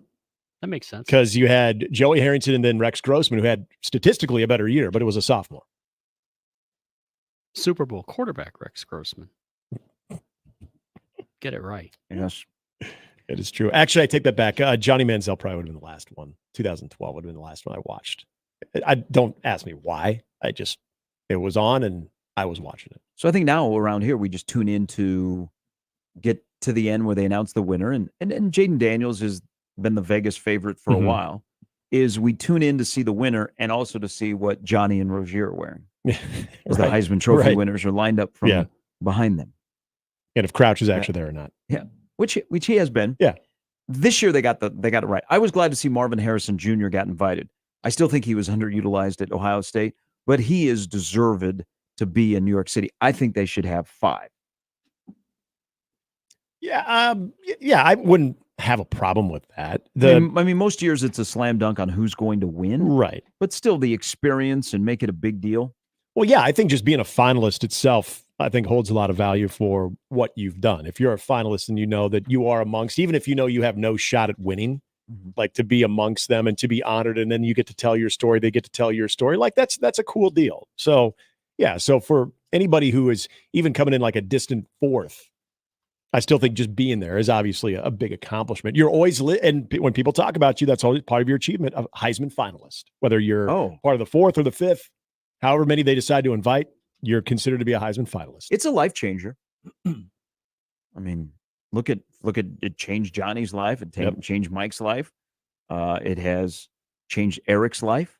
I think there's some times that I get the vibe from Eric that he doesn't want to be known as the Heisman Trophy guy. Yeah, but it goes with the territory. He'd just like to be, Eric Crouch. Nick Handley would have won the Heisman instead. Well, let's just say that when Eric poses for pictures, he's not always giving you the Heisman pose. Yes. Like you almost have to get it out. I'm like, hey, can you do the pose? And he's probably like, I guess. Like Coach O'Shea. Like that's not like, hey. Now, we do know that there would be an additional winner around here if they would wait until after the bowl season to vote. So you had to have your vote in by 5:00 yesterday. Yeah. Mm-hmm. And then soon thereafter, a lot of ballots must have been in. They knew who had gotten the most votes, so they invited them to New York City. If we waited until after the bowl season, Nebraska would have another Heisman Trophy winner. After the bowl season? Yes. Tommy Frazier would have won. Oh, yeah. His senior without year, question in the that game. Heisman Trophy. Yeah. If you would have included the bowl. Yeah. Because Steve Spurrier's like, I agree. I think the entire Florida team would have agreed on that one. Yeah, I don't think there's any question. That game on that stage in those numbers and to be that close, like, yeah. Why don't post regular season awards include what you do in the most important time of the year? I've never understood it. So no sport does like the MVP after the playoffs. I've never They have a understood that. separate MVP for the playoffs. Because isn't that part of... Didn't the NBA change it? No. They have their awards because night? I believe they award the MVP during the playoffs. Okay. So They do during the playoffs. They Yeah. do the rest of the award. Yeah. Then yes, I agree because I saw it firsthand. Akeem Olajuwon in the '95 playoffs. He would have easily won that MVP instead of David Robinson. So because there's a lot of things like when you vote for postseason awards, like does Jaden Daniels' record matter? Not when you put up those numbers. But let's say you wait until after the postseason. I mean, Michael Penix Jr. has a chance to surpass Jaden Daniels. Yeah, and he goes on 2 games on that stage against elite competition and puts up huge numbers, and you're major reason why you're hoisting a national championship trophy? You're telling me that that's not impactful to say, okay, he had a hell of a regular season, but did you see what he did on the biggest stage? Like, to me, that should matter. Now, should it also matter? I'm going to throw a couple things at you here. One, I'm trying to figure out what accent Brian Kelly will have. And then two, is it good or bad for college football that the number one award that they give out Saturday night, the Heisman Trophy, the 3 quarterbacks that are up for it, and probably will be the top 3 guys, are all transfers? So that question was asked a week or so ago, and I remember the conversation being had about that. Not with us, but I heard this on a podcast. I personally don't look at it as this bad thing. But this is where I think you do get into sort of the generational audience here of old school college football fan hates it. Mm-hmm. Because how are you going to all of a sudden put them in the fraternity of all the guys that didn't have, at least as much as what you see right now, didn't have those transfers, and they all stuck with their program, and they probably all weren't starters right away as a freshman, maybe as a redshirt freshman, but not as a freshman. And they waited their turn, and then they achieved the ultimate season goal, individual goal, and yada, yada, yada. You know all that. So I think old school fan, and even probably to some extent, old school Heisman Trophy winner, and that fraternity probably looks at him like, don't love that. I think the new generation of fans that are more adaptable to the climate that you have now, I think are probably not as bothered by it. For me personally, it doesn't bother me that bad, or I don't think it necessarily is this horrible look for college football, because that's what college football is right now. I mean, that's just, I mean, what we're talking about right now. And especially at that position. Yes. I'm just going to stop there. I'm going to go at that position. Okay. Yeah. And that position, you've seen so much of it. You see even guys that have great seasons that decide to go on and try to even parlay that into an even better season at a bigger school. So it's just think part of something. Wouldn't that entice you if you're sitting at a school and you're like, man, I'm not playing, but look at what happened to Nick Penix Jr. and Caleb Williams and Jaden Daniels. Yeah. They transferred, and look, man, wouldn't that make you like, okay, let's get in the portal. Yeah. Let's talk to my handler. So this leads me into a thing I brought up FCS earlier guys in the show. And I see this with basketball. I'm going to use Creighton basketball as an example. They had a really, really good recruiting class that they just signed in November. Did you hear much about the recruiting class? No. Nope. But if we get to next summer and they're courting a player from North Carolina, don't you think that draws more excitement from a fan base, even though they've got some dudes that are coming in their class? No doubt. Because I look at Nebraska in, 15 days are going to sign a class of probably 27. I think they'll add one more. Actually offered a defensive lineman out of high school yesterday. Good class. It's a top 25 class as of right now. But are you more excited in that process of watching high school kids being recruited, or what we are going to do between yesterday and we got 30 days? Yeah. Yep. Are you more excited for the 26 plus that'll sign in 15 days, or what's going to go on over the next month? From an excitement standpoint, what's going over the next month? Portal. Yeah. That's where we are now. And it's to me, it's easy. Why? Even if we didn't personally watch any of those guys you might get in the transfer portal, they played college football. I can maybe yank some highlights out of a college football game. Yeah, and some of them are different. Some barely played at all, played maybe 4 games tops. If you're talking about Sam Levitt or anybody else in Nebraska might be connected to. But there is, and it's kind of funny because you see some quarterbacks come out of high school. I'll use quarterback just as an example. You see some quarterbacks come out of high school and they're ready to go. I mean, they've got that it factor. Now, that's not the norm, but it happens. You might have a guy that played 4 games, had to play either due to injury or they just were able to allot him the 4 games without having to burn a red shirt. And they're going to be on the same plane when they get into that program. Yet we are fixated on the fact they've already played in the college football program. And there is a benefit. I don't want to make it sound like there's not. just going through that first year and making that transition from a high school student athlete to a college student athlete, there is some value there. But I think, and I'm guilty of this too.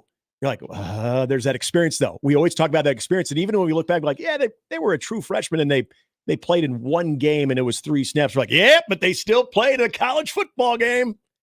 We get so hung up on that. At least I do. I know I do. I'm part of it. I have to follow both. I enjoy both. I know if you have sworn off recruiting, the portal, I don't think brought you back in because you're like, I want to see it on the field. Yeah. But some fair. you pointed out, well, he has played 4 games as the quarterback at Michigan State. If we're recruiting him out of high school, now 4-star out of Oregon, wait till I see it on the field. 4 games at Michigan State. Get on the YouTube. So, right. But another point here is I think even though they've got to play the game and they got to play the NIL game, and Rule is a little old school and he's going to have to adjust, is coaches dislike the portal game because it takes away from the value of the roster that they've created. Yep. That makes sense. If Matt Rule was co-hosting today, he would be livid. He'd be like, well, you don't value my roster. You guys want to talk about all these quarterbacks we're going and flying to go see? Why don't you talk about the guys on my roster? Yeah. Well, we'll talk about some of those guys, but you got to fix some holes. But I think old school coaches, they want to look at the value of the roster that they've created instead of what they're out there chasing. Yeah, because it's their work. That speaks to what they and their staff were able to accomplish and be able to develop, especially a coaching staff that has a track record of development. So when you start inundating them with transfer talk, I think there are a lot of coaches out there that are going to look at that. So, but is basketball, because the portal was in basketball before it was in football, is basketball the place where the portal trumps high school recruiting? I think so, yeah. So like Nebraska got Frager. He signed Jankowski from Wisconsin. Am I missing anybody else? But if they have some open scholarships in the spring and all of a sudden they're in on Chucky, that trumps anything Nebraska's done. No doubt. Building a class over the last year and a half that they are going to get a portal guy. And Gary, doesn't even have to be Chucky. It can be a guy that, he was on a roster and he played some games. We got excited about Boogie Coleman. Yeah. I think Boogie Coleman's minutes should be cut down. And yet, but he's played a lot. Well, he's played a lot. But Maston Williams got us excited. Yep, absolutely. Because immediately you're like, hey, I remember that guy. It's just weird how this has changed. How, there's more excitement over 30 days than at times, unless it's a local guy that we've watched and we know, than the high school class that you're building. But yet you'll never have a portal class of 26 guys unless you're Colorado. Yeah, it's my observation. It's interesting to me of an old school guy that was right there on day one with Max Aimfinger and Tom Luganbill and all of those guys. Yeah. And how big of a day that with is. rivals and 24/7. And now I'm sure their traffic, we'll have to ask Shafe this on Friday. Their traffic for the portal probably is in the range on average of what they do for high school. And that's what they live and die by. That long process to build a class. Well, and don't underestimate where college football is right now with the type of player that is making the transfer portal, because before it was, if you even go back to guys transferred, hell, Scott Frost transferred, guys transferred when they were in college football, but it was usually because there wasn't a path for playing time. So you hadn't seen much of them in college football. You didn't know much about what they were doing. Now it is, you might get a Heisman Trophy finalist all of a sudden still going to exercise eligibility because he's got the money for NIL, which makes more sense, and he decides to go to a different spot. So the type of player that is now in the transfer portal too, you're like, even if there's probably no shot in hell that you could get certain guys, the excitement of the possibility of getting those types of guys, not just a 5-star incoming freshman, but a dude who's become not only a 5-star incoming freshman, but has now shown he's a 5-star college football player and is probably going to be a 1st or 2nd round draft pick. Jimmy's more excited about Sam Levitt or Danny Kaelin? I feel bad saying this, but I'm going to go with Sam. I'd Danny. Agree. I would agree. Now, I watched Danny Kaelin play one game this year. Wasn't his best game.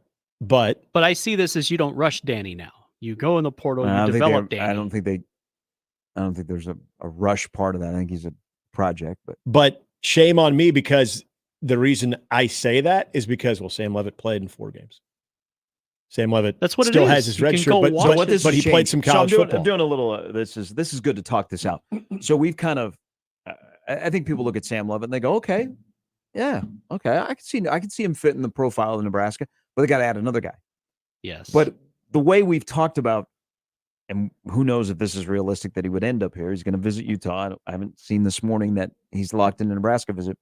Is we've talked ourselves into a guy that we said 4 games, and now we make it sound like he's played 150 snaps and hadn't played a ton of football, but he did get into 4 games. Forget DJU. And this is the guy. This isn't a knock on Levitt because I like him. I think there's some good upside, and he could fit what Nebraska wants to do. I'm just making the comparison to how we look at portal to high school recruiting nowadays.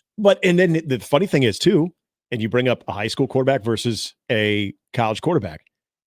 Since there was only 4 games to go off of with Sam Levitt, now we're going back into his high school days too. Yeah. I mean, if you look he's at a good high school quarterback, he was a 4-star guy, Gatorade Player of the Year. You look at, it's like, okay, well, we don't have as much as we'd want on him. Okay, now we got to look back at his high school track record, and that's kind of the funny thing about sort of dismissing the value of getting a high school player. It's like, okay, we can look at that guy's stuff too.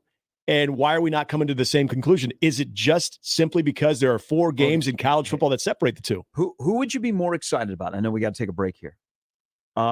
Nebraska getting a commitment out of the portal of a Sam Levitt type player. So in the range of 15 to 20 in the rankings of portal quarterbacks. Yeah. Or Nebraska in the next 2 weeks flips a high 3, low 4-star high school quarterback. I personally am probably still in that quarterback of 15 to 20 range of the portal.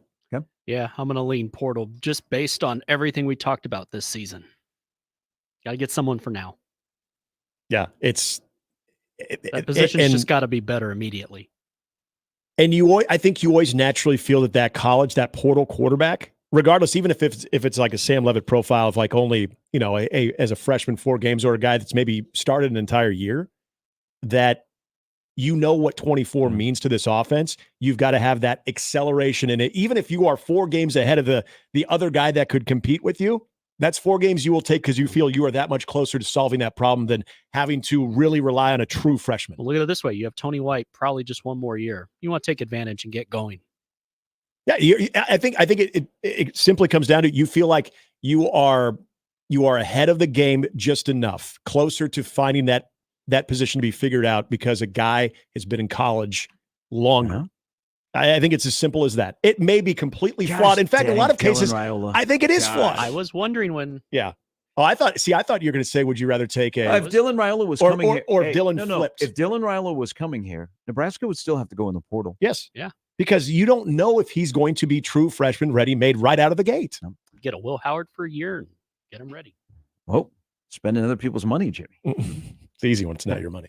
8:53. Brian Christopherson's coming up at the top of the hour. Amy Just as well. On a Tuesday edition of Mornings with Sharp and Handley and Jimmy on 1620 The Zone. Mornings with Sharp and Handley returns in minutes on 1620 The Zone. For the Jays, the Huskers, and even you Jayskers, we are 1620 The Zone. Planning something fun for your office, family, or friends? Joe's Karting is for you. Take a break. Come to Joe's to race, relax, and recharge. Great for team building. Ditch the speaker and burn some rubber. Trust us, Joe says you'll leave motivated. Joe's Karting race packages range from providing simple stress relief races to the real deal race experience. Check us out at joeskarting.com. Remember, go to Joe's, your place to race. The brand new Dollar General Distribution Center in Blair is now hiring. Starting wage is up to $22 per hour with benefits including medical, dental, vision, 401k, and a $2,000 sign-on bonus. Apply today by texting DG Warehouse to 25000 or online at dollargeneral.com/careers. Again, apply today by texting DG Warehouse to 25000 or online at dollargeneral.com/careers. Dollar General can't wait to have you become a team member at their brand new distribution center. Hey folks, Kent Pavelka again to tell you about your local concrete experts at Everlevel Concrete Repair. Now, if you have cracked, uneven concrete, Everlevel can fix it at a fraction of the cost compared to replacement. This is no Band-Aid. Their products are built to last. It gives your concrete the durable protection it needs, and there's still time. I chose Everlevel for my driveway, and I've got peace of mind with their long-term transferable warranty. Everlevel's products and customer service are top-notch, and that's why they've been voted Best of Omaha again this year. Say it with me. Everlevel, Everlevel, Everlevel. Tailgate parties call for burgers, brats, dogs, and whatever else you can slap on a bun. But those burgers, brats, dogs, and whatever else deserve the best buns. And the best buns come from Rotella's Italian Bakery. Crazy fresh, crazy delicious. So for your next party, pick some up at the bakery off 108th and Harrison or at your favorite grocery store. Fire up your grill and get ready for kickoff. Rotella's Italian Bakery, more than 100 years of tradition. Hey, can I get a burger with some cheese, lettuce, and tomato? Thanks. Prescriptions require an online consultation with a healthcare provider who will determine if appropriate. Restrictions apply. See website for details and important safety information. Subscription required. Price varies based on product and subscription plan. Hey guys, did you know there's a generic form of Viagra that works just the same, but is 95% cheaper? And you can get it online? Just go to hims.com/radio. Through Hims, you'll get a free medical consultation, discreet shipping if prescribed, a 100% online process, and trusted generic alternatives to the name brands at up to 95% off. That's right. Get generic for Viagra, the same active ingredient as brand name Viagra, but for 95% less. It's the same medication, still prescribed by a licensed medical provider, but with zero copay, no expensive appointments, and no awkward face-to-face conversations. To start your free online visit, you need to go to this exclusive address, hims.com/radio. That's hims.com/radio for your free online visit. HIMS.com/RADIO. That to-do list you have needs one more thing. Chill. It's an easy thing to do. Just crack open an ice-cold Coors Light and chill. Take the afternoon off and binge watch anything. Go to happy hour and stay for a couple hours. Who's counting anyways? Or hang out with just your dog because you've had enough human interaction this week. Whatever you do, do it with a Coors Light. Mountain Cold Refreshment made to chill. Coors Brewing Company, Golden, Colorado. Celebrate responsibly. And we're back. Mornings with Sharp and Handley.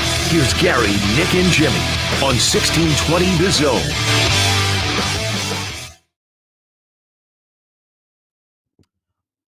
All right, we'll shift back into recruiting here in a little bit with BC, but I did ask the question. We played the game last week about Nebraska has the next four, Creighton, Minnesota, Michigan State, Kansas State. What is the record going to be?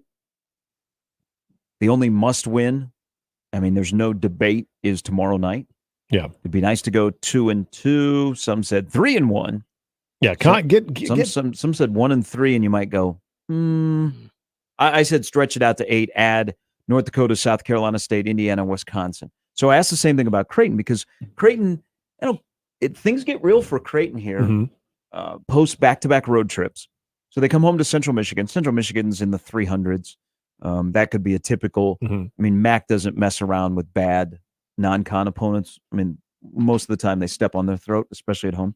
Right. Then you have UNLV, which is, and they just suffered another injury. Not Larry Johnson and Stacey. You come home to play Alabama, which, Nick Pringle, Grant Nelson, what's going on there? Then you start conference play. You got Villanova. Creighton is not losing to Villanova when they put not on Doug Knight. Yeah, when they put 3 in the rafters, they're not losing that game. But then they finish this calendar year at Marquette. Matt, who's a great Creighton fan, he says 4-1, lost to Marquette. I think they will handle Alabama. I'm with him. That's where I'm I think there are a lot of people who are like 4-1. Take it. That would make you 11-2 going into the new year. The Big East is kind of interesting.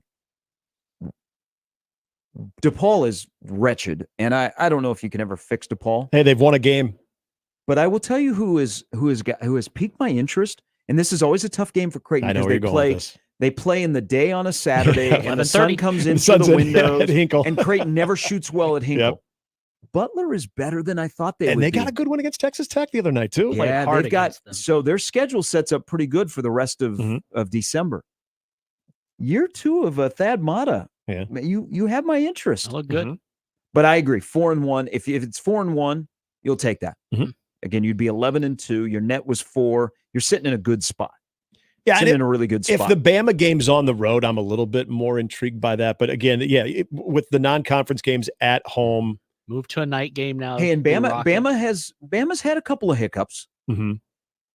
I think 4. I don't want to say 4-1 is got to be the standard. Like anything less than 4-1 is disappointing. But the way it sets up for Creighton, I kind of feel that way. Yeah, I'll watch closely tonight. Villanova and K-State. Yeah, because and again though, Wildcats versus Wildcats, if that game is on a different setting, different venue, if they're starting in Philadelphia as opposed to at the Chuck, they're not playing at the Chuck, at the Chai on Doug night. There's too much. Look, I get it. There's got to be an actual matchup on the floor, but there's too much sort of. They will be excited. Exterior elements. Hey, that how did K-State get Villanova to come to Manhattan? Probably is that told a Kyle Neptune. Everyone. It's gets not a. Vista. Oh, it's not. They're not returning. Well, the favor? no. You know what? It is. My Okay. bad. That's how that answered my question. It is it's the last game of the Big 12 Big East Oh, Challenge. okay, that's right. All right, yeah, that's kind of being delayed. So it's white out at the Purple Paradise tonight. Octagon. So how about K-State's schedule here?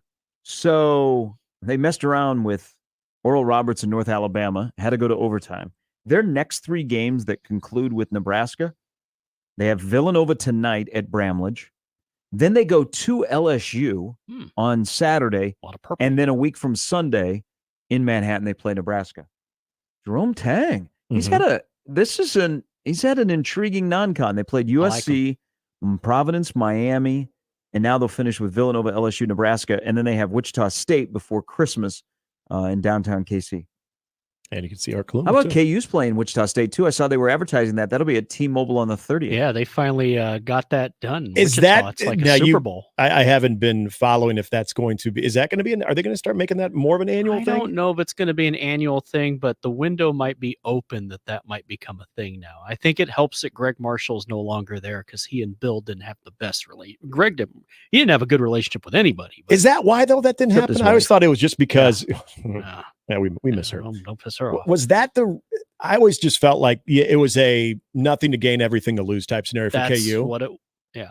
But it's interesting that now you're kind of entertaining the idea because Wichita State all of a sudden not that good. Well, that and money probably gets involved because they're playing this in Kansas City, I think. Will the real Villanova show up tonight? So if you're in Philadelphia, you've beaten Villanova. Outside of Philadelphia teams, Villanova's good. Remember, people forget that battle for Atlantis when they beat Tech and North Carolina, and then they beat Memphis, like pretty handily. People forget about that. They've lost 2 in a row. That's a really good game tonight on ESPN2. Good, we need it too. Just odd that Villanova is at Kansas State. Yeah, it is. But I for a second there, I had to. I know they don't typically do a lot of home and homes, but yeah, you're right on the matchup there. But then Octagon of Doom. Villanova comes home for UCLA. They're playing at the Wells Fargo. And then they have 11 days off because everybody has that week of finals before they come to Creighton on that Wednesday night. Y'all ain't winning. No, that's not going to happen. Y'all ain't winning. Enjoy your trip to Omaha. Have a nice meal. Yeah, on Mac night. 4-1 next 5 for Creighton. I don't think you'd blink an eye at. You'd be like, yep, right where we're supposed to be. Have a few Blue Jay Berry Celtics. Feel like it should be. All right, BC's coming up next on Mornings with Sharp and Handley and Jimmy on 1620 The Zone. Mornings with Sharp and Handley on 1620 The Zone and 1620thezone.com. Live from the Host Coffee Studio, this is 1620 The Zone. 1620 The Zone. Traffic.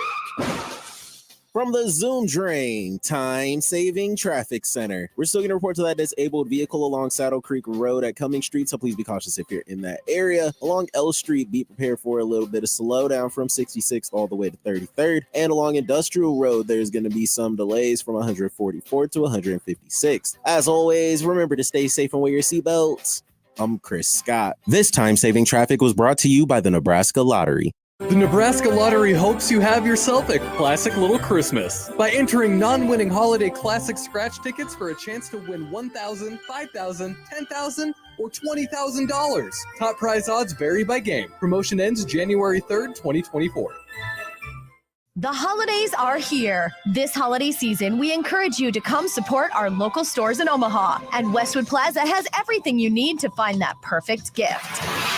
Boots for Less inside Westwood Plaza has been Omaha's home for work boots and Western boots for men, women, and children for 30 years. We're proud to offer a discount to our military and union members. Stay tuned for our new online store. Come grab some great holiday gifts at Boots for Less, 122nd and Center inside Westwood Plaza. If that holiday cheer has you feeling blah, stop by Rexius Nutrition in Westwood Plaza, where their goal is to help you lead a healthy lifestyle and in turn help you look, feel, and live the way you envision. At Rexius Nutrition, we strive to give each and every customer personalized care and service so you can reach your maximal potential. We love nutrition and know it can change a person's life. Come see us at Rexius Nutrition, 121st and Center, inside Westwood Plaza. Everything you need to shop locally for the holidays is at Westwood Plaza in Omaha. Looking for a unique gift for your friends and family?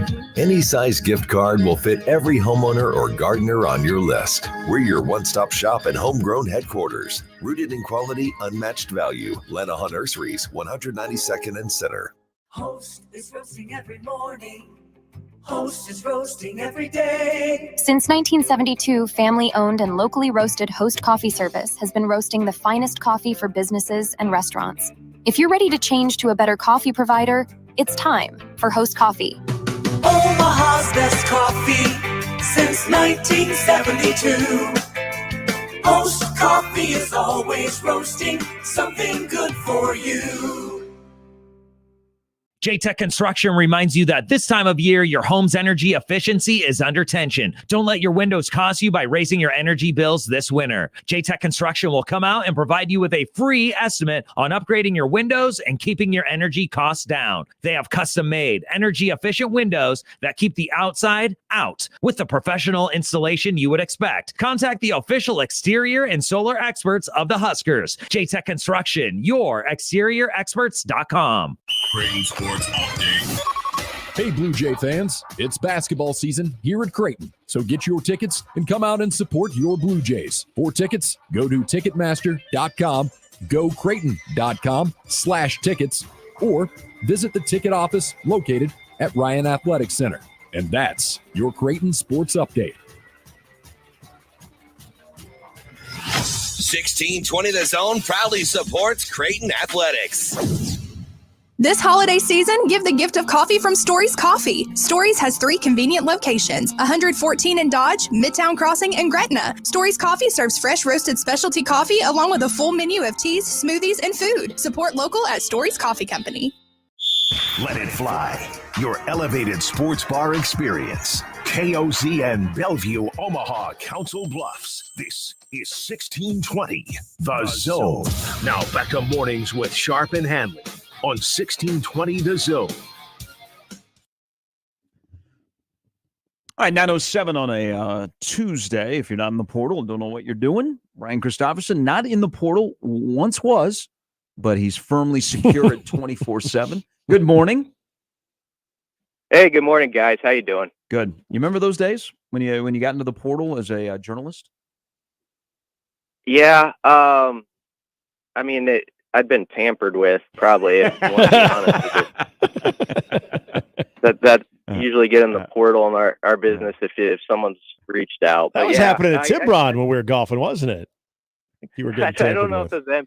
I don't think so, but those are always. I mean, those are 10 stays, so you can imagine what it's like if you're 20 years old right now, and not only is whatever your next job situation is obviously a big one to decide on, but everybody's analyzing it for you on the outside. So that would be a very interesting thing that I probably wouldn't have dealt well with as a 20, 21-year-old. Hey, what will the memories and what to take from Nebraska being in the West Division for 10 years now that it's over in football?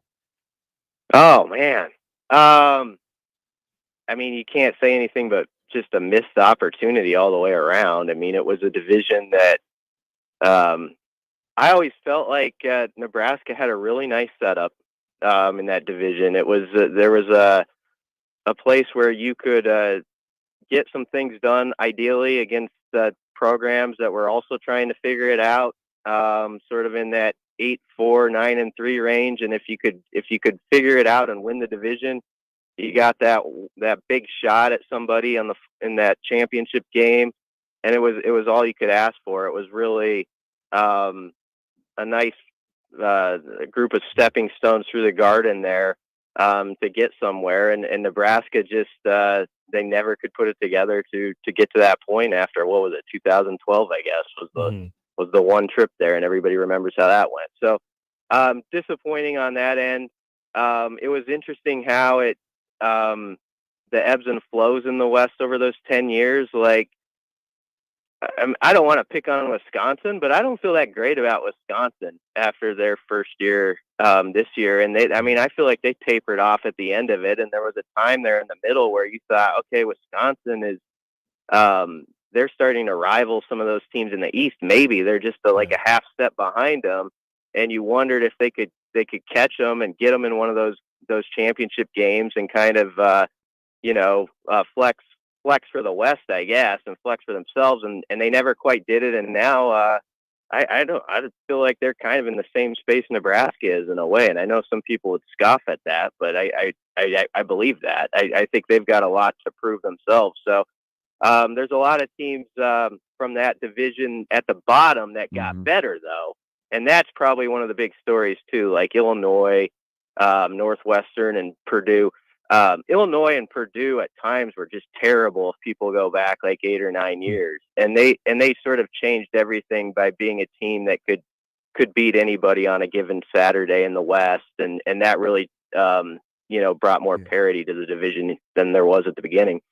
On the heels of what you said about Wisconsin, which team out of the West do you think is best positioned externally, internally, to make the transition to the larger Big Ten, where you can't hide in the West, so to speak?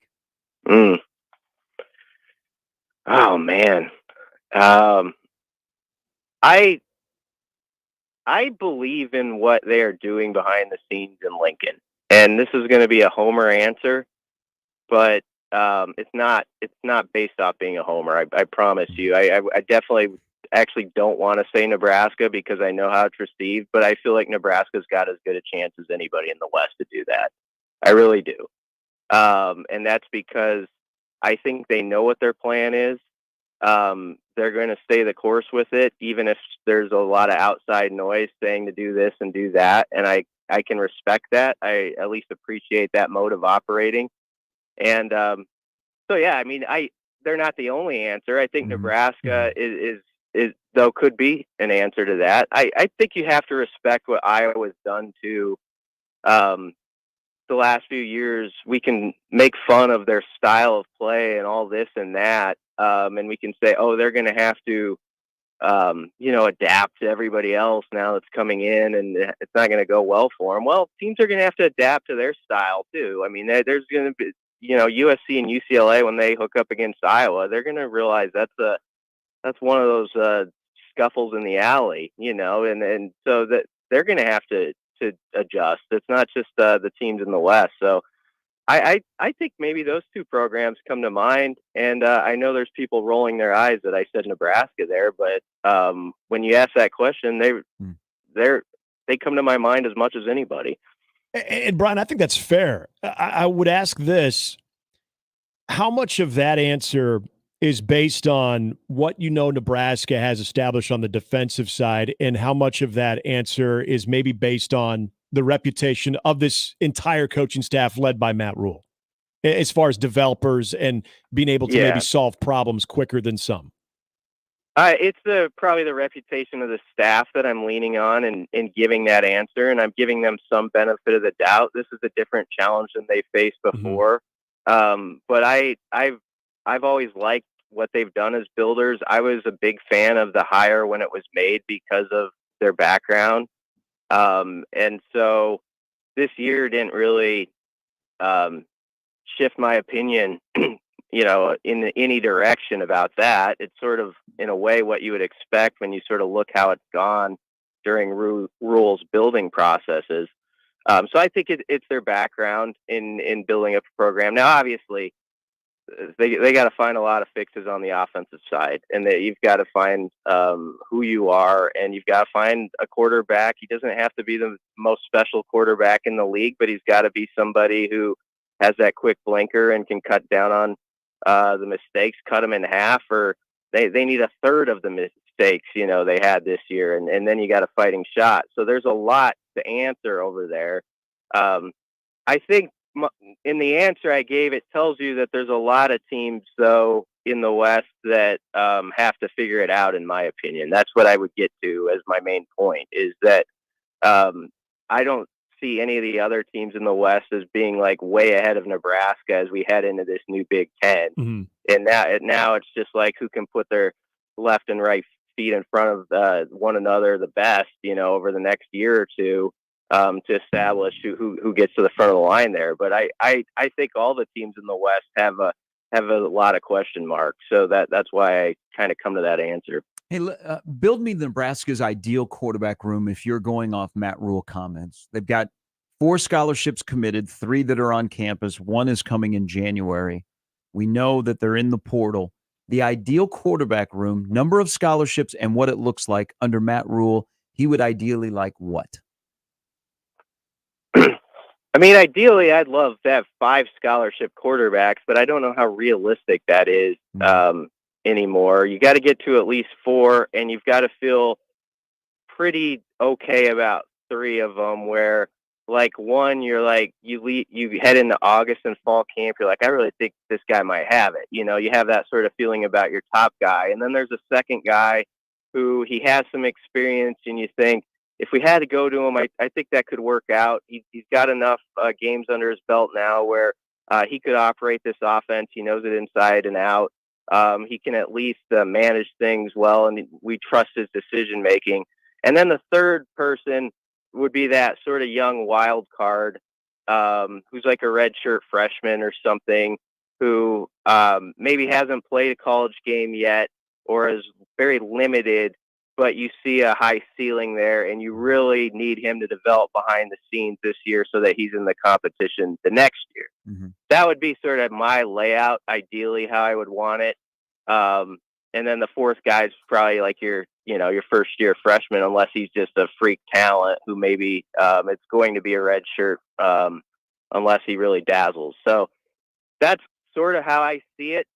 The names that are out there, who best fits, like who could be a top guy. I mean, Will Howard in some way attracts me because I feel like he's been there, done that a little bit more than the others of the guys we've been talking about or that have been out. And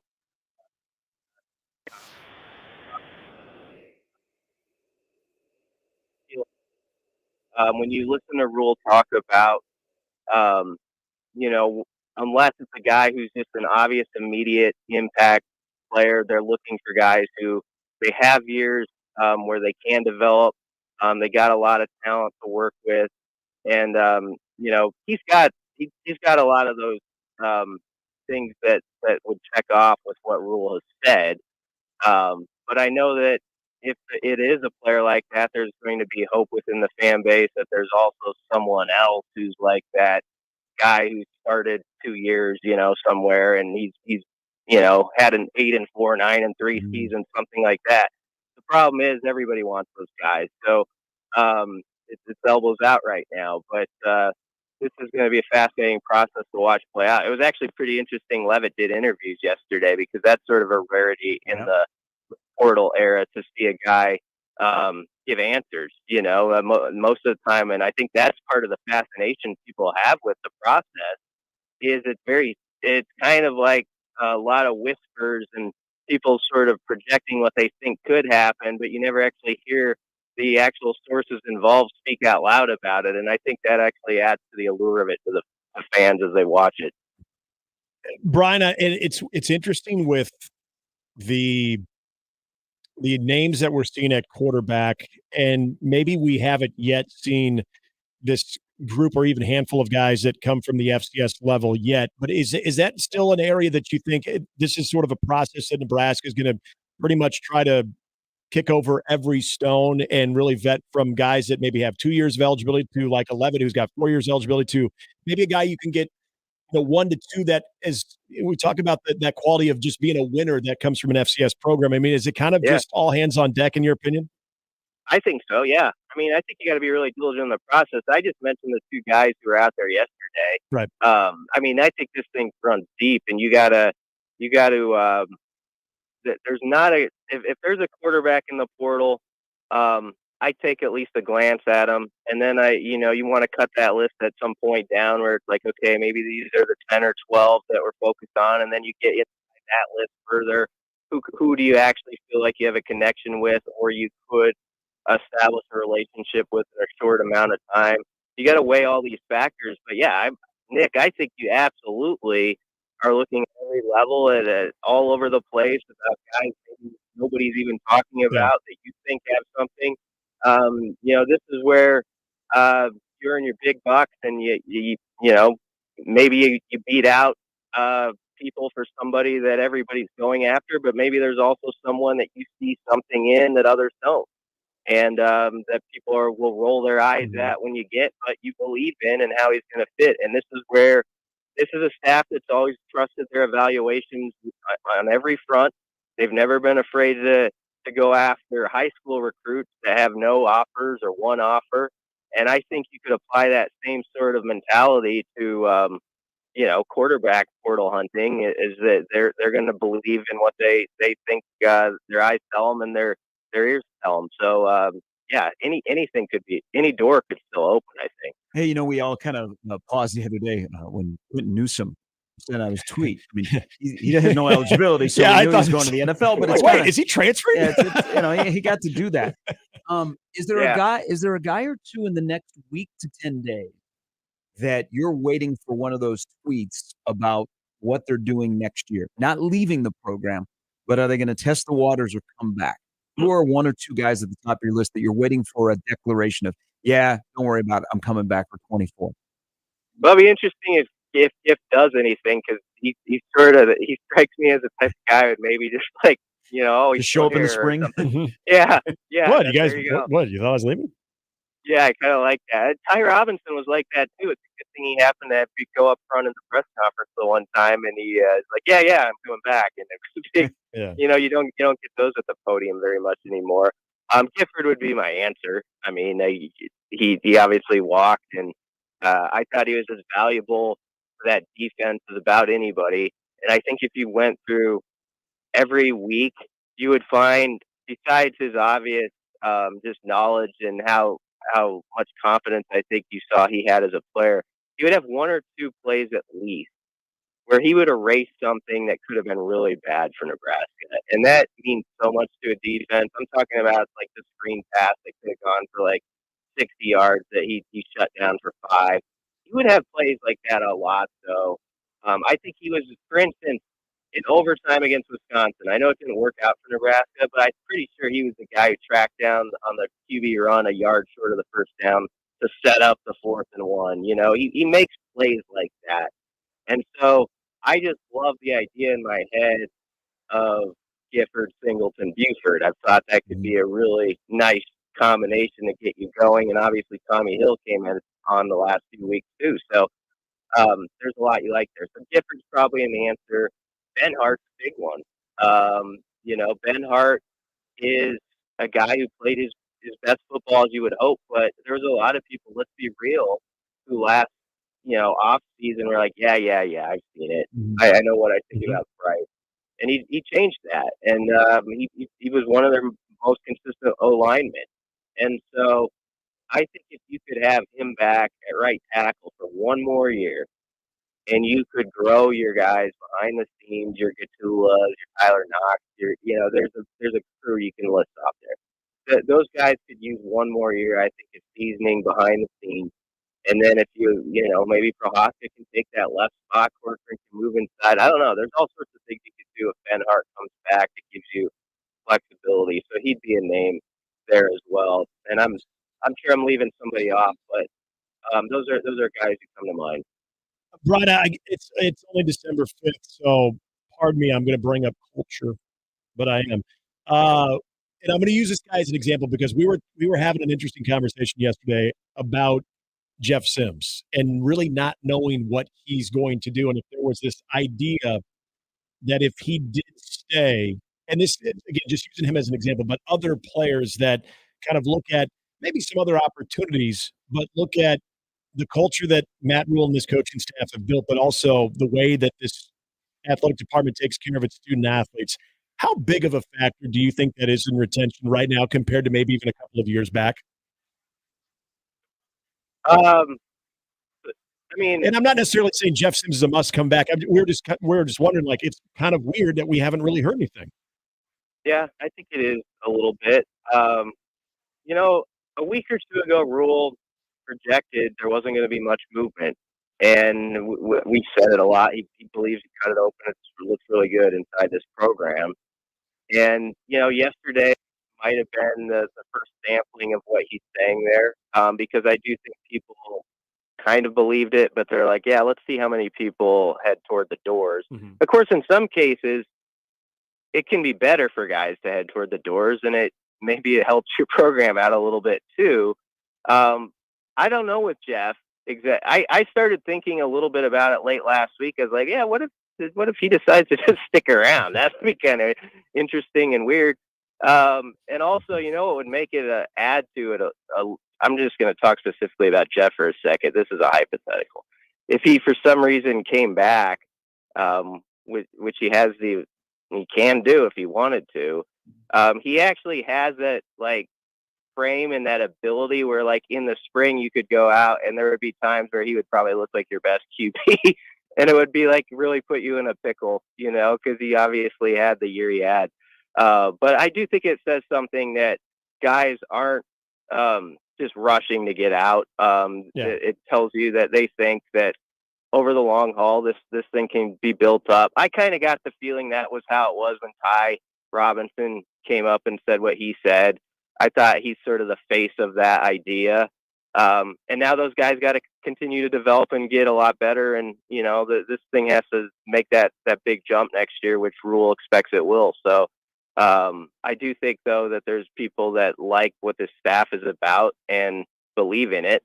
And, we'll see now if they can translate that to a great offseason and wins. But it was a very quiet day. You wouldn't think it would be that quiet around here yesterday. Yeah. Well, maybe sometimes that's a good thing. BC, I appreciate it. I know you guys will be on top of it. There's only 1,200 guys that are in the portal today.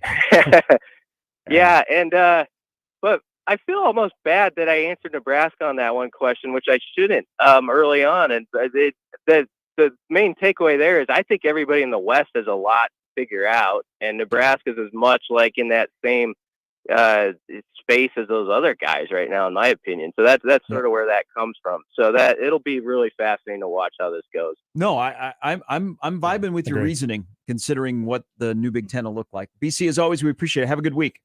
Yep, thanks, guys. Brian Christopherson from Husker 24/7. I don't know if I could answer that question. The plane is landing here momentarily. Okay, we should have wheels on the ground. God, I love this season. Let's just love it. Who needs to talk about a potential bowl matchup right now? We need to talk about what we might be doing in Phoenix. I would actually rather talk about a bowl matchup. Would you? But that's okay. Oh, come on. Yeah, no, me too. It's been too long. It's been 2016. My God, I got married in 2016. Well, I said they will have what will come first. Will they finish the intersection at 90th and Center, or Nebraska go to a bowl game? Gonna be close. They get another year. That intersection's looking good. To work on that and the bridge. They get some good weather. Step it up, boys. All right, Amy Just going to join us next on Mornings with Sharp and Handley on 1620 The Zone. More with Gary and Nick after this on 1620 The Zone. Previously on Unsportsmanlike Conduct. It doesn't seem like any of us are supper people in here. I was a supper person. I was for a too, long and I time. moved away from it. I hate supper. People who call dinner supper call lunch dinner, and these people trigger me. Dinner is only lunch on weekend, on like a Sunday. My grandmother would call supper a snack between lunch and dinner, and then sometimes dinner would be dinner, but dinner wouldn't be dinner. I didn't understand these etiquettes. Unsportsmanlike Conduct with John Bishop and Josh Peterson. Weekdays 2 to 6 on 1620 The Zone. Your Omaha area forecast from the Godfather's Pizza Weather Center and KETV News Watch 7 on 1620 The Zone. Cool and breezy for Tuesday. Expect mostly cloudy skies with northwest winds gusting 20 to 30 miles per hour in the morning. Can't rule out a stray flurry as well. Sunshine returns in the afternoon. Winds start to calm closer to sunset with highs in the low to mid 40s. I'm meteorologist Sean Everson from KETV News Watch 7. With over 45 years in business, Thrasher Foundation Repair makes stressful home repairs super easy with precise repair and genuine care. From basement waterproofing to foundation repair, concrete restoration, and crawl space repair, you can count on Thrasher to handle it with ease and expertise. Schedule a free estimate today at gothrasher.com. Precise repair, genuine care. Thrasher. The brand new Dollar General Distribution Center in Blair is now hiring. Starting wage is up to $22 per hour with benefits including medical, dental, vision, 401k, and a $2,000 sign-on bonus. Apply today by texting DG Warehouse to 25000 or online at dollargeneral.com/careers. Again, apply today by texting DG Warehouse to 25000 or online at dollargeneral.com/careers. Dollar General can't wait to have you become a team member at their brand new distribution center. Betting on your favorite sporting events just got a whole lot easier. Warhorse Sportsbook is now open in Omaha. Save yourself the drive across the river and put your money where your mouth is at Horseman's Park, 6303 Q Street. Use the Warhorse app to check odds and build your bets before placing your wagers in person, including live in-game betting. No bets, no glory. Wagers may only be placed on Nebraska-based teams when played outside the state of Nebraska. Must be 21 or older to gamble. Gambling problem? Call 1-833-BET-OVER. What's holding you back from learning the language you've always wanted to know? Too hard. Takes too long. Not with Babbel. Babbel's lessons take just 15 minutes a day. 15 minutes isn't long. Nope. And they're fun. Fun isn't hard. Right. Babbel's interactive lessons, podcasts, games, and more make it fun and engaging, so you don't realize you're learning a language, but you are. And Babbel's lessons are built around real life. You can choose from topics like travel, business, relationships, and more. You'll learn what matters most to you. Plus, Babbel's lessons are designed to get you speaking right away. In 3 weeks, you're able to start having conversations. Just 3 weeks. Even better. Since Babbel's lessons are designed by language experts and voiced by real native speakers, you'll get the accents just right and be able to carry on conversations with confidence. Learning a language with Babbel doesn't take long. And with Babbel, it isn't hard. It's perfect. And now, try Babbel free at Babbel.com. That's Babbel.com. Babbel.com. Tailgate parties call for burgers, brats, dogs, and whatever else you could slap on a bun. But those burgers, brats, dogs, and whatever else deserve the best buns. And the best buns come from Rotella's Italian Bakery. Crazy fresh, crazy delicious. So for your next party, pick some up at the bakery off 108th and Harrison or at your favorite grocery store. Fire up your grill and get ready for kickoff. Rotella's Italian Bakery, more than 100 years of tradition. Hey, can I get a burger with some cheese, lettuce, and tomato? Thanks. And we're back. Mornings with Sharp and Handley. Here's Gary, Nick, and Jimmy on 1620 The Zone.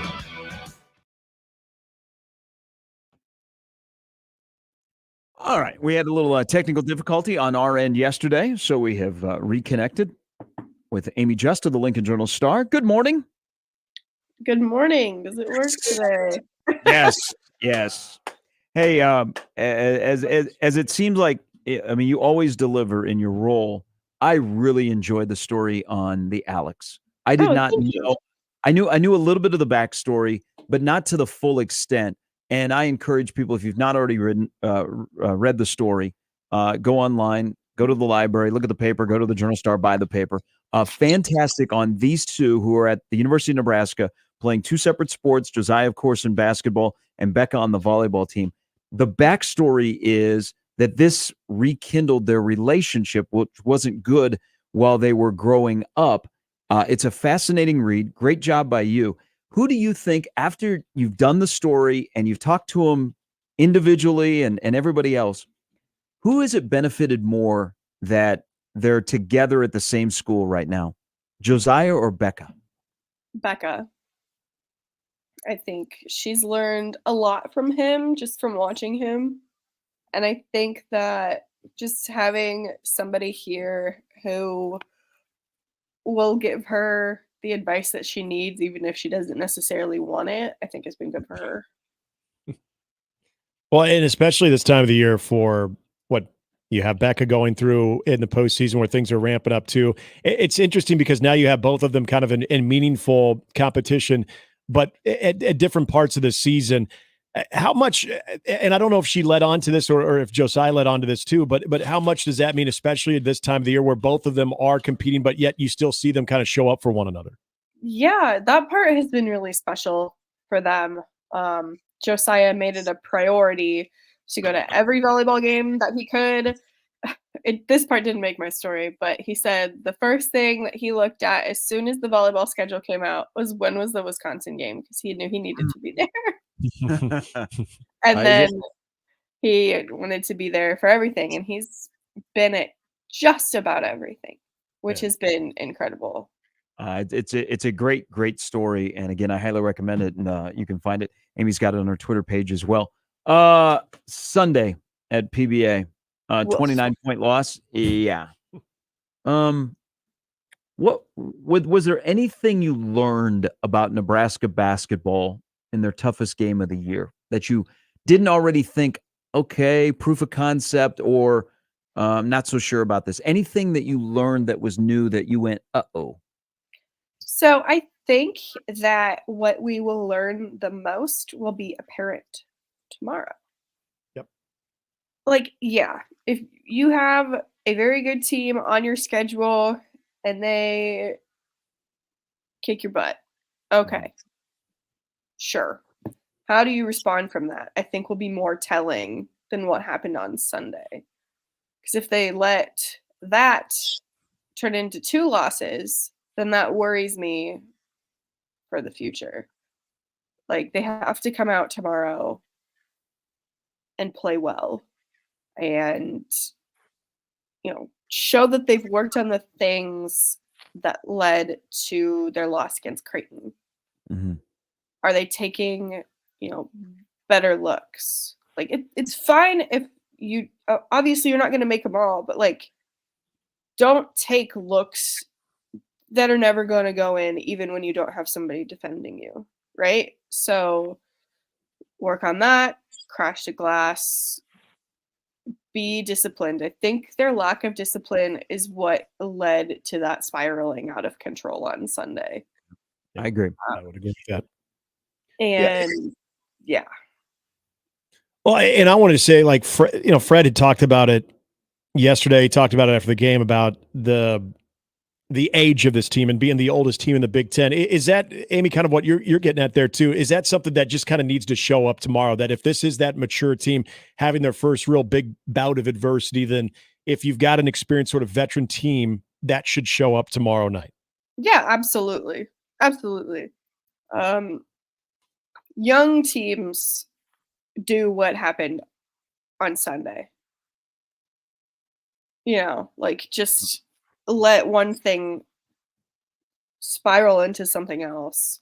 Mm-hmm. And of course, I'd be remiss if I didn't point out their lack of perimeter defense. That needs to be fixed ASAP. You can't let Baylor Shireman go off like that. There's no excuse for it. Now, he's good. Don't get me wrong. He's a very talented player. But you can't allow him to shoot 17. He attempted 17 3-pointers. You going to guard that guy?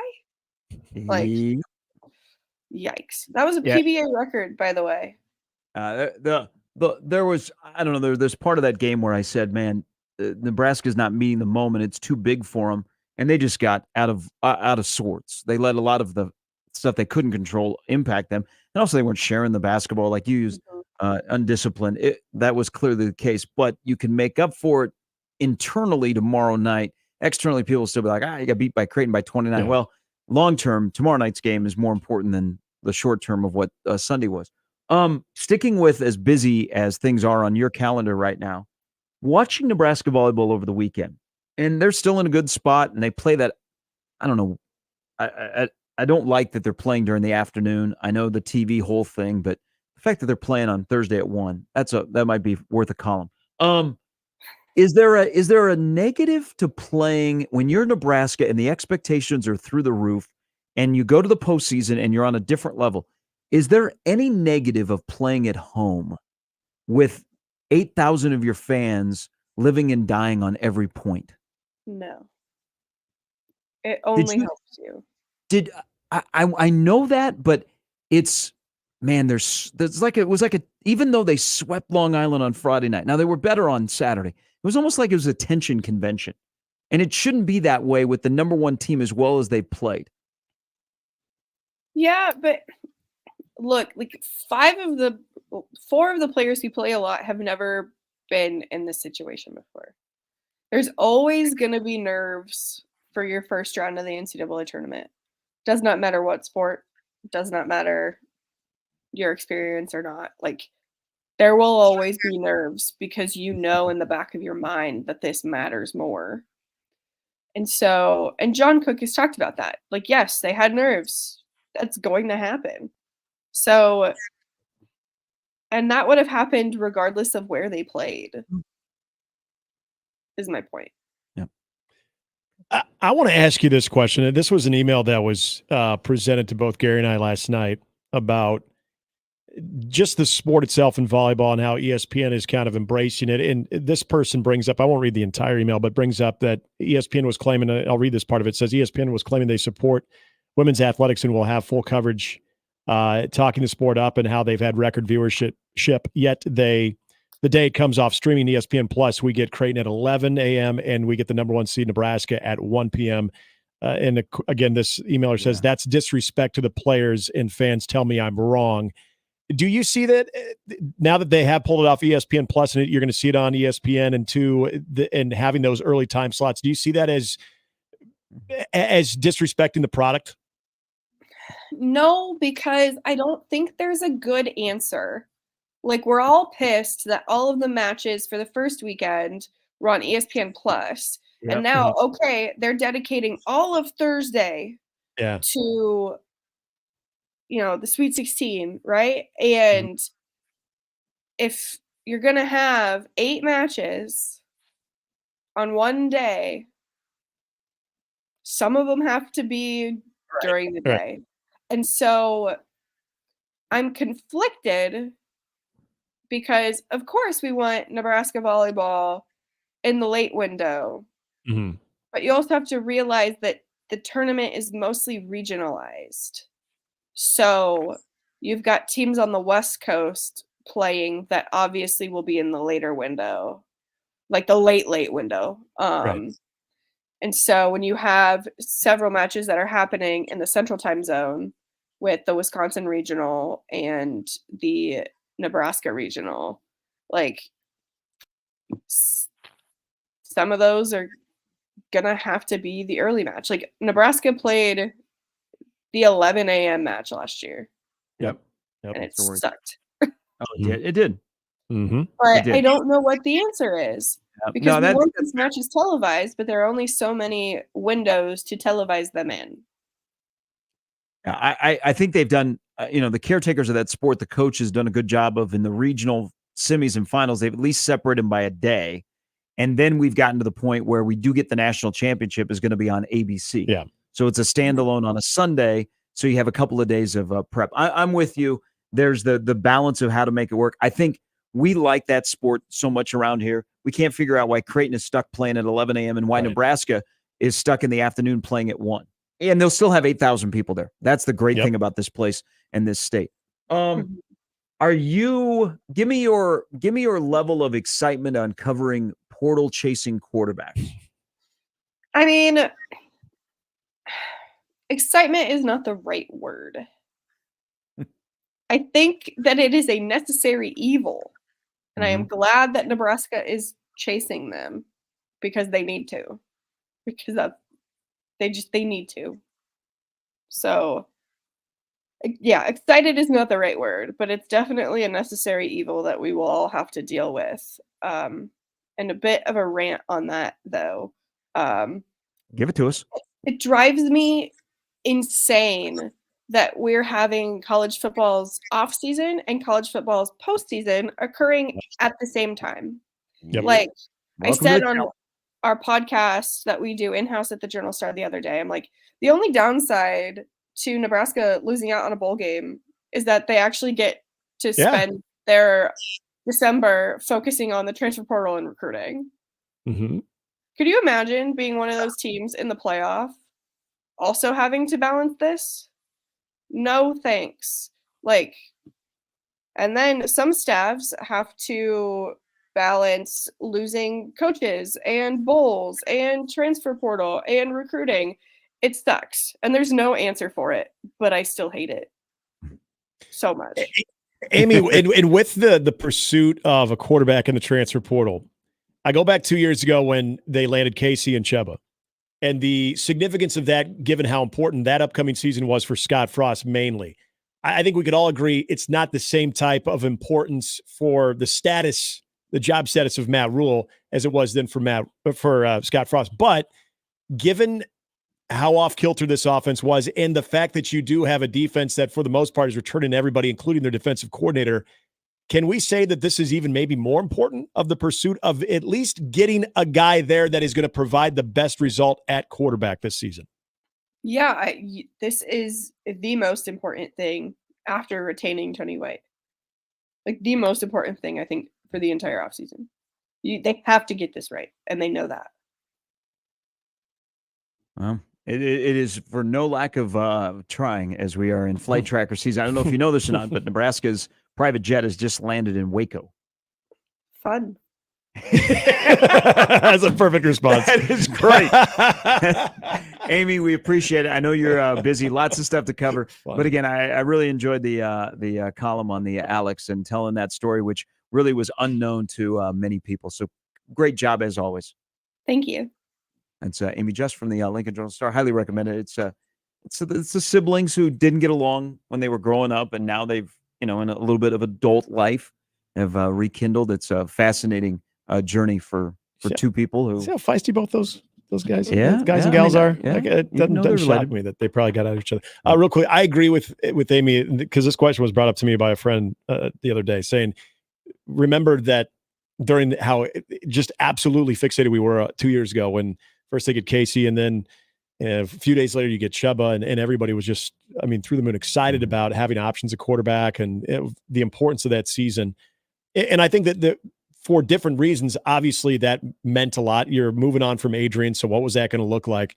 But I would agree with Amy. I think this year it's even taken on more value, more importance because of what you do have with that defense. And now we're going into that Big Ten where everything opens up and you're trying to see where Nebraska fits in and all that. Nobody's asking them to find, a Cam Ward type player that is going to just have ridiculous numbers and just elevate that. You wouldn't hate that if it happened, but to get somebody in that can at least provide the best result. When I say that, is someone that you can win with, you're not going to win because of, but you can win with, that it's more important this time than it was 2 years ago, given what type of leap this team could take in year two, if you can get that position figured out. Yep. We'll come back. We'll put a wrap on the show. Good Tuesday discussion, everybody. That's Mornings with Sharp and Handley and Jimmy on 1620 The Zone. Mornings with Sharp and Handley on 1620 The Zone and 1620thezone.com with Gary Sharp and Nick Handley. It's an NFL doubleheader on Sports USA. And first, we head to the Windy City as Goff, Gibbs, and the Detroit Lions roar into Chicago to face Justin Fields and the Bears. Then it's off to Kansas City as Josh Allen and the Buffalo Bills come into Arrowhead to try to outduel the Chiefs with that dynamic duo of Kelsey and Mahomes. It's the Lions at the Bears, then the Bills at the Super Champion Chiefs. This Sunday on Sports USA. If it's the NFL, it's on 1620 The Zone. Hi, everybody. Kent Pavelka here with why I chose Everlevel Concrete Repair for my driveway. They do it all. They fix cracks, lift sunken slabs, protect the finished product from deterioration, and all at a fraction of the price of replacement. It's not a Band-Aid like other repair methods. Everlevel's products are designed to last, which is why they've been voted Best of Omaha again this year. Better yet, it all comes with a transferable warranty. Protect your concrete before winter. Call Everlevel today for your free inspection. Everlevel. They make your driveway Everlevel. Level up.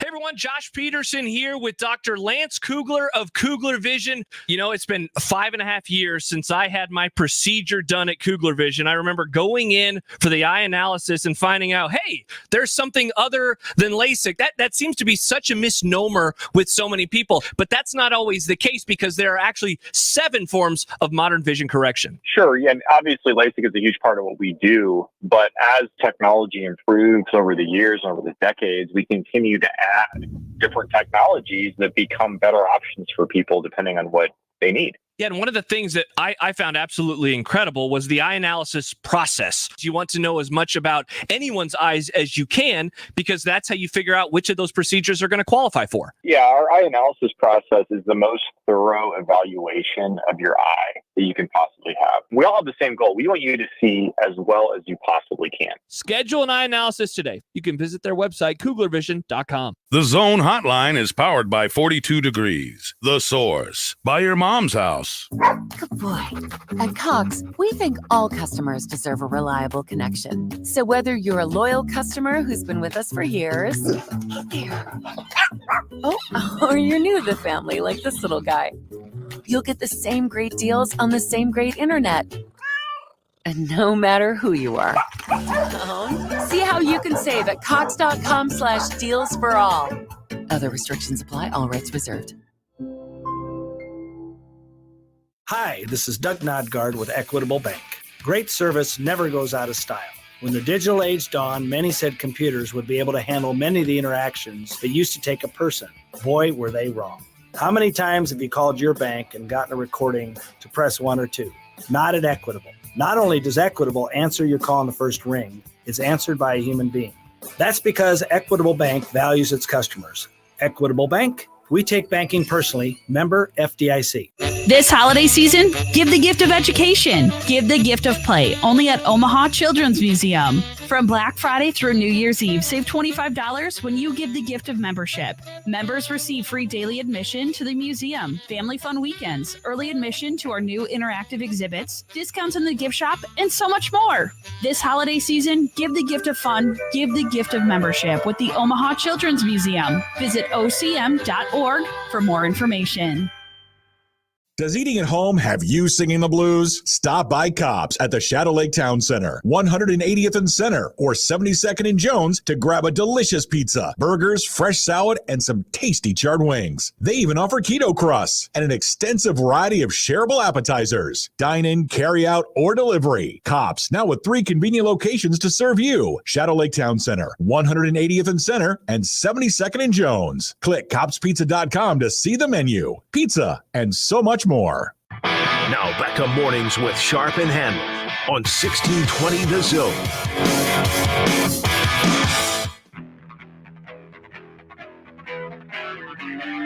Okay, so this has just come down. Don't say the plane. Come on. No, I'd have to change his music. Charlie Baker, the president of the NCAA, has proposed a new subdivision in which schools can give NIL deals directly to student athletes. So this is just starting to come down. Yahoo was the first to report it. The proposed change would also create a subdivision for the wealthiest schools to create new rules about transfers, roster size, NIL. It appears the cost of being in that tier of schools is creating a trust fund for athletes. Is this the breakaway? That's exactly this was what I agree predicted from years that. ago, and this is how it begins. NCAA will take the FCS level, even some of the group of fives, college football playoff. You can do your thing. Make your rules. Charlie Baker's vision, he wants to get this done. The big two. Yep. They also are trying to avoid a wholesale breakup, it looks like. They're trying to get out in front of it Yep. because this is inevitable. Hey, you know what? Good on him. But the people that spend money and want to be able to play big boy athletics, let them do it. And then can afford it. Yeah, so this is proposed. This has just come down from Charlie Baker, the president of the NCAA. This is significant news. Yeah. Now we'll see who puts this in motion and if it happens. And who wants in. The haves and the have-nots. What the big two. I mean, it's good to be in the Big Ten of the SEC. Tried to warn everyone, and people tried to warn, and people dismissed it. And if that happens too, which I think it's just a matter of time, you think you're making some money right now with those TV revenue? Ooh. Yeah, that's and here's the thing. There's no other conference that's going to surpass those two. Like the ACC will always play second fiddle to the SEC. Yes. Yeah. Here partially in the Midwest, the Big 12 is always going to play second fiddle to the Big 10. Mm-hmm. So it's not like you're going to be passed. Now they're saying, let's move away. Yeah. And if we'll take some teams like, you don't think Florida State says, oh, yeah, we can play big boy football. Absolutely, yeah. We can play, we're big boy athletics. We got the money money to spend. There we go. We'll come join you. This is the two super conferences that we've all talked about. And, you know, it's kind of funny Kind of thought that might happen as that first college football playoff expired. Weird. We're getting into 2025. I called it Pangea many years ago. That timeline is almost, I mean, again, this is interesting, and I think it's going to happen. If it happens by 2025, though, that timeline is spot on. Absolutely spot on. Here we go. This is like when the machines became self-aware. Crossover is coming up next. Good show. Thanks to all of our guests, and all the segments are up on the radio replay page. We'll be back with you tomorrow at 6. For Jimmy, for Nick, I'm Gary. It's Mornings with Sharp.